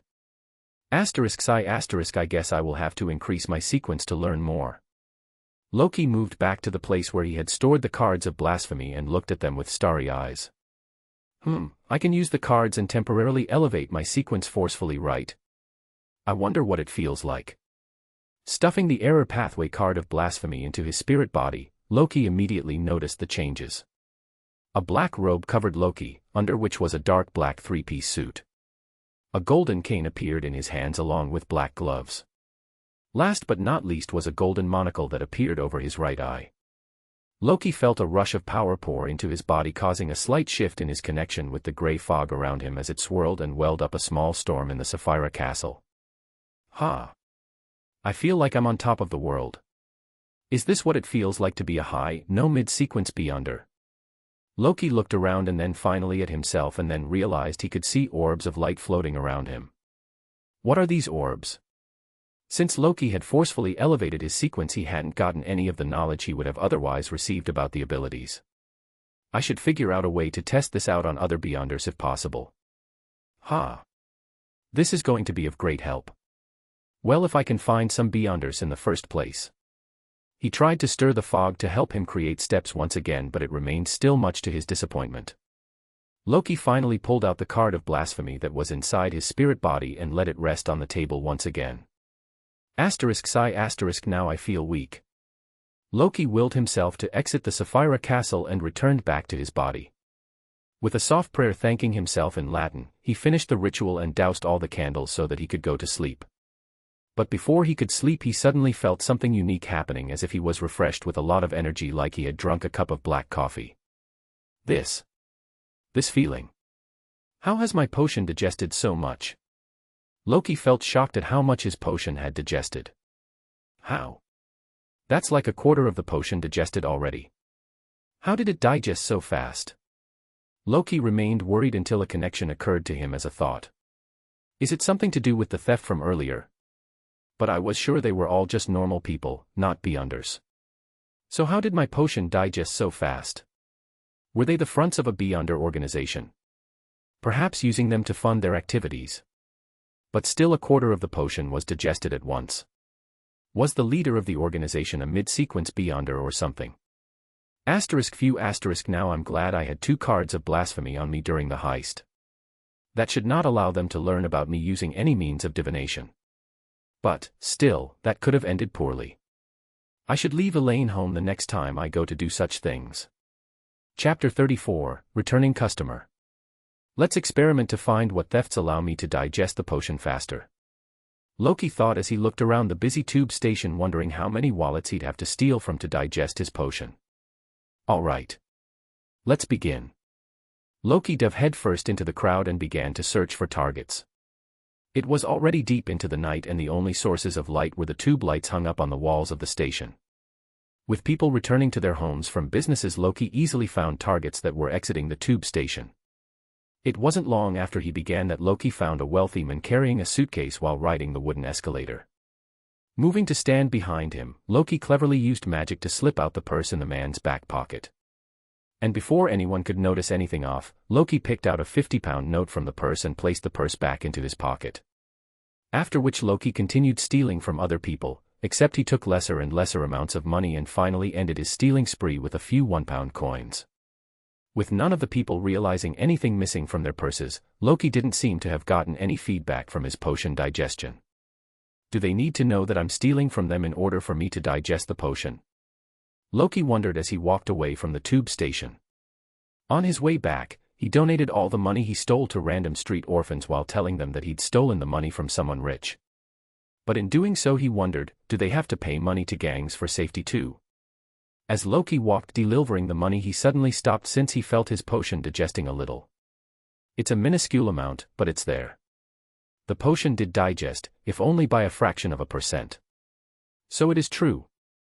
The person I need to steal from needs to learn the fact that someone has stolen from them, and simultaneously the people who get the money need to know it was from theft. So each theft has an audience. Would that count as a rule for acting? Loki began walking again and soon he was in front of the store he'd never thought he'd return to. Although he hadn't known much about it before, he'd learned plenty about it over the last couple of months from Wahlberga and Creature. Perhaps this is the only way I can reliably digest my potion contents before starting at Hogwarts. Loki thought as he looked at the black market shack while recalling what Wahlberga had told him about this place. That place is connected to Nocturne Alley, the wizarding black market. The Black family earns a significant cut of money each year from them, but recently we've broken ties after they stopped promoting the darkness pathway to promising recruits. Why do you need to be connected to the black market? Loki asked innocently. Because it gives me appendages that I can use to do some tasks that I wouldn't be able to do otherwise, and it's not just me that's connected with them, all the 28 noble families are in some way or another. As a demigod, I can't just respond to everything that happens myself, can I? Loki had chosen to come to this part of the black market, however, and not the wizarding one because it would be risky to do so. I can't directly deal with other Beyonders right now. I don't have any experience, even though I'm sure if I stole from other Beyonders my potion would digest faster. Loki pulled down his mask, straightened the collar of his jacket and stood in line with the people waiting for tasks to be assigned to them by the men in the shack. As the line progressed further and further, Loki began to feel like he had seen the person in front of him somewhere in the past. But since the person had a mask and a jacket on, Loki couldn't be sure. As the line progressed, Loki noticed a piece of paper sticking out of the back pocket of the boy standing ahead of him. Upon closer inspection, Loki felt his blood chill when he figured out what the paper was. What the heck? How did this happen? What is this strange bad luck? This is the paper I wrote my message on after robbing Ludwig and his gang.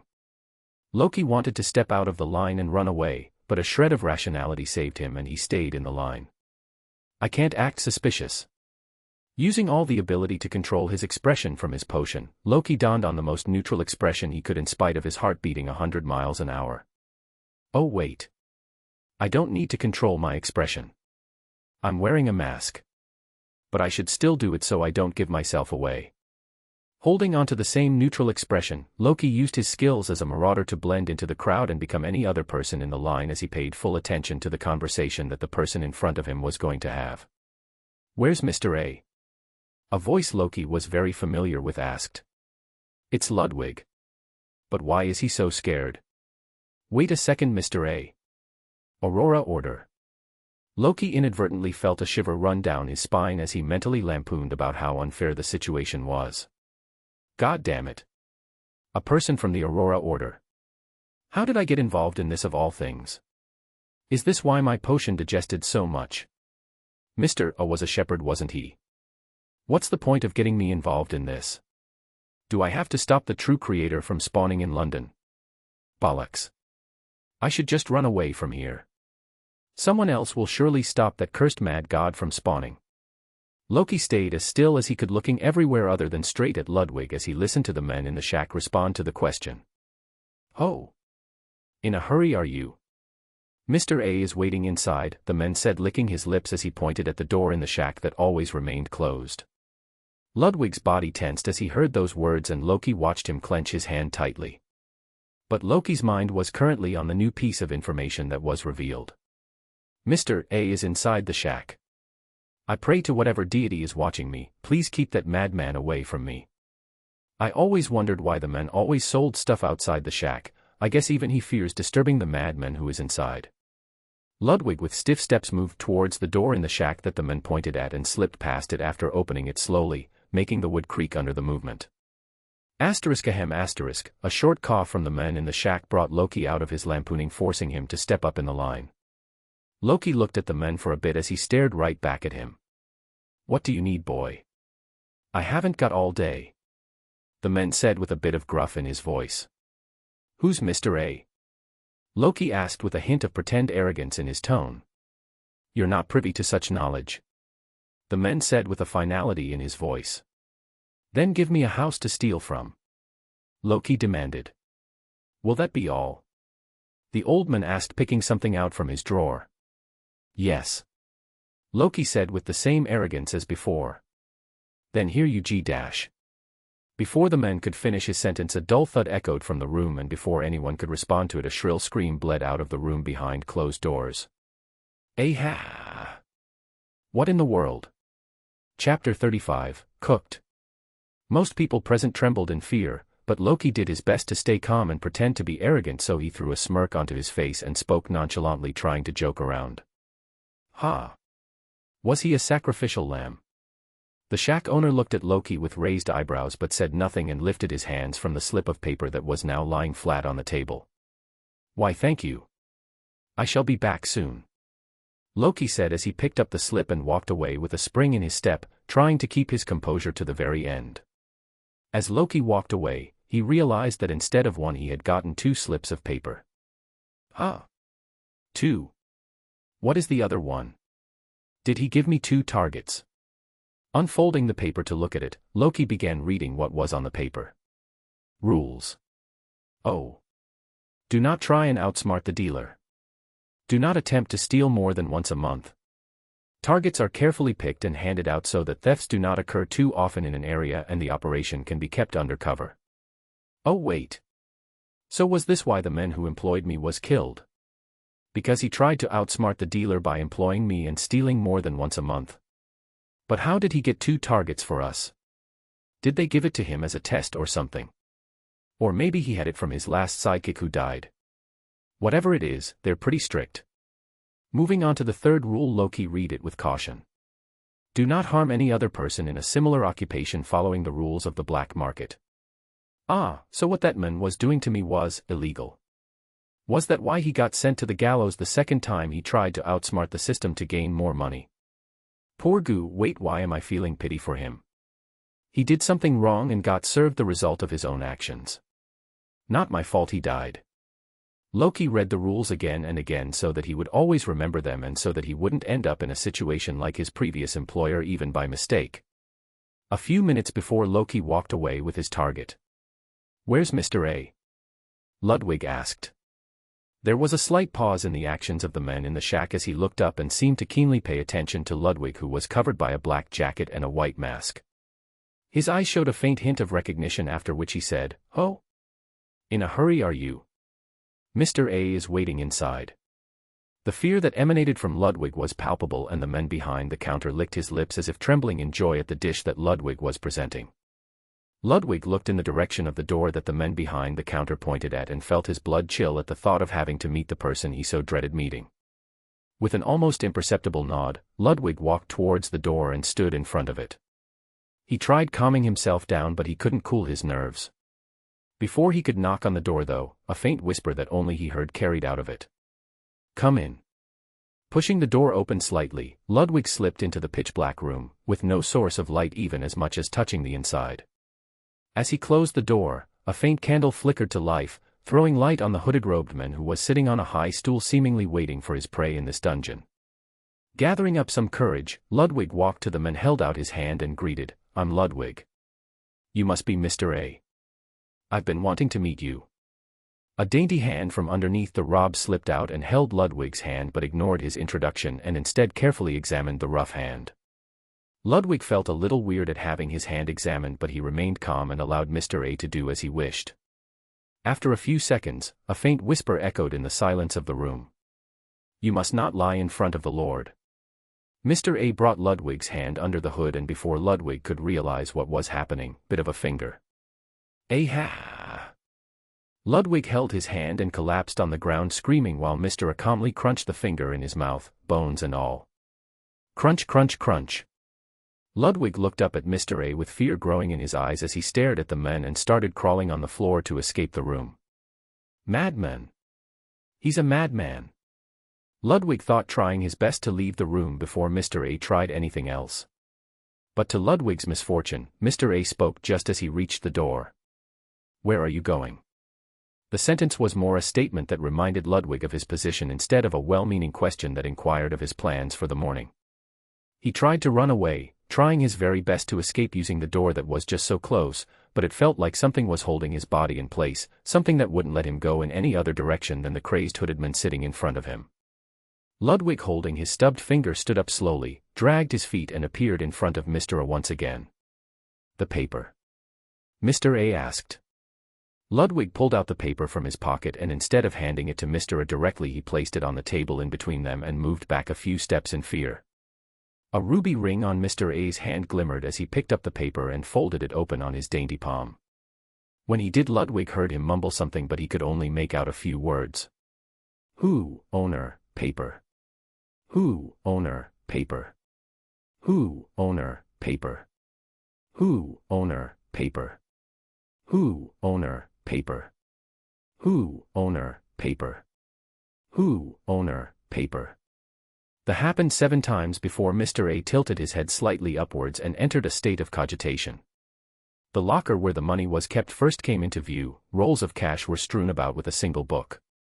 A blurry hand moved into the picture as it picked up all the rolls of cash, but just when the scene changed again to show the face of the person connected to the hand, everything became shrouded in a dense gray fog. Mr. A broke out of his divination attempt and looked at Ludwig, who was standing a few steps away from the edge of the table, his finger still bleeding. Mr. A's cold red eyes shone through his hooded face, which was shrouded in darkness, giving them an eerie glow. "Do you have any other clues?" Mr. A asked Ludwig, but he shook his head quietly. "I see." A somber silence set into the room and it felt suffocating to Ludwig. Just as Ludwig thought about breaking the silence to ask for permission to leave, Mr. A spoke up. "Give me your hand." Ludwig shivered with fear as he involuntarily took a step backward. "Why?" Ludwig questioned, but Mr. A gave no answer. Instead, his red eyes just peered at him through the darkness. Holding his left hand out, Ludwig resigned himself to fate and accepted that he would lose another finger. But to his surprise, Mr. A calmly said, "Other hand." Holding out his bleeding hand, Ludwig stood in fear as blood pooled on the table. Mr. A casually held the bleeding hand once again with his clean, dainty hands that had the ruby ring on it. He covered the bleeding finger and miraculously the finger healed enough to stop the bleeding. Ludwig, feeling the pain in his finger subside, grew shocked. Is this what a beyonder can do? Though, before Mr. A returned the hand and let it go, he licked all the blood around the finger and wiped it clean. Ludwig felt disgust creep up from the very depths of his being as Mr. A's slimy tongue wrapped around his finger stub, but he made no external move to push him off, partially because he was still astonished but mostly because he was still subconsciously rooted with fear. After a minute of licking his finger clean, Mr. A finally released Ludwig's hand. "You may go," Mr. A ordered. Ludwig stepped back with a stumble, but seeing that Mr. A was no longer focused on him, he immediately stepped towards the door, flung it open to throw himself out of the room without looking back. But as soon as he reached the door, a knife flew through the air and stabbed his head, causing him to drop dead before he could leave the room. Mr. A walked up to the corpse and spoke barely above a whisper, "Too bad for you, flesh tastes the best when it is cooked with fear and seasoned in hope." Chapter 36, Wise Creature. So does Mr. A hold beyonder gatherings there? Loki wondered as he walked back to the shack after he finished wiping clean a safe in the house that was his target. Truthfully, he had not been wanting to return to his life as a thief, but thinking about how he needed to experiment with his potion's digestion, Loki quickly stole all the valuables from the house and was on his way to sell them to the men in the shack. Loki walked through the depressing and dark alleyway until he finally arrived at the shack that was less crowded than when he had arrived early in the morning. Yet Loki could feel people's burning hostility. He could feel there were several pairs of eyes staring at him, something that was keeping him on edge. What's going on? Although Loki felt the pressing gazes on him, he did his best to ignore them and act like he was an arrogant young man as he did in the morning. "Give me something better next time," Loki said arrogantly, throwing the bag of valuables onto the desk. Loki estimated he would receive about 3,000 pounds for his steal. "Oh. You're done so soon?" the men in the shack asked. "Yes, there was very little worth stealing. Like I said, give me someplace better next time." The men became silent and began to check the gold and diamonds while Loki looked around the shack. At least he intended to, until he found a paper stuck to the wall behind the men. "Huh? What's that?" Loki asked, pointing at the poster stuck to the wall, something he hadn't seen when he was here during the day. "A competition," the men announced without looking up at Loki. "Competition? For what?" "For announcing how rich you are to everyone so that they can target you," Loki asked with discontent, since any competition related to thieving was like asking to be shot in the foot in his opinion. "Won't you get targeted by everyone once you are revealed as the winner? And who even arranges a competition for stealing? What the heck? Weird." "Well, again, like you might think so, but for the rest, it could change their life if they win it," the men commented. "Huh? Why so? Is some rich bastard out there going to make you a millionaire if you win?" "No. I'm not supposed to say this, but seeing how you're new here, I can give out a little bit so that you can catch up to the rest." "You're making an exception just for me?" Loki asked, surprised. "Think nothing of it. Most people here already know what I'm about to tell you," the men in the shack said, and paused before continuing with a crafty smile. "Who knows, other than becoming the big boss of the area, you could become something more than human." Is he talking about becoming a beyonder? They have a thievery contest for becoming a beyonder. How do those things correlate? Oh, wait. Didn't he also tell you could become the leader of the gangs in this area? The boy who Mr. A met today. He was killed. Loki asked, a little shocked since he had only been joking in the morning. "Ha ha ha ha, you are quite sharp and right. It is indeed a fight for his position. So everyone wants to become boss. But maybe this way I can digest my potion faster." "What's the competition about?" Loki asked, slightly interested. "What else? It's about who can get the most money in a week." "Wait, but we can only strike a single house in a month. This everyone will turn to killing each other for their loot. This is going to be a bloodbath, isn't it?" Loki thought, scared. Who'd take part in this madness? People will just kill each other left and right and end up with nothing but death all around. He looked up at the men in the shack and his blood froze, seeing the cold smile on his lips. "Ah, that's why people were staring at me when I arrived with the bag. They wanted to target me, but why didn't they attack me when I was on my way to the shack?" As if listening to his thoughts, the men in the shack answered. "You're lucky. Today is a calm day. The competition starts from tomorrow. So beware," the men said, finally looking at Loki and slamming a roll of cash onto the table, ready for taking. "What the hell have I gotten myself into? You have precisely a week from now. May the Creator work in your favor." Loki immediately stuffed the roll of cash into his pocket and began to lead through the streets, staying wary of the eyes that were all keeping track of his steps. "It'll be hard to keep them away from following me. I should walk around a bit so that I can lose them and only then go home. Don't want a random person showing up, even though creature might be able to protect us easily apart from the wards that are already in place." Walking towards the tube station, Loki made his way through the crowd, slipped into the bathroom in the tube station, flipped his jacket inside out and removed his mask. This should do. Loki, then feeling no more stares following his every move, slipped out of the station and moved towards 12 Grimald Place. Arriving home, Loki went straight to the living room and sat down on the table to relax and think about what he had just learned as he played with Sunny. The day turned into night, but Loki hadn't moved from his spot. "Is something bothering Master?" Creature asked as he stopped his cleaning and looked at Loki with worry in his eyes. "Oh. Is it so clear?" Loki asked, surprised since he had kept his expression neutral with the help of his potion. From it he'd learned how to control his expression so that he could lie more effectively. It wasn't anything too powerful yet, as Creature pointed out. "No, it's just that the Master has been holding the paper the wrong way all this time," Creature reasoned, causing Loki to chuckle and turn the newspaper around. I'm just wondering if I should take part in something dangerous. I have a solution for this if Master permits, Creature said, bowing slightly. A solution? That would be appreciated.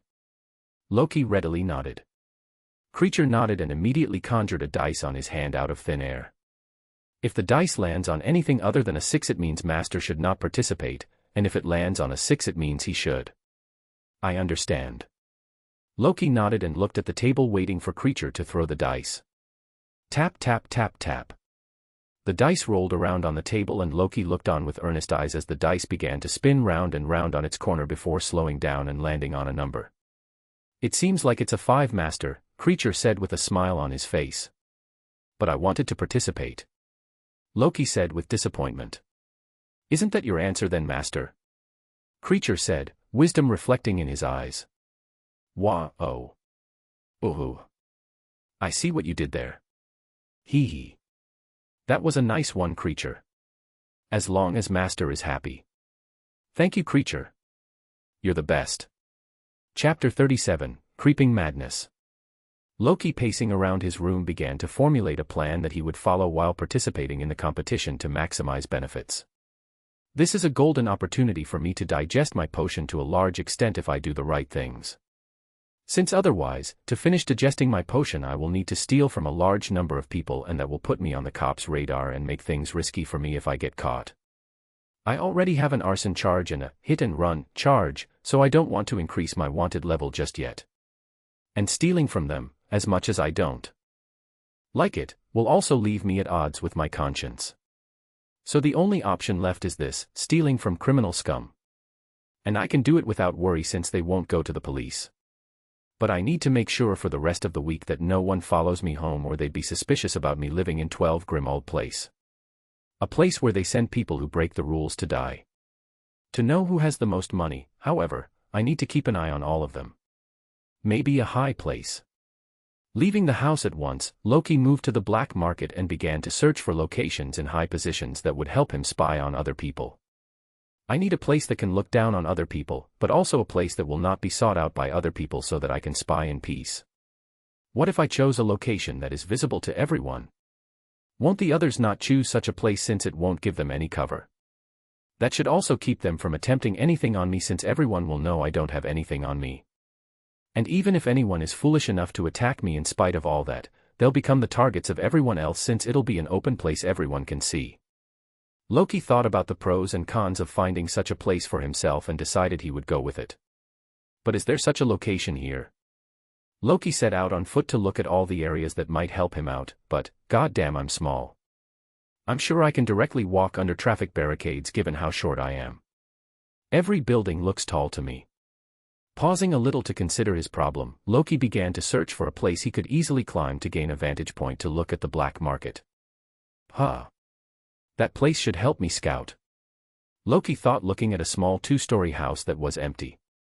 Slipping along to the window of the house, Loki began to climb up with the help of his enhanced agility and sense of balance he obtained after drinking the potion.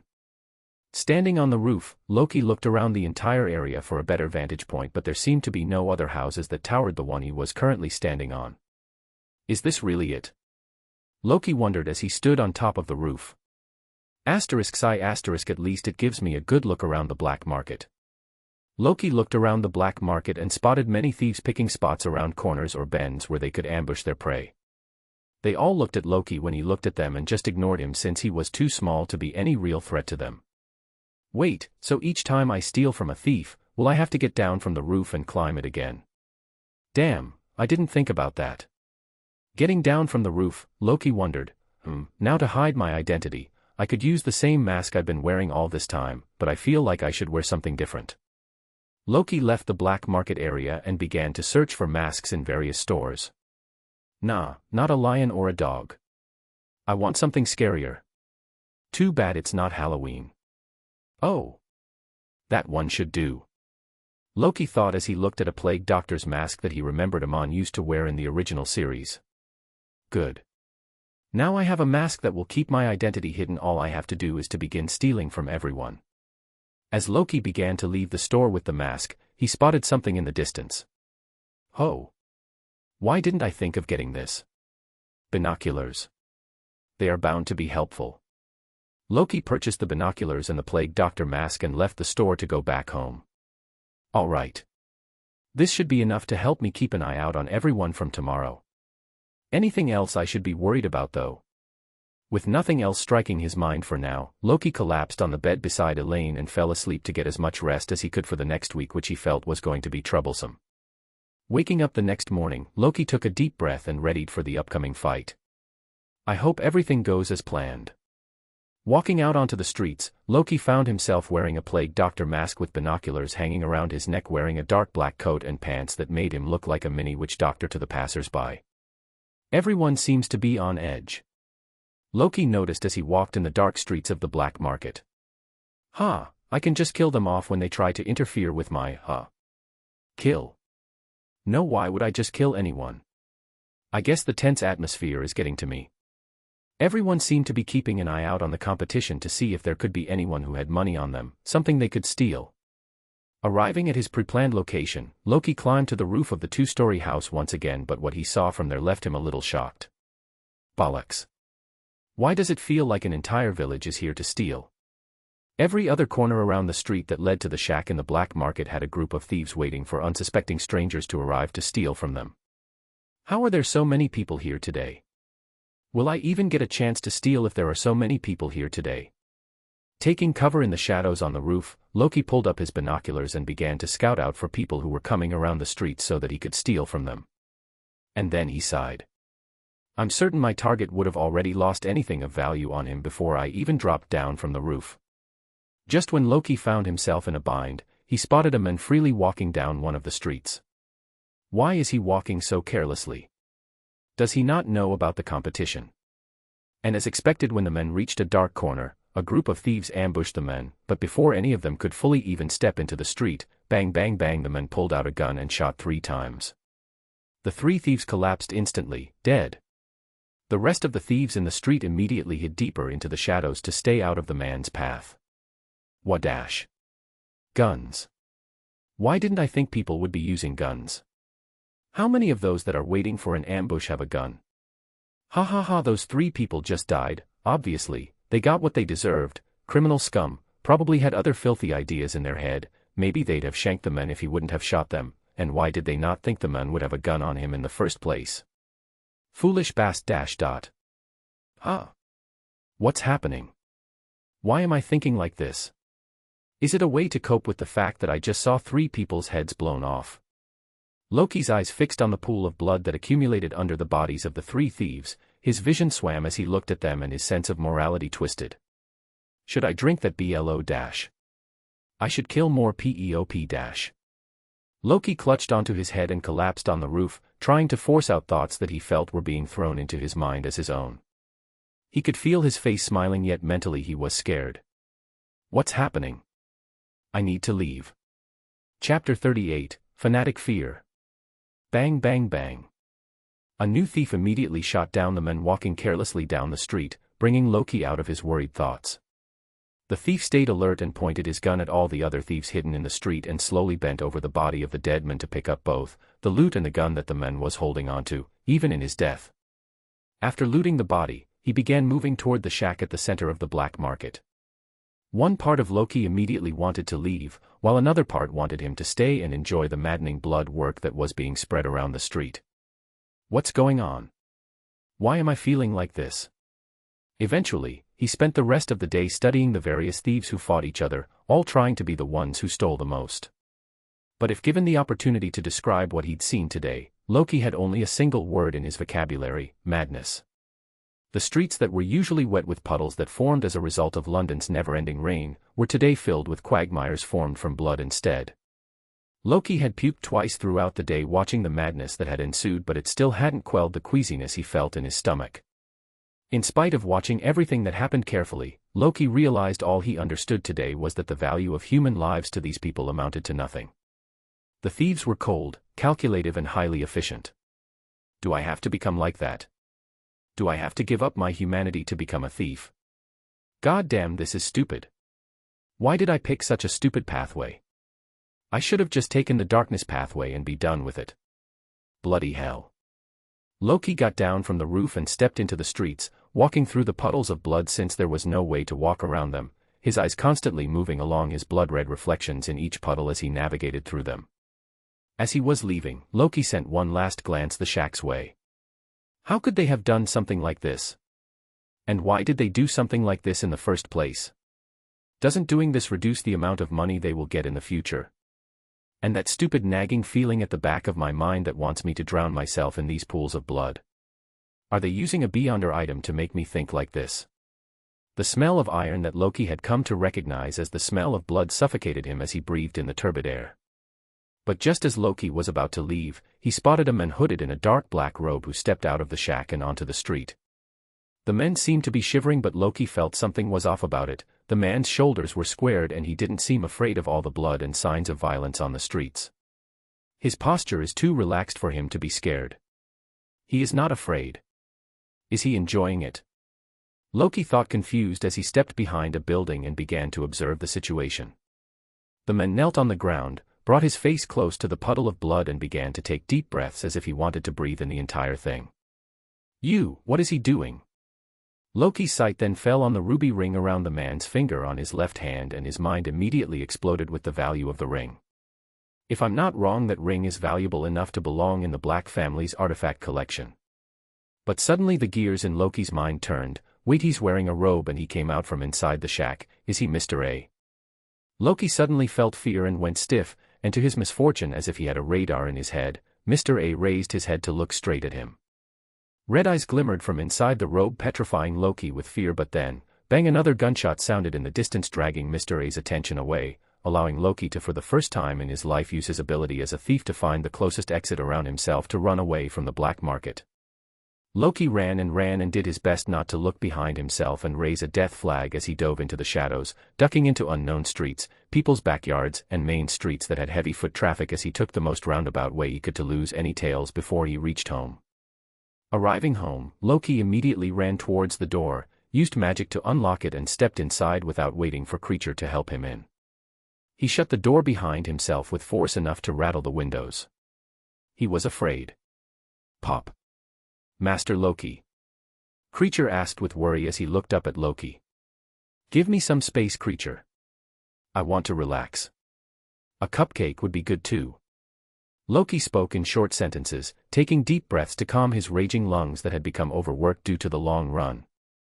Loki collapsed with his back on the door, sliding down until he reached the wooden floor, his heart beating 100 miles an hour and tremors running through his fingers like they were suffering an earthquake. Loki clenched his hands and thought back to the situation that he had just escaped from. That had to have been Mr. A. No one else would be mad enough to sniff blood with such religious fanaticism. But then why did he orchestrate such an event? Is it a ritual to advance his sequence?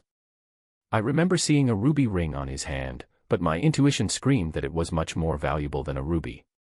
Could it have been an item made from the Beyonder characteristic of the next sequence? Is Mr. A still not a shepherd? If that's the case, then that means he's still a sequence 6, Rose Bishop. Perhaps the ritual for becoming a shepherd requires a lot of blood to be spilt. Damn. I can't confirm my reasoning through divination since I'm not a seer or a mystery prior or even a monster. Would using the Sapphira Castle help me? Loki wondered, but before he could perform the ritual to enter the Sapphira Castle, Creature arrived. Here's the cupcake Master requested, Creature said with a polite bow while a plate with a cupcake on it floated beside him. Thanks, Creature. Loki nodded and Creature left with a polite bow after Loki picked up the cupcake from the plate. Peeling the cover of the cupcake, Loki began to munch on the sweet dessert, bringing him a bit of solace as well as energy that he seriously lacked. I will confirm the reason for the fight in the Sapphira Castle. And I need to ask Creature what he did with the gun that the guy Walburga killed had. Although I don't want to go back to that place, having a gun on me is a necessity because I eventually have to steal from them if I want to digest my potion. And I don't think I can ever step into that place without a weapon protecting me after what happened today. Damn thieves. I don't want to be like them. They're just pawns in someone else's games. Bloody hell. Chapter 39, Planning. Left alone, Loki immediately stepped into the basement and picked out a topaz crystal necklace. He took 4 steps counterclockwise while chanting the honorific name of the celestial worthy of heaven and earth and entered above the gray fog. Once Loki was above the gray fog, he made himself a chair and a table and then sat down in it with his back resting on the backrest as he half closed his eyes and used cogitation to enter a half-sleep state. What should my divination statement be? Loki wondered as he built up the statement that he would use to divine into the situation. Is the thievery competition only a fight for the position of Ludwig? No, that's not what I am wondering about. The thievery competition is a ritual for advancing to sequence 5, Shepherd of the Hanged Man pathway. Yes, this is it. Loki quickly held up his topaz pendulum in his non-dominant, left, hand and allowed it to still. Once the necklace was still, Loki closed his eyes and chanted his question 7 times. The thievery competition, pathway. The thievery competition, pathway. The thievery competition, pathway. The thievery competition, pathway. Once he was done, Loki relied on his connection with the Sapphira Castle to help power his divination with the crystal pendulum. Opening his eyes, Loki looked at the crystal pendulum that was hanging from his hand. The pendulum was not spinning, not at all. So I can't rely on divination like Klein did. Loki thought with slight worry. Is there any other way to confirm my suspicions? Loki thought for a while with closed eyes. It couldn't be a ritual for a deity's descent since that needs a prolonged sense of suppression and gathering of negative emotions. It could just be a stupid decision from Mr. A since he's a crazy person, but would he really cause such a big incident just because he wants to see chaos? While possible, it feels rather unlikely. Let us assume it is for a ritual to advance to the next sequence then, since that fits the best. Given how much planning Mr. A has put into the ritual, what would he do if he loses a key component? Loki thought with a tired, cunning smile that only barely hid his thoughts. What if he loses the Beyonder characteristic that is required to make the potion of the Shepherd pathway? Will that be possible? Loki wondered as he looked around the Sapphira Castle. I don't think it is impossible. Loki thought with firm eyes and then laughed at himself deprecatingly. He at least deserves such a punishment for violating my life like this. I want him to pay for making me vomit on that God-forbidden roof and staying there for the entire day while having to look at so much madness. With added interest. After a failed attempt at making himself laugh that only increased how tired he felt after having to look at people killing each other for the entire day, Loki escaped the gray fog and called for Creature. Creature. Pop. Yes, Master, Creature said with a polite bow. Do you know what happened to the gun that the man Granny killed had? Creature looked at Loki with wide eyes but did not go against his training of always obeying his master and said, I have it. But, Master, are you sure? Seeing Creature worried about him, Loki nodded lightly and spoke kindly, could you pass it to me, Creature? And thank you for worrying about me, but I know what I'm doing, at least I think so. I see. If Master is sure, Creature has nothing to add. Creature nodded and with the snap of his fingers, the gun teleported in front of him, which he dropped in front of Loki on a table. Thanks, Creature. I have another request, can you make me a holster for this thing? Loki requested while Creature nodded with a short bow and left the basement. Holding the gun in his hand with unfamiliarity, Loki looked at it with an unhappy frown. Will I be able to hurt a sequence 6 with a normal gun? Well, it's not wrong to take it for self-defense anyway. Fiddling with it for a while, Loki managed to open the magazine. 5 bullets. Why can't I be like Klein and get my own demon hunting bullets? Are there even demon hunting bullets in this world? When will I have my own tarot organization? Wouldn't that make things much easier? Will I get a beautiful member like Miss Audrey? Ha! Dreams are good, Loki, but right now you have to fight against the evil overlords that are performing a ritual to kill a lot of people. Hee hee, talking in the third person is fun, isn't it, Loki? Definitely not a sign of madness. Definitely. Rolling over to the next day, Loki reached the depressing and frankly stinky streets of the black market to resume his position on the top of the two-story house. Sitting in his usual position, Loki noticed something unnerving on the streets. The bodies that were in the street yesterday, they've all been taken care of. Is he eating those body parts? Loki felt bile moving into his mouth because of the thought, but he quickly suppressed it. Instead, he finally began to observe the situation of the thieves around him. If I want to pull off a heist at the level I am thinking of, I need to make sure I pay attention to everything that will happen over the next week. And I have a few tests to conduct to see if I will be able to do as I want. Spending another day on the roof, Loki managed to keep his bile inside his stomach in spite of the horrific things that had happened in the streets. Occasionally throughout the day, Loki fired shots at the shack to see if Mr. A would be lured out, but no matter where he fired at the house, nothing happened. Is he not going to come out until the end like yesterday? What is he even doing inside there? Eating the corpses from yesterday? Whenever no one was paying attention, Loki would steal bullets from the other thieves as he continued his experiments. In the meantime, there was a new rumor among the participants of the black market competition. The Death Doctor will take care of the bodies after we leave. Loki unknowingly had already amassed a reputation without doing much among the large group of participants. The days were a blur for Loki, and he was slowly learning everything about the participants and his own target, Mr. A. Whenever he went to the ground, Loki took a safe spot hidden in the shadows, something he'd spotted from the roof of the two-story house, and fired stray shots towards a few thieves who were guarding the shack since it had become an unspoken neutral ground. He wanted to see just how much it would take to send all the contenders spiraling with hate until they would break their positions and come in search of him. It isn't much. All it took was 4 shots at most to make them break position and search for the person who shot towards the shack. Loki made and refined his plan several times and tried his best to take care of everything that could go wrong. He wanted this plan to be flawless, or else he was sure he'd die a vain death. The last day soon arrived and Loki woke up in an exceptionally good mood. Even though there were dark circles around his eyes and drool sticking from his lips, he was in an exceptionally good mood today. Because today was the day he was going to perform the biggest heist he had ever planned. Knives check, no one's head will be spared from my ultimate knife skills. Charms check, no one will escape the power of the sun. Mask check, so that I look cool. Cloak check, slots for blasphemy cards so that I gain anti-divination properties. Secret items check, causing chaos is a duty of mine. Loki looked at the pocket watch hanging on his waist, and once it hit 6 in the morning, he stepped out of the house. Today is going to be a hectic day. Hopefully nothing untoward happens. Chapter 40, First Phase. Sitting on his roof, Loki observed the shootouts and other ridiculous plans of the people around him with no empathy. He had stopped caring about other people in this line of work long ago in the week.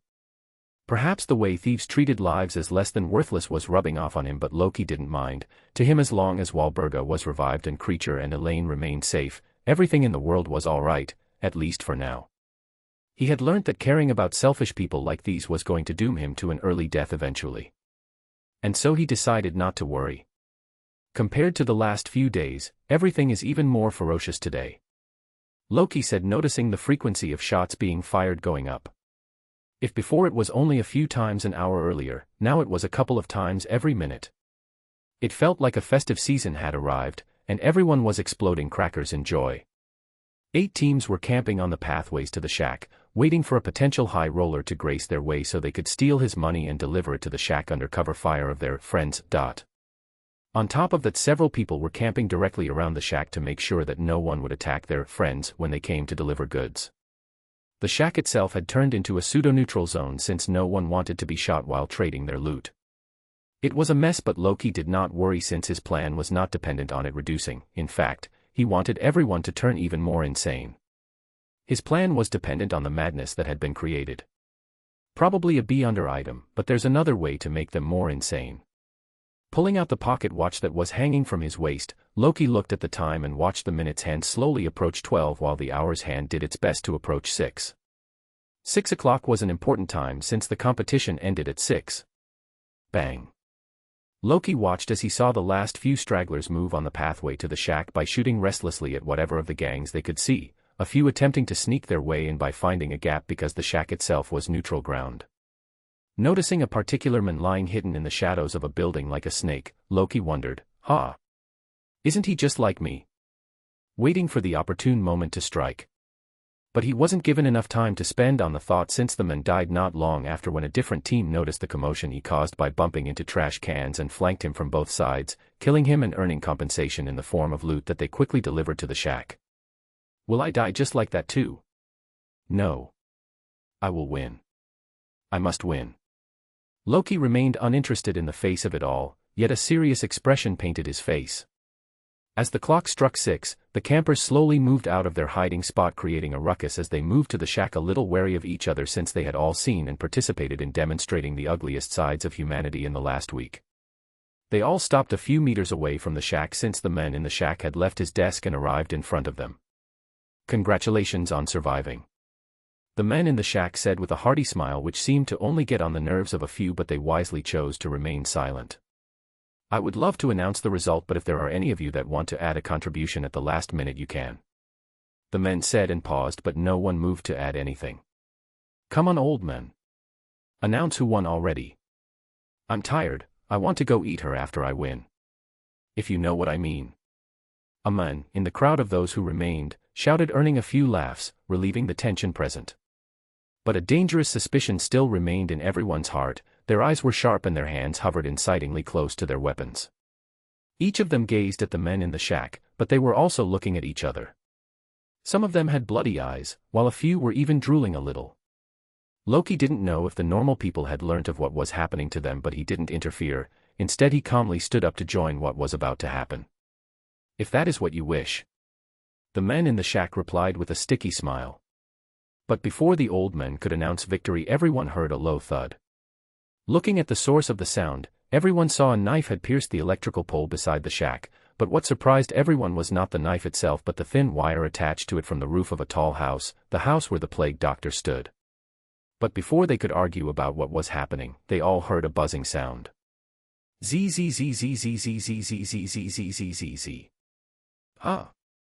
What is that? Someone from the crowd shouted after spotting something coming down on the line. Looking towards the sound, everyone spotted a bag sliding on the wire, moving with speed towards the men in the shack. Is this a last-minute entry? Someone queried, but there was no response, so the men in the shack shouted at Loki to ask him a question. Is this your entry? The men in the shack asked. But Loki ignored his question and answered with a question of his own. Why don't you want to tell them, Mr. Men in the shack? Tell them what? That they're here just to act as sacrifices for Mr. A to advance his power. Loki shouted and instantly turned the rowdy crowd silent as they stared at both the men in the shack and Loki for more answers. Is that true? A lone man in the crowd voiced the question of the masses. A total of 30,000 pounds is in that bag. Loki shouted something else, but the information caused everyone to look at him with wide eyes, especially the men in the shack, since he realized where the 30,000 pounds came from. The men in the shack was stunned, and Loki used this as an opportunity to create further chaos. He shouted, whoever wishes to take the money can take it. But you just have to kill him and his boss in the shack. There was silence for a moment, but before the people could gain their sensibilities, everyone heard a loud bang in the form of a gunshot. To everyone's expected shock, the man in the shack collapsed onto the floor with a bullet hole in his head right in between his eyes. I did it. Someone shouted, but that was enough to set fire to the keg that was filled with explosives, causing all the 8 remaining groups to pull out their guns and shoot at each other to run down the competition. Among the chaos that ensued, Loki continued with his plan and got down from the building before sprinting towards the shack. Now all I need to do is knock out a mid-sequence Beyonder and the second part of my plan will be finished flawlessly. Definitely an easy task. Surely nothing will go wrong. Chapter 41, Heist. Under the barrage of bullets that rained down on all the participants, Loki used his small frame as an advantage and moved over the shadows until he reached the shack unnoticed. As soon as he did, something bulged within Loki's coat and escaped through his sleeves. It was Sunny, the Niffler. Leaving Sunny to complete his part of the plan, Loki waited quietly in the shadows, his heart beating like a drum yet hidden under the barrage of gunfire that had been unleashed. People began to die once again, but Loki looked at the door coldly. His eyes focused, not registering the gunfire that was only growing louder. "Come out, Mr. A. I have a gift for you." Loki waited for a minute, counting time in the shadows behind the bench, away from all prying eyes, until the door in the shack opened, and a robbed hooded figure stepped out into the light. The figure looked around and noticed the shootout that was going on among the participants, and then the body of the man in the shack collapsed on the floor. But before he could move or speak, Loki shouted and dragged his attention to him with a simple sentence. "Do you know the true creator?" A more apt name for him would be the fallen creator, isn't that right, Mr. A? His words had the unintended effect of dragging the attention of everyone fighting towards him, but Loki only rejoiced. Bang bang bang bang bang. Gunshots began to echo and bullets pierced Mr. A's head and his other vital organs. A few from the crowd seemed to have fired at him, but he didn't collapse. Damn, I knew he wouldn't be affected by bullets, but isn't this a bit too much? There are half a dozen bullets burrowed into his body. Mr. A kept standing looking at Loki through the robe with his piercing red eyes, making Loki feel queasy in his stomach. Blood leaked from his body, turning his already dark robe even darker. It was slow, but everyone around the shack spotted the bullets that were stuffed into Mr. A's body, wriggling out of his skull and other parts dropping onto the wooden deck, clattering as they tumbled. "Damn, you really are immune to bullets, huh?" Loki mumbled in shock, but the confidence in his eyes gave off a different assurance. He had something else planned for just this case. Before anyone could take a step or shoot another bullet, Loki found himself face to face with Mr. A. In the time it took Loki to blink, Mr. A had moved to be right in front of him. But before Mr. A could take another step forward or raise his hand to grab Loki's face, he shouted, pouring spirituality into the golden charm in his hand. Lux. The charm began to shine, like a flashlight at first, but slowly like the sun. It was the flaring sun charm. Loki didn't understand why such a powerful charm from the sun domain was in the Black family house, but he grabbed it to use since this was the only thing he was sure couldn't be countered. After all, even the true creator descent vessel because of it. But even though this charm doesn't seem as strong as that, it'll probably be enough to take down a sequence 6 beyonder. A pillar of sunlight that could be seen from miles away was created in but a moment. The pillar of light pierced the sky through the rain clouds that did their best to cover it, looking like the divine light of a god's retribution. From its center escaped an unholy scream, no doubt from Mr. A, who felt his flesh burning up. Asterisk. Loki immediately dove deeper into the pillar of light that did not harm him but made him feel warmer and better, and moved closer to the tattered, steaming body of Mr. A. Loki's target was clear. He dipped close to Mr. A's hands and tugged on the finger with the ruby ring. Loki's eyes widened when, despite the hellish pain he was probably going through, Mr. A gripped his hands tight to protect the ring from being taken away. What? He can withstand the flaring sun charm? How's this possible? Suddenly Mr. A's hand twisted as it moved to grab Loki's hands and crush them to paste before he could move. But Loki's mind turned, shifting his questions to the back of his mind, and created a solution for the situation. Pulling out his loaded gun from his holster, Loki brought it right at the finger with the ring and shot at it. Asterisk bang. Asterisk. The finger was blown to smithereens and Loki finally got what he wanted. The ruby ring on Mr. A's finger. Got it. Loki had gotten the item containing the beyonder characteristic of the hangman pathway. Ha! I'm a genius. Ducking low at the punch that Mr. A threw at him, Loki dipped out of the range of the flaring sun charm and began to run through the streets, ignoring the chaos that had ensued behind him. No one can stop me.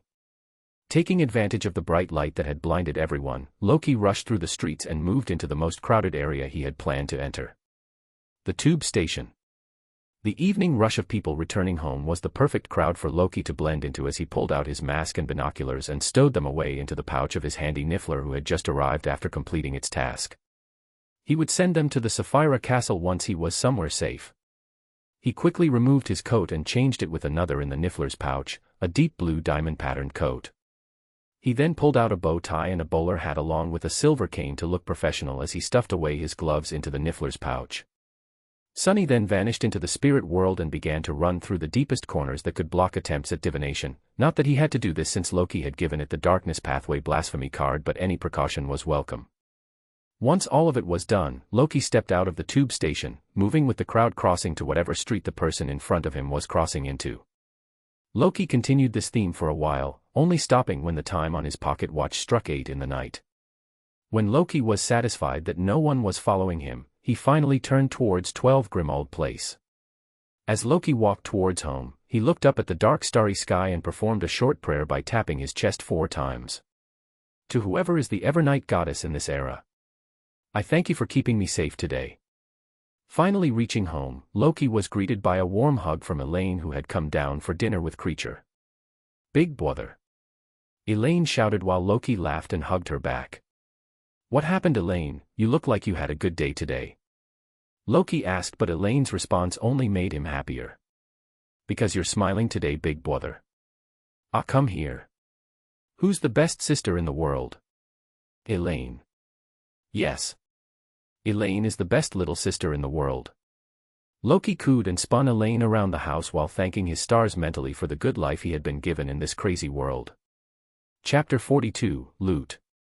With the theft done, Loki spent the rest of his week inside his home in the company of blasphemy cards so that there wouldn't be anyone divining something about him through some obscure item like a Rhodes. Loki doubted that a Rhodes would do anything against the potential candidate of the Lord of the Mysteries, but given how the Harry Potter world was something he didn't know much about, Loki wanted to be safe and he employed any and every method he could to stay safe. Sitting inside the study room, Loki wondered out loud. That stunt brought me to 55% digestion of the potion. Now all that remains is the last 45%. But damn, I thought I'd get more feedback if I stole from Mr. A, perhaps even from the true creator, but nothing like that happened. Was it because Mr. A is not a Sequence 5 shepherd yet? He's not important enough. But then why did my potion digest by 20%? Is there something about this event that I'm missing? Loki spent some time trying to think who might have prompted the digestion of his potion the first time it did, but gave up when he couldn't figure much out. Then should I give him back the Beyonder characteristic so that he becomes a Sequence 5 and then steal something else from him again? No. It'll be risky to fight him anytime soon. I could only survive this time because of the Flaring Sun charm. Even though it was a weaker version of the charm, it worked quite well. Looking at the Plague Doctor mask in front of him, a smile broke out on Loki's face. I must have looked cool when I shot Mr. A's finger. Wasn't it cool, Sonny? Loki asked, looking at the Niffler, who was playing around with a shiny coin that was given to him as part of an agreement to help Loki steal from the shack. Squeak squeak, Sonny said carelessly, making a scary face and pointing at Loki. Ha! How could you say that? I'm handsome. Not scary. Squeak squeak, Sonny said, showing Loki the gold galleon that was in its hands. Ha! As if I'm vain enough to pay you to praise me. Loki said with shifty eyes, but then a random galleon slipped from Loki's fingers and rolled toward the Niffler, who promptly stuffed it into his pouch. Squeak squeak. Haha, yes, I'm glad that you get it. Of course, I looked cool. I'm the coolest person to be born after all. I wonder if Mr. A has a fear of guns now. Hee hee. Creepily giggling to himself, Loki walked around the room planning his next big heist. What should I do next? Steal an airplane. No, although very fun, that would probably not be related to any Beyonder event, so it'd give me very little digestion. But then what do I do? Let's think about it later. Let's look at my loot for now. I've been putting it away for long enough. A week should be enough time. Standing up and performing the luck enhancement ritual, Loki entered the Sapphira Castle and moved to the pile of things he had stolen with the help of Sunny for the low price of 3 gold galleons and 3% of the loot Loki obtained during his heist. Conjuring a table and a chair using the gray fog, Loki began to inspect the loot as he shifted through the gold and silver chains, platinum rings, and stacks of cash. None of this is very useful immediately, except maybe for the Beyonder gatherings I will hold in the future. At least I will not have problems like Klein being poorer than his own members in the book. Shifting through more stuff, Loki suddenly found something that caught his interest. What's this? On a tiny slip of paper were the words, 117 Nocturne Alley. Where's this place? And what's this place about? Is it an address to steal from? Or is it another target like the Black Manor that would kill any thieves sent to it? Loki put the note aside and continued to sort through the various looted materials and soon reached the last item that was the most interesting to him. It's good that I got this paper. Otherwise, figuring out about the artifact myself would have been risky and a pain. Loki wondered out loud as he looked at the sheet of paper in front of him. Name, Ring of Harvest. Ability, can graze 3 souls and use the 1 to 3 beyonder abilities of the souls that have been grazed. Abilities are chosen at random. Sealing method, needs to be fed a soul every 24 hours or risks consuming the user. So this is a discounted version of the creeping hunger, huh? Loki said, looking at the information on the paper. What souls are in it? Loki thought and began to check the ring to see what souls were trapped inside the ring. But since the ring was hungry and hadn't been fed in the last few days, a wide mouth opened on the ring and it tried to devour Loki's soul the second he picked it up. RAAAWWWWWRRRRR. Not so fast, little guy. Loki exclaimed and used his connection to the grey fog to threaten to destroy the ring if it kept up its ferocity. The growling ring fell unusually silent with its mouth vanishing, and Loki could feel a helpless aura radiate off it. If you try to devour me, I'll toss you into a box contained by a wall of spirituality and then toss you into the ocean so that no one else will ever find you. The ring whimpered and wanted to argue back, but then Loki knocked the final nail in the coffin. Imagine how hungry you will be then, imagine how many centuries you will go without food. Surely you don't want to end up so hungry that you consume yourself, do you? Loki asked with a greasy smile. Whimper, whimper. Now calm down and let me see what's inside you. And maybe, just maybe if you're good, I will feed you a soul or 2. Whimper, whimper. Loki put the ring on his finger and poured his spirituality into the ring to scan the souls of the people trapped inside it. Good boy, let's see. A soul of a beyonder of the planter pathway, a soul of a beyonder of the mystery prior pathway, and a soul of a beyonder of the warrior pathway. First one at sequence 8, second one at sequence 9, and third one at sequence 6. Loki could feel the souls wanted to break out of the ring and escape, but it felt like something inside the ring was preventing them from even making an attempt, like barbed wires tied around their hearts, poking and prodding them each time they moved or even attempted to do so. I know that it probably sucks to be trapped. So as I graze more souls of other bad beyonders I come across, I promise to release you all. Loki instantly felt the descent in the ring calm down. He felt like all the souls were ready to give their all to serve him. It is that bad, huh? Although Loki couldn't talk to the souls, it felt like they were nodding to his words from the agreeing aura that radiated of it in his spirit vision. Well, it's good that I got these souls, they perfectly complement my weakness for now. The planter pathway sequence 8 doctor will help me stay safe and heal minor wounds, the mystery prior soul will help me divine events like Klein Dash. And the highest of all, sequence 6 dawn paladin of the warrior pathway will help me strengthen my body so that I can fight more easily and also purify any evil curses aimed at me. It's perfect for me right now. But then a stray thought suddenly struck Loki's mind in relation to the warrior pathway whose sequence 0 was the Twilight Giant. Oh! Didn't I meet a giant man in the police station? Was he of the warrior pathway? I should have realized sooner. How did I miss this? I'll ask him if I ever meet him. He seemed cheery and helpful. Who knows if I'll ever meet him again though. Chapter 43, A Prophet. Strolling around the study room, Loki was reading a book he held in his hands. Hogwarts knows where you live because of a magical book and quill. And it sends you a letter with the help of a spirit owl. Damn, that puts a wrench in my plans. This means they will know I am affiliated with the Black family somehow, even though I don't carry the name, but because I live in their home. Although if people know that I am affiliated with the Black family they might not trouble me, the problem comes with the enemies of the Black family, which I have no doubt they have a lot of. I don't think I will be able to handle any enemies of that level yet since I'm still a sequence 9 beyonder. Loki looked around the room thinking for a bit as the beginnings of an idea began to form inside his head. Can I trick it? No, the real question is, can I play my part well? Stopping in place, Loki closed his eyes to figure out the plan he had. I need to hide Elaine. Didn't Granny Walburga say that she had a friend that could help? Creature. Creature. Yes, Master Loki. What is it that needs my attention? Good afternoon, Creature, could you tell me when will the person who can care for Elaine come? Mistress Walburga said you could ask me to contact her whenever you needed. Then do you know if Elaine will be happy with her? Although mistress's friend is a little, quirky whisper, Madame Elaine shouldn't have any problems with her. Quirky. While I don't expect any friend of Granny Walburga to be sane, it worries me a little that you describe her as quirky. What is she like? It'd be best if Master Loki writes a letter and sends it to her. Her response should be sufficiently explanatory. I understand. Then please fetch a few parchments and quills with an inkpot for me, Karashare. Creature snapped his finger and caused a roll of parchments and sharpened quills to appear along with an inkpot on the study table, which Loki graciously accepted. What's her name and address, Creature? Cassandra Trelawney, Master Loki. Creature said after giving Loki a particular address. Thank you. Sitting on the desk, Loki began to outline a letter. Greetings, Madame Trelawney. I wish this letter finds you in the pink of health. I understand that your esteemed self is a close acquaintance of my closest ally Walburga Black. It was she who informed me that you were the one who predicted my arrival at the Black household and created a prophecy for its revival.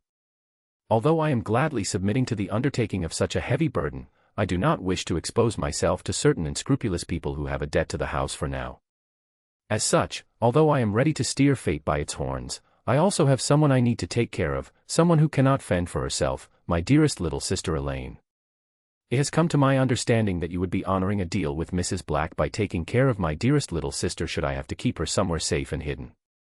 Given how I am to step into Hogwarts, the platform where a lot of those that are in debt to the Black House play their tune, I need your help in hiding my sister Elaine for a few years until I gain sufficient allies and have a firm position in the Beyonder world to take care of her.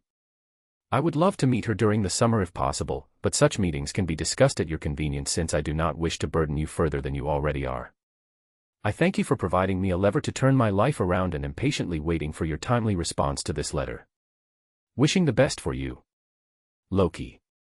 With the letter written, Loki pulled out a whistle from his wrist and blew on it. Sunny immediately appeared, making his way through the spirit world and stopped in front of Loki. Deliver this to Cassandra Trelawney and wait for a reply. Loki said and gave the Niffler a shiny silver sickle. Squeak squeak. I know, I promised not to work you for a while and allow you to consolidate your Beyonder powers, but just deliver this one letter for me. Please. Squeak squeak. Yes, I know you're the best. What could I ever do without you? Thank you. Squeak. With one final squeak the Niffler left the house, traveling through the spirit world and arriving in front of a woman who wore a monocle made out of the bones of an insect on her face and had wild bushy light gray hair. Just as Sunny arrived in front of Cassandra and began to exit the spirit world, she raised her hand and snatched the letter from the Niffler's mouth. Squeak the Niffler shouted indignantly and looked at Cassandra with annoyance, but his entire personality flipped in a second when Cassandra tossed a ruby gem in his direction. Squeak squeak. Cassandra paid little attention to the Niffler except when she tossed it a letter she had already written and began to immerse herself in watching the heavens once again. Having received a letter in return, Sunny squeaked happily and left through the spirit world, tunning across the various dangers in it as it finally revealed itself in front of Loki once again. Oh. You're back. That was quick. Did she even read the letter I wrote? Loki noted, but he failed to see the slightly worried expression of Creature beside him. Holding the letter, which was neatly sealed in an envelope with a wax stamp that held the bearings of a Nobel house, Loki looked at the seal and noticed that there was a large cylindrical tower on it but nothing else otherwise. Huh. Does it represent the White Tower pathway? Loki wondered but did not voice out loud. Opening the letter with the help of a butter knife that Creature had handed over to him, Loki pulled out the parchment that had the response on it. Yes, the seal represents the White Tower pathway. Loki read out loud, each word of his turning lower and lower until it stopped. What the heck?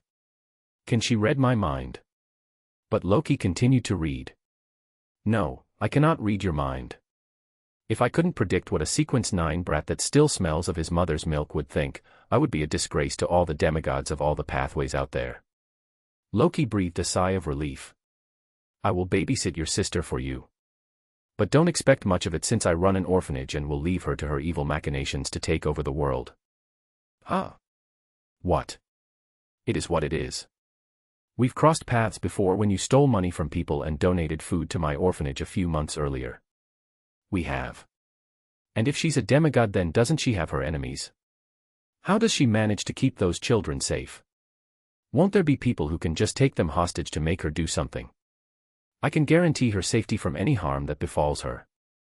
That doesn't tell me much. A woman has her secrets. Arg. This is getting old. Of course, I will do this for a price. What is the price?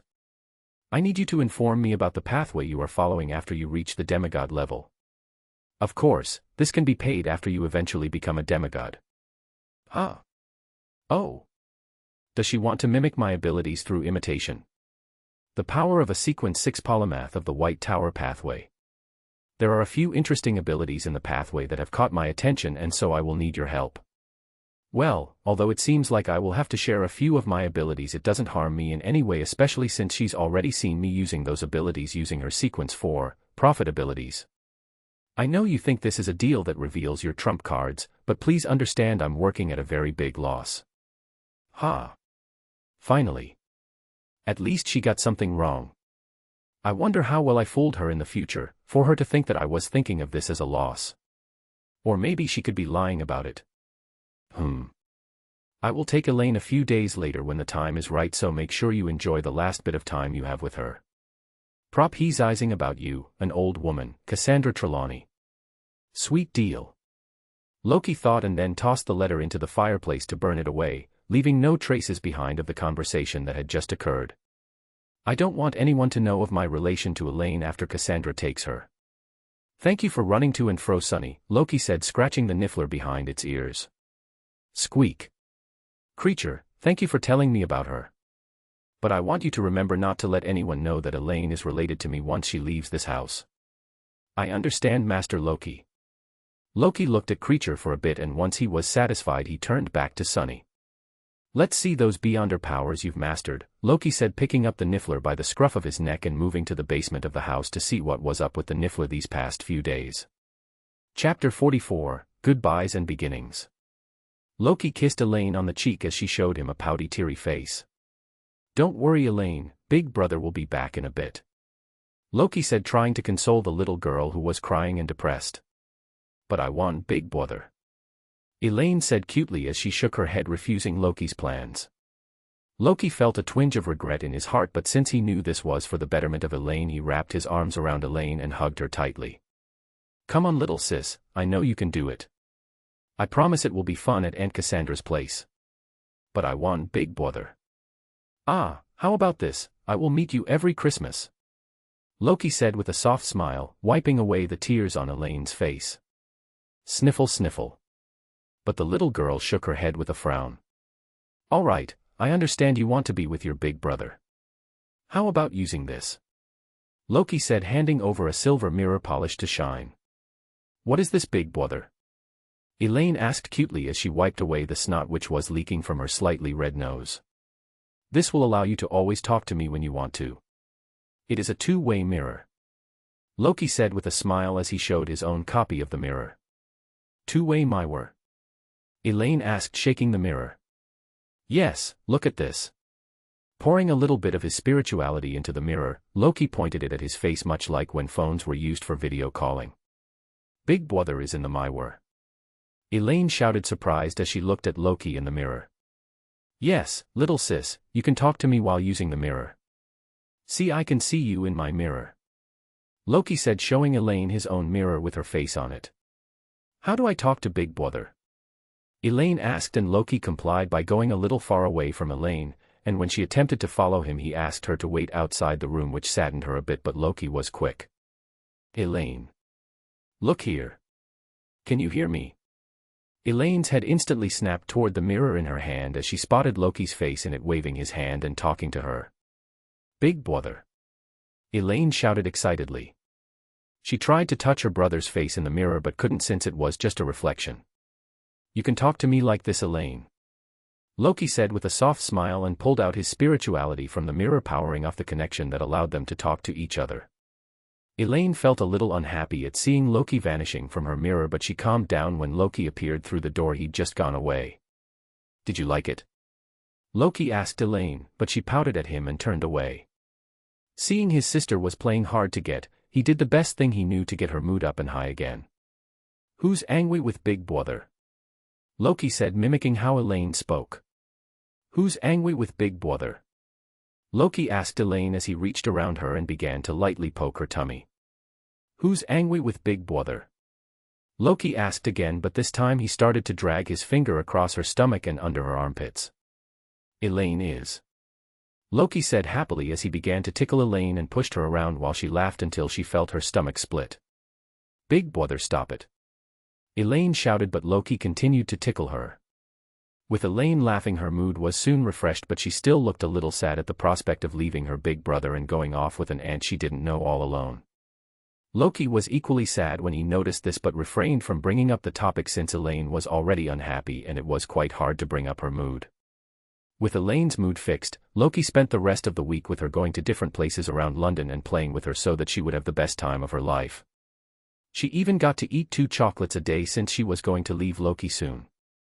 Loki during these days spent a lot of his time writing the do's and don'ts so that Trelawney wouldn't have to figure out Elaine's likes and dislikes from scratch by going in blind. He wrote up what looked like a mini booklet that was titled, Elaine in a Nutshell. Does she even need this? Isn't she a prophet? I'm sure she can do without it, but just in case she needs a little extra boost. At the end of the week, Trelawney arrived at the Black home and waited with Creature to meet Loki and Elaine. Cassandra and Loki spoke for a while, but Loki could clearly feel that Cassandra was holding something back, yet Loki felt that their conversation was fruitful. Since you taught at Hogwarts before, could you tell me about the Beyonder gathering circles which are there? Loki asked, hoping to get some insider information. No, Hogwarts is his domain now. There are no reliable Beyonder gatherings in the school. It is hard enough for anyone other than those in his faction to survive in the school. Creating a Beyonder gathering that goes against his laws would be like spitting in his face. Cassandra shook her head. But students above the 4th year are given, let's say, a few opportunities. The school works with the ministry, specifically the Unspeakables, to allow children from the 28 noble families to attend missions if they're Beyonders. But even that is quite hard to do if you're not in his faction. You can't even take his name. Loki asked, shocked. Sometimes it is better not to know things before you are capable enough, Cassandra explained. At least I know that there is someone dangerous in the school. Hopefully, I don't get caught by him. It's a shame that Beyonder gatherings are not allowed in the school, but now that I think about it, I can still run the Tarot Card Club without anyone noticing anything wrong. Are you ready? Trelawney asked Loki, and although it seemed to anyone else that Trelawney was asking about Elaine, Loki could feel that she was alluding to more than she was letting on. Yes, Loki responded with a steely expression, since he was ready to bear whatever burdens were going to come his way. After all, it's not like I can say goodbye to the Beyonder world now. Not after I've already become a Beyonder who has become a part of the mad world that is sure to be filled with crazy adventures. Bye-bye, Elaine, Loki said after a short hug he gave to Elaine. Bye-bye, big brother. Make sure to talk to me every day. Elaine said cutely, causing Loki to feel dizzy from the cuteness overload. I promise, Loki said, forming a pinky promise with Elaine. Make sure not to trouble Auntie Trelawney. Okay, big brother. With that done, Loki saw off Trelawney and Elaine with a slightly downcast and longing gaze. But now that everything was done, Loki slapped his cheeks a few times to get into the mood and began to follow the next steps of his plan. Creature! Loki shouted, causing Creature to teleport into the hallway with a loud pop. Are my things packed?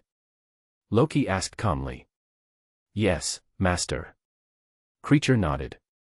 Good, then teleport me to that place. Are you sure you want to do this, Master? Creature asked, and Loki explained with a smile on his face. I'm not strong enough yet, Creature. Once I am, I won't take such demeaning measures. I've got to keep the reputation of the Black family after all. I understand, Master, Creature said and nodded before holding Loki's outstretched hands and teleporting with him to the burnt-down shack that Loki used to live in with Elaine. You may leave, Creature, Loki said with a slight nod and allowed Creature to leave. Changing into a few old dull clothes, Loki now fit in with the house well and looked like just any other street rat in the eastern part of town. Well, let's begin the plan to swindle everyone to buy time. Time for my growth and time for gaining power.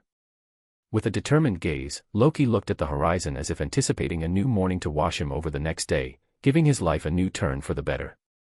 Chapter 45, A Welcome Letter. Putting away his notes that he had conjured up inside the Sapphire Castle, Loki relaxed back in his chair as he held his head and went through all that he had revised while inside the spherote. Peculiar. Loki said. How very peculiar. Loki looked at the seemingly normal ruby ring that was lying on the table and picked it up. Covering it in his spirituality, Loki waited for a few seconds and immediately after, a soft blue glow covered the entire ring. The glow was not an aura per se, although it did look like it, but upon closer inspection, Loki could see several tiny shimmering shapes deliberately scratched into the ring's body. What are these? Loki wondered out loud. He had discovered them by accident when he was casting magic in his way, by just throwing out his spirituality until a pattern formed by luck and his intent caused the magic. He was wearing the ring and occasionally his spirituality clouded the ring and caused the scratches to show up because they were glowing. Are these runes? Loki made an educated guess. But why do they look so familiar? They look like the illustrations of wand movements in the book in Black Manor. I can't read books from the Black Manor anymore until I receive my letter from Hogwarts. This would have been so much simpler otherwise.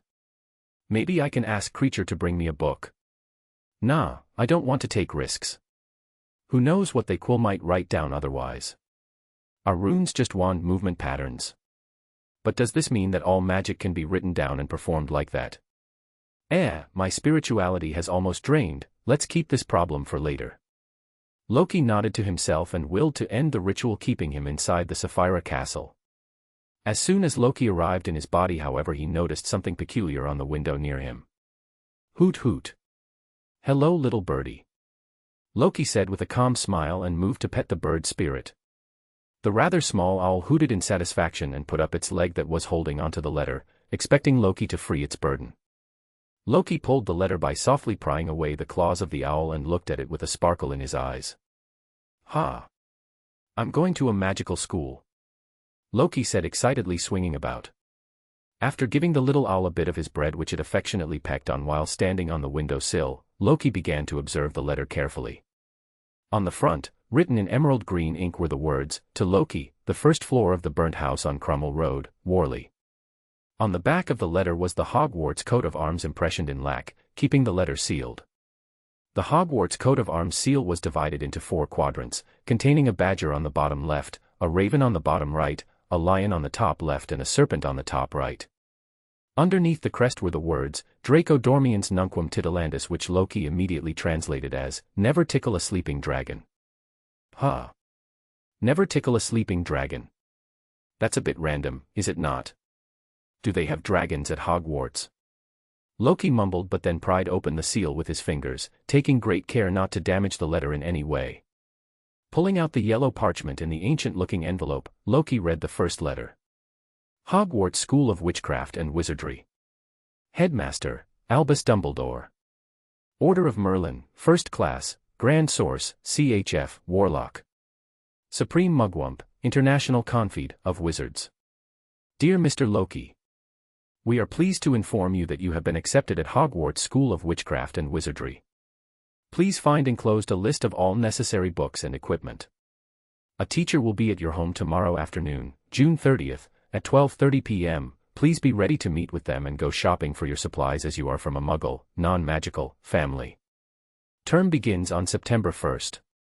We await your owl by no later than July 31st. Yours sincerely, Minerva McGonagall, Deputy Headmistress. Seeing the letter in his hands, Loki felt a great deal of joy and he couldn't believe his eyes, but the weight of the letter in his hands was enough to keep him calm. How is this Dumbledore person able to manage so many titles? Isn't he very busy? How does he perform his headmaster duties? But then Loki noticed the name at the bottom of the letter. He seems to have left the letter duties to the Deputy Headmistress Minerva McGonagall. Poor lady, she must have had to do so much more work than him. Oh wait, couldn't she just have magicked a quill to do it for her? And what's with this family business? Didn't they know I was an orphan? So insensitive. Moving on to the second sheet of the paper, Loki found himself recognizing a few things from when Walburga trained him and also from the Black Manor Library. Hogwarts School of Witchcraft and Wizardry. Uniform. First-year students will require 3 sets of plain work robes, black, 1 plain pointed hat, black, For day wear 1 pair of protective gloves, dragon hide or similar, 1 winter cloak, black, with silver fastenings. Please note that all pupils' clothes should carry name tags. Course books. All students should have a copy of each of the following. The Standard Book of Spells, Grade 1, by Miranda Goshawk. A History of Magic by Bathilda Bagshot. Magical Theory by Adalbert Waffling.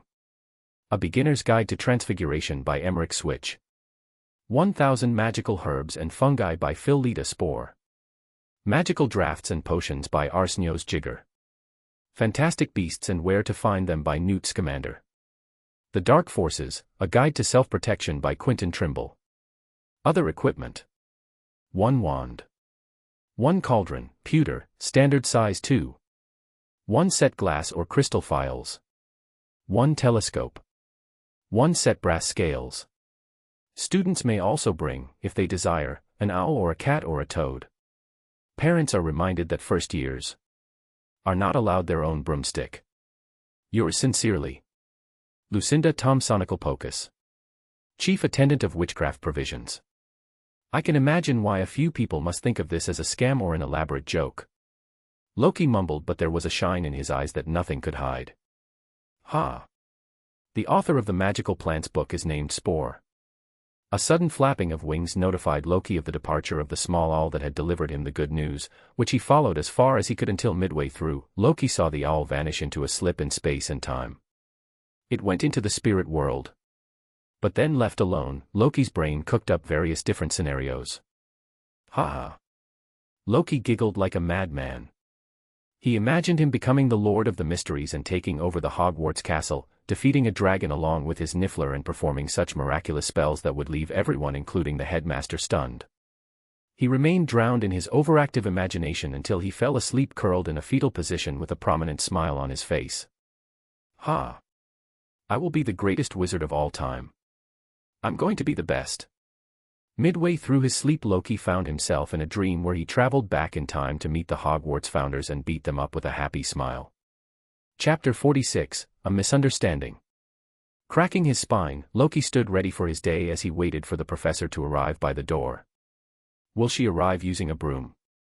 Will she arrive teleporting like Walburga? Or will she arrive using the night bus? Loki was getting more and more excited with each thought as he hurriedly tapped his feet on the porch waiting for the time to turn 12:30 so that he could begin his magical journey. As the time approached 12:30, Loki with his spirit vision active spotted a man dressed like a bat glide across the street. That man is rich. Loki concluded because, in the view of his spiritual intuition, the man glowed like a lighthouse. Is that why he's dressed so strangely?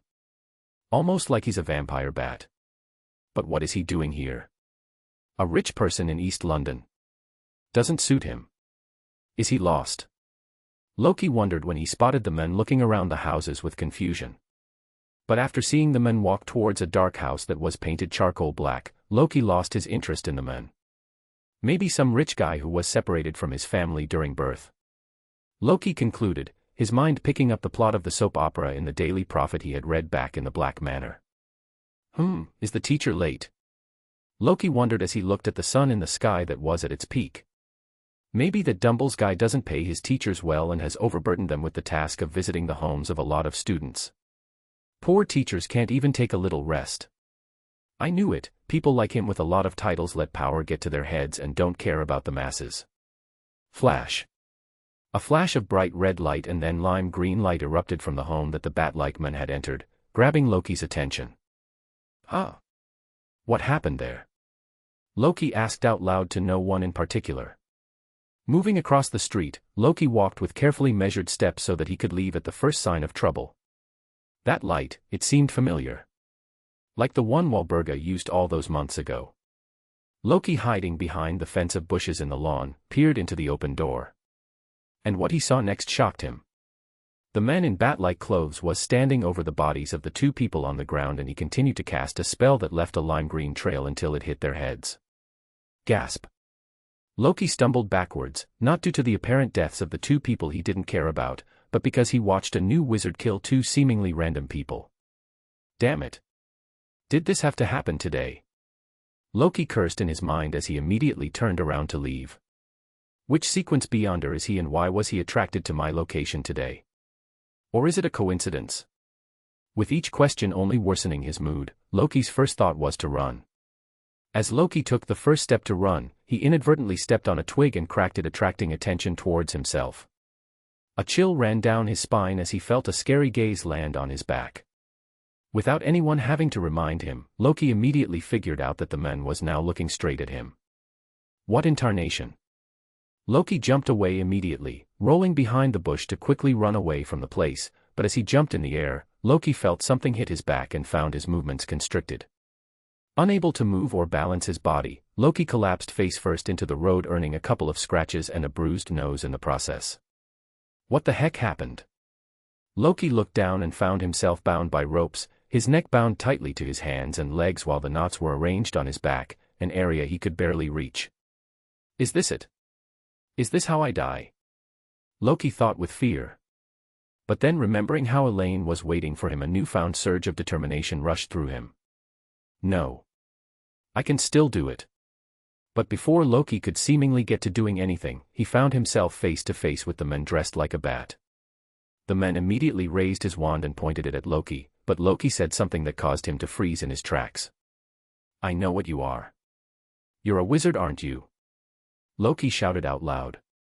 The man was still pointing his wand at Loki, but there was a slight confusion in his eyes. Speak, the man said, giving Loki permission to speak. You just used the killing curse, didn't you? I've seen it used before. It's all right, I won't tell anyone about it. In fact, I can even compensate you with a lot of money if you let me go. Loki argued. But the reaction of the man was not something Loki expected. The man just stood there as if a little shocked as his eyebrows twitched. This is a Ms. Dash. Swoosh. Ha ha. See you, sucker. Fight me like a man if you dare next time. Loki had freed himself from the ropes using his dexterous fingers as he tossed the sand and gravel from the road into the man's eyes with his feet. Loki immediately set off running, moving as fast as he could to escape away from the bat-like man. I just have to turn there and I'll be out of his sight for good. Loki reasoned and immediately halted his running body and ducked low to redirect it to jump into another street. But right as Loki jumped, something once again struck him in the chest. Loki's hands and feet were bound together, sticking to his sides as he became as stiff as a wooden plank. He collapsed on the dirty road, left only with the ability to move his eyes as his mind collapsed into despair once again. Not long after, the man dressed like a bat arrived beside Loki, casting a shadow over him. This is a misunderstanding, the man spat out venomously, as if speaking each word itself was a burden he was not willing to undertake. Loki tried to make noises to express his dissatisfaction, but everything in his body felt like it had been frozen stiff. Now if you would only stay like that for the duration of my next tasks, this will be easier, the man said, waving his wand and causing Loki to float beside him as if he were a frozen doll. Under Loki's surprised gaze, the man moved back to the charcoal black house and shot a spell from far away. As the spell struck the two people on the floor, they surprisingly got back up and began to go about their jobs without any fuss. After which the man looked around the street once again, until he spotted Loki's burnt house and moved towards it. Leaving Loki on the floor, the man cast another spell silently and caused Loki to finally unfreeze and become normal. What did you do? How did you resurrect them? Loki asked with caution and fear as he moved back towards a wall, putting as much distance he could between himself and the scary wizard men. It hadn't been long and Loki had already primed his spirituality to take out the men should the opportune moment arise. Creators. Chapter 47, Going Around, 1. Looking at the men with clear fear in his eyes, Loki repeated his question to the men who liked to be mum. What did you do? How did you resurrect them? That was not a resurrection, Mr. Loki. The men said with a faint glimmer in his eyes, like he remembered something terrible. But seeing Loki still unrelenting in his question, he continued to speak. I stunned them to wipe away their memories of magic. Wipe their memories of magic? Huh? Why dash? I am Severus Snape. Potion Master at Hogwarts, the man interrupted, spitting the words slowly in a rhythmic fashion as if he were speaking a poem. Loki froze in his tracks as everything suddenly clicked in his mind. You went to the wrong house and showed them magic. Loki accused. Snape's eyebrows twitched at the mention of his embarrassing mistake, but he said nothing to acquit himself. Instead he spoke in a disgruntled tone. hand, while extending his own hand. So you did make a mistake. It's all right, it happens with everyone. Loki said, patting Snape's hand and trying to comfort him. But before Loki could spout another word from his mouth and dig the grave he was in even deeper, his figure twisted along with Snape as they disappeared in a loud pop. Ah. This? You can teleport. I thought you were a potions master. Loki asked, starting to talk again as soon as he adjusted to the swimming feeling that had taken over his body. Follow me quietly. Snape raised his eyebrows at how fast Loki had gotten used to the feeling of apparition, but ushered in a hushed whisper as his cloak bellowed behind him. Are you using magic to make your cloak float behind you? It isn't touching the ground. Loki asked in a whisper similar to Snape's tone. Snape shot him an unsatisfied glare but did not stop walking. What is this place? Why are we here? Loki asked, pretending to be confused while looking around. Diagon Alley. To buy your school supplies. Snape responded without looking at Loki. Of course, he knew this place and a lot more about the one next to it, since he had been there earlier in the year. But for the sake of his plan, Loki continued to pretend as if this was all new. Where are we going first? Flourish and blots, Snape said curtly, already tired of talking so much. Entering the store, Loki found himself surrounded by books, stacks upon stacks of books. Although not as large and expansive as the library in the Black Manor, it's still impressive. But before Loki could wander off and get lost among the wares of the store, Snape pulled Loki along with himself, moving to the counter at the back. The storekeeper instantly recognized Snape and greeted him with a nod. Good afternoon, Professor Snape. Snape just nodded. Do you need the set of first-year books for Hogwarts, Professor? The storekeeper asked as he spotted Loki holding Snape's hand. Yes, Snape said, pulling out a few gold galleons from the pouch on his belt to drop onto the counter. The shopkeeper pulled out a stack of books that were tied into a bundle using a rope from under the table and handed it over to Snape. Snape only nodded his head, picked up the books and stuffed them into the pouch on his waist. Loki looked longingly at the books in the store and even more longingly at the pouch on Snape's waist, but Snape did not allow him to linger any further and dragged him out with him. Where are we going next? Loki asked giddily. Uniforms, Snape said in a monotone voice while they entered the clothing store in front of them, Madame Malkin's robes for all occasions. Hello there, little one. You look very lacking in the fashion department. Are you here to buy Hogwarts robes, dear? Madame Malkin asked politely, brushing Loki's wild hair in the process. Yes, ma'am. Loki nodded his head after getting validation from Snape. Magical tape measures were activated at the wave of her wand as Madame Malkin helped Loki stand on a short wooden stool. Loki looked curiously at the magical display and pretended to feel a little overjoyed that he could witness something magical. It wasn't hard since he really was a little amazed at self-measuring tapes. What is your name, dear? I need it for the labels on your clothes. Loki. Loki said with a soft smile. That's a nice name. Are you going to be a little troublemaker? Madame Malkin laughed a little at her own joke and then said, I will be back with your robes shortly, dear, leaving to go to the back of the store where she would stitch robes according to Loki's sizes. Just then, a sleek white-haired man dressed in dark black robes entered the store holding the hands of a little boy around Loki's age having the same white hair. The white-haired man's eyes scanned the shop and paused at Snape with shock. Hurrying quickly through the store, Loki saw the man drag his child along while shifting through the clothes on display arriving beside Snape. Severus, what are you doing? The man began to ask but paused when he saw Loki standing with his arms outstretched waiting for Madame Malkin to return and give him his clothes. Have you stooped so low, Severus? The white-haired man asked Snape as he looked at Loki with disgust. Seeing the clear hatred the men had for him, Loki attempted to smile to give off a good impression, but it seemed to have only disgusted the men further as he took a step back along with the little boy who was a spitting image of him. What are you? The small boy asked. Not liking how he was being treated by the two, Loki's expression warped into a frown. You still smell of your mother's milk, brat, go away from here. Loki cursed at the boy, trying out the most recent curse he had learned from Trelawney's letter. Snape's eyebrows twitched but he said nothing, except the white-haired man spoke with distaste. I knew it was a bad idea to come here. I just can't believe that the standards of Hogwarts and this store have fallen so low. Come on, Draco, let's go. Yes, father, the young boy said, walking away from Loki with a face that had turned blue with anger. Loki could almost bet that he had seen Draco smell himself and scrunch up his nose, after which he asked his father something. I'm sorry for the loss to your business, madam, Loki said, bowing politely toward Madam Malkin, who Loki could see was standing just a little away.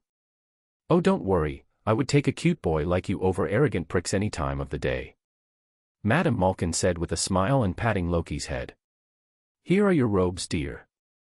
Snape took them and stored them along with the other things in his pouch and moved out of the store with Loki. I'll be back later, Madam Malkin.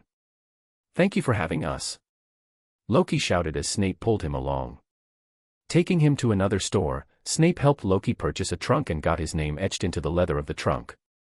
Finally, I get my own wand, Loki exclaimed in his mind, excited about the prospect of waving his own mini-reality-altering stick as they stood in front of a shop that said, Ollivanders, makers of fine wands since 382 BC. A curious purple pillow lay in the front window, upon which was a short brown wand pointing towards the street. Will that be my wand? Loki shouted in his mind, excited and even slightly trembling, wondering how he would finally get to be a full-fledged wizard. Chapter 48, Side Story, Elaine arrives at the orphanage. Arriving at her new home along with Cassandra, Elnie stood behind her by holding her dress. She was apprehensive of the new place. The voice of children laughing and playing hung in the air, but Elaine felt shy and embarrassed to go and talk to any of the kids just behind the gate. Elaine looked up at Cassandra with a little apprehension and slightly teary eyes. They won't hurt you, Cassandra said with a smile as she brushed Elaine's hair so that it looked decent. Walking up along with Cassandra, Elaine soon found herself in front of all the kids who were busy playing on the various rides like the seesaw, the swings, and the merry-go-round. Most kids were very busy, but suddenly a girl, similarly sized, saw Elaine and walked up to her with a smile. Hello, the girl said enthusiastically and moved around Cassandra to catch the girl trying to hide from her. Elaine felt a little afraid, so she held onto Cassandra tighter, but with a slight push of confidence from her, Elaine stepped ahead. The girl immediately came closer and introduced herself. I'm Kathy. You are? My name is Elaine. My big brother's name is Loki. If you do anything to me, he'll beat you up, Elaine said, closing her eyes with fear, but when she suddenly heard all the playing children fall silent, she squinted her eyes open. To her surprise, all the children in the park had immediately gathered around her and Cassandra. Loki? Kathy asked with shock, and Elaine just nodded quickly. The children immediately looked up at Cassandra and asked over each other, is it him? Cassandra only nodded softly. Whoa! Suddenly everyone in the crowd cheered and came closer to Elaine and gripped her hand. If anyone troubles you, tell me about it. Everyone here fears me. Ah. My name's John, by the way. Don't listen to him, no one is afraid of John. He's scared of bugs too. If you ever want more food, come over to me. I always keep a few treats hidden from everyone to snack on later. Elaine. Come with me. Seeing Elaine shrinking because of the sudden crowd around her, Cathay grabbed Elaine's hand and rushed towards the orphanage building along with her. They eventually reached the roof and sat down on the terrace. Pant. Haha, sorry about that. Everyone is a little excited to hear your brother's name. Elaine had a puzzled expression, but a thought struck her and she nodded. Of course, they know Big Brother's name. He's awesome. Haha, yes. He is. He gave the orphanage so much money last month. We all got new toys because of him. As soon as the topic shifted to talking about Loki, Elaine was no longer shy. She began to speak about all the things she and Loki had done. She was so lost in describing everything that she didn't realize other people had come to the roof after her and Kathy and were now listening to her tales. It seemed like everyone was eager to know more about Loki for some reason. Chapter 49, Going Around, 2. Wand. Stepping into the shop, Loki was left feeling unnerved. Not the sort of unnerving that you had before you stood on a stage, or the one that happened while you waited for the results of your exam as they were being posted. But the sort of unnerving one had when they realized that they had swum too deep into the swimming pool and they would be out of breath if they tried to swim back up and would drown. His breathing hitched as he felt like he was being picked apart and analyzed, but Loki stood his ground. But then as soon as Snape stepped forward and covered him by arriving between him and the something else analyzing him, the feeling vanished. Or did it shift? Stepping out from the darkness behind them was a crazy-looking man who seemed like he hadn't shaved in a few days. Gray stubble dotted his face along with the rather long graying hair that covered the bald spot on the crown of his head. His eyes were like two full moons, white, glassy and sparkly. The man spoke in barely above a whisper, yet his voice was heard clearly by both Loki and Snape. "Hello, young one. Here to begin your magical journey." Loki turned around pointedly and looked at the man, but immediately felt a slight suppression which caused Loki's eyes to sharpen. "He's a beyonder. And someone powerful. A demigod." "Haha, yes," Loki said awkwardly, trying to compensate for the weird chill he was feeling running down his spine. "Why does it feel like I am being dissected on the table of some mad scientist? And since when did beyonders become as common as cabbages? Especially a demigod. Is everyone related to Hogwarts a beyonder? I'm here to get myself a wand, sir, aren't I, Professor Snape?" Loki said, trying to get rid of his fear by depending on Snape. Snape looked at Loki's expression and understood what he was trying to do, but just nodded silently and offered no warmth. "Then I shall bring you a wand, young man, but remember, it is not the wizard that chooses the wand but the wand that chooses the wizard," Ollivander said with a cryptic smile. He moved to shift through the endless stacks and series of intricately designed dusty boxes that all held different wands. With a snap of Ollivander's fingers, the tape measure in the shop began measuring everything about Loki. The length of his forearm, the distance between his nostrils, and also the length of his fingers and eye sockets. Ollivander paid attention to it at the beginning, looking at where the tape measure stopped, and once he was satisfied with a few measurements, he moved toward the towering stacks of boxes that were neatly arranged in a pile. Is he able to figure out what the tape is stopping at by listening to the number of clicks it makes while being pulled out? Crazy. Pulling out a box from in between a tall pile without allowing it to collapse, Ollivander moved towards Loki and opened the box in front of him. Unicorn hair and sycamore wood. Common but a trusty companion. Loki gently wrapped his fingers around the wand, but before he could comfortably hold the wand in his palm, Ollivander pried it out of his hands.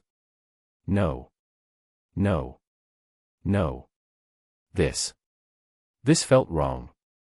Moving back to the pile of boxes, Ollivander pulled out a new one and opened the box in front of Loki, dragonheart string and willow wood. A powerful, strong companion that will protect you when you most need it. Loki was allowed to properly hold the wand this time, but even he felt a slight dissonance between himself and the wand, which Ollivander no doubt noticed too since he snatched it out of his hands. No. You don't need something stable. You will do well with something strange. Experimental wands, perhaps. Pulling out several boxes from the base of the pile, Ollivander cleared a bit of space before pushing his hand deep into the pile and pulling out a fancy box that felt comical. "This is one I made in my earlier days. Its core is the tail feather of a jobberknoll that is housed in vinewood." Loki barely lifted the wand when a red spell inadvertently shot through it and blew the pile of boxes up that Ollivander had worked too hard to keep stable. It sent papers flying along with wands that were displaced from what looked to be their little resting coffins. "I'm sorry, Mr. Ollivander." Loki immediately apologized and bowed, but Ollivander didn't hear him. "I know what you need. You need something dark, something loyal, and something no one else would like to touch." Not thinking anything of his maddened rambling, Ollivander walked into the exploded pile of boxes and pulled out a regal white bone box that had the engravings of several scary cloaked creatures on it. Opening the box and serving it to Loki, Ollivander looked at him with intense eyes. "Bone?"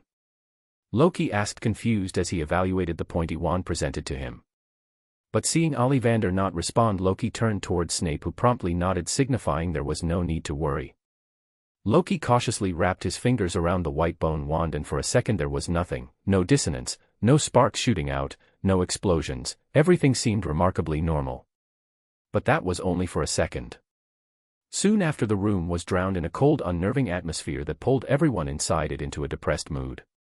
Loki saw Snape frown and Ollivander's smile deepen, but a feeling of dread was digging deeper into his own heart.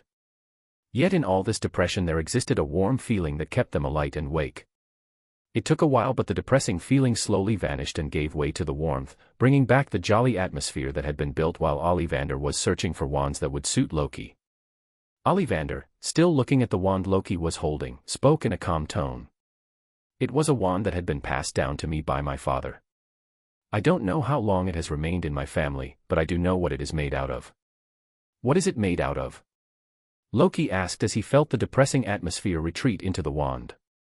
It feels so depressing, yet warm. Like a rainy day paired with hot tea. Snape paid attention to the detail too, since he found it rather amusing that a wand could be so depressing yet comforting. It would be, since it is made out of the bone of a Dementor with a unicorn core. It is an error. Two components that would generally detest each other, working together, Ollivander explained and handed the bone box the wand had stayed in back to Loki. An error? Snape questioned. Yes, the Dementor this bone was taken from was being experimented on. It was trapped in a box with a Patronus charm for the better portion of its life until then. Given its immortality, the experiment caused it to lose its mind. Yet its captor did not release it, and used it to perform a ritual by bathing it in unicorn blood. A somber silence different from the depressing one that had lingered in the air until now filled the shop, but Loki's curiosity broke it. What happened then? What happened to the men doing the ritual? What happened to the Dementor? The Dementor, unable to die, was isolated by the Ministry until it was fit to return to duty in Azkaban, when it was found. And the men? Snape asked. From the stories passed down in my family, it is said that out of his various experiments with death, he became its ruler. Well, mostly, that is, Ollivander said with an amused smile. Mostly. What happened to the rest? Loki pointed out. But Ollivander did not respond verbally. Instead, he chose to silently point at the bone box Loki was holding. Loki felt disgust at holding the bone box but did not drop it. Paying Ollivander his 7 galleons, Snape exited the shop with Loki in tow. Have a nice day, Professor Snape. Ollivander let them leave with a soft greeting. Returning to the street after exiting the store, Loki was glad that the noises all around returned. It had been too quiet in the store for his taste. Are we going to get a pet next, Professor Snape? Loki asked politely. No. Hogwarts does not provide funds for a pet. Are you sure, Professor? Or do they not pay you enough that you need to steal funds from my dash? Snap. Snape hit the back of Loki's head with a rolled-up sheet of newspaper, causing him to sit in the middle of the road, holding his head while looking at Snape accusingly. Chapter 50, An Old Man. Walking out of the brick wall that was refixing itself to appear like a normal dirty brick wall, Snape turned around and stood to look at Loki. Tap the brick 3 up from the trash can and 2 across to enter Diagon Alley on your own next time, Snape said, showing Loki the proper way to enter Diagon Alley at the end of their trip. Are you leaving me here? Loki asked Snape with fake teary eyes.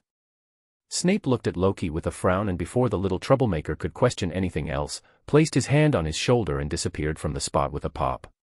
Arriving on the same street from where they had left, Snape dropped Loki off at his home along with all the things he had purchased and a ticket to platform 9 3/4 on King's Cross Station. So I just run into the pillar and I will be on the other side. Loki asked for confirmation one last time, and Snape nodded, still as silent as ever. I see then, thank you and goodbye, Professor Snape. I hope to see you again at Hogwarts, Loki said with a slight nod of his head, but Snape didn't extend the courtesy. Seeing Snape staring at him indulgently, Loki wondered if he had to do something. I'm sorry I don't have tea in the house, Professor. Loki asked. Where did you see a wizard using the killing curse before? Snape asked with his strangely poetic rhythm. Loki's eyes widened, but he promptly explained, in my line of work you sometimes happen to see strange things, Professor. Seeing Snape look at him like he owed him something, Loki explained further. I steal from houses to fill my stomach. My partner just happened to enter the wrong house one day. And I happened to see what happens when a person comes in contact with a green beam of light that day. I was probably lucky to escape. I want to remember the house number or address, but for some reason, I can't seem to recollect it. Snape nodded with cold eyes and turned around, departing from the scene with light steps, walking away with his cloak billowing behind him. Few that was close. Loki wondered and wiped the sweat off his brows.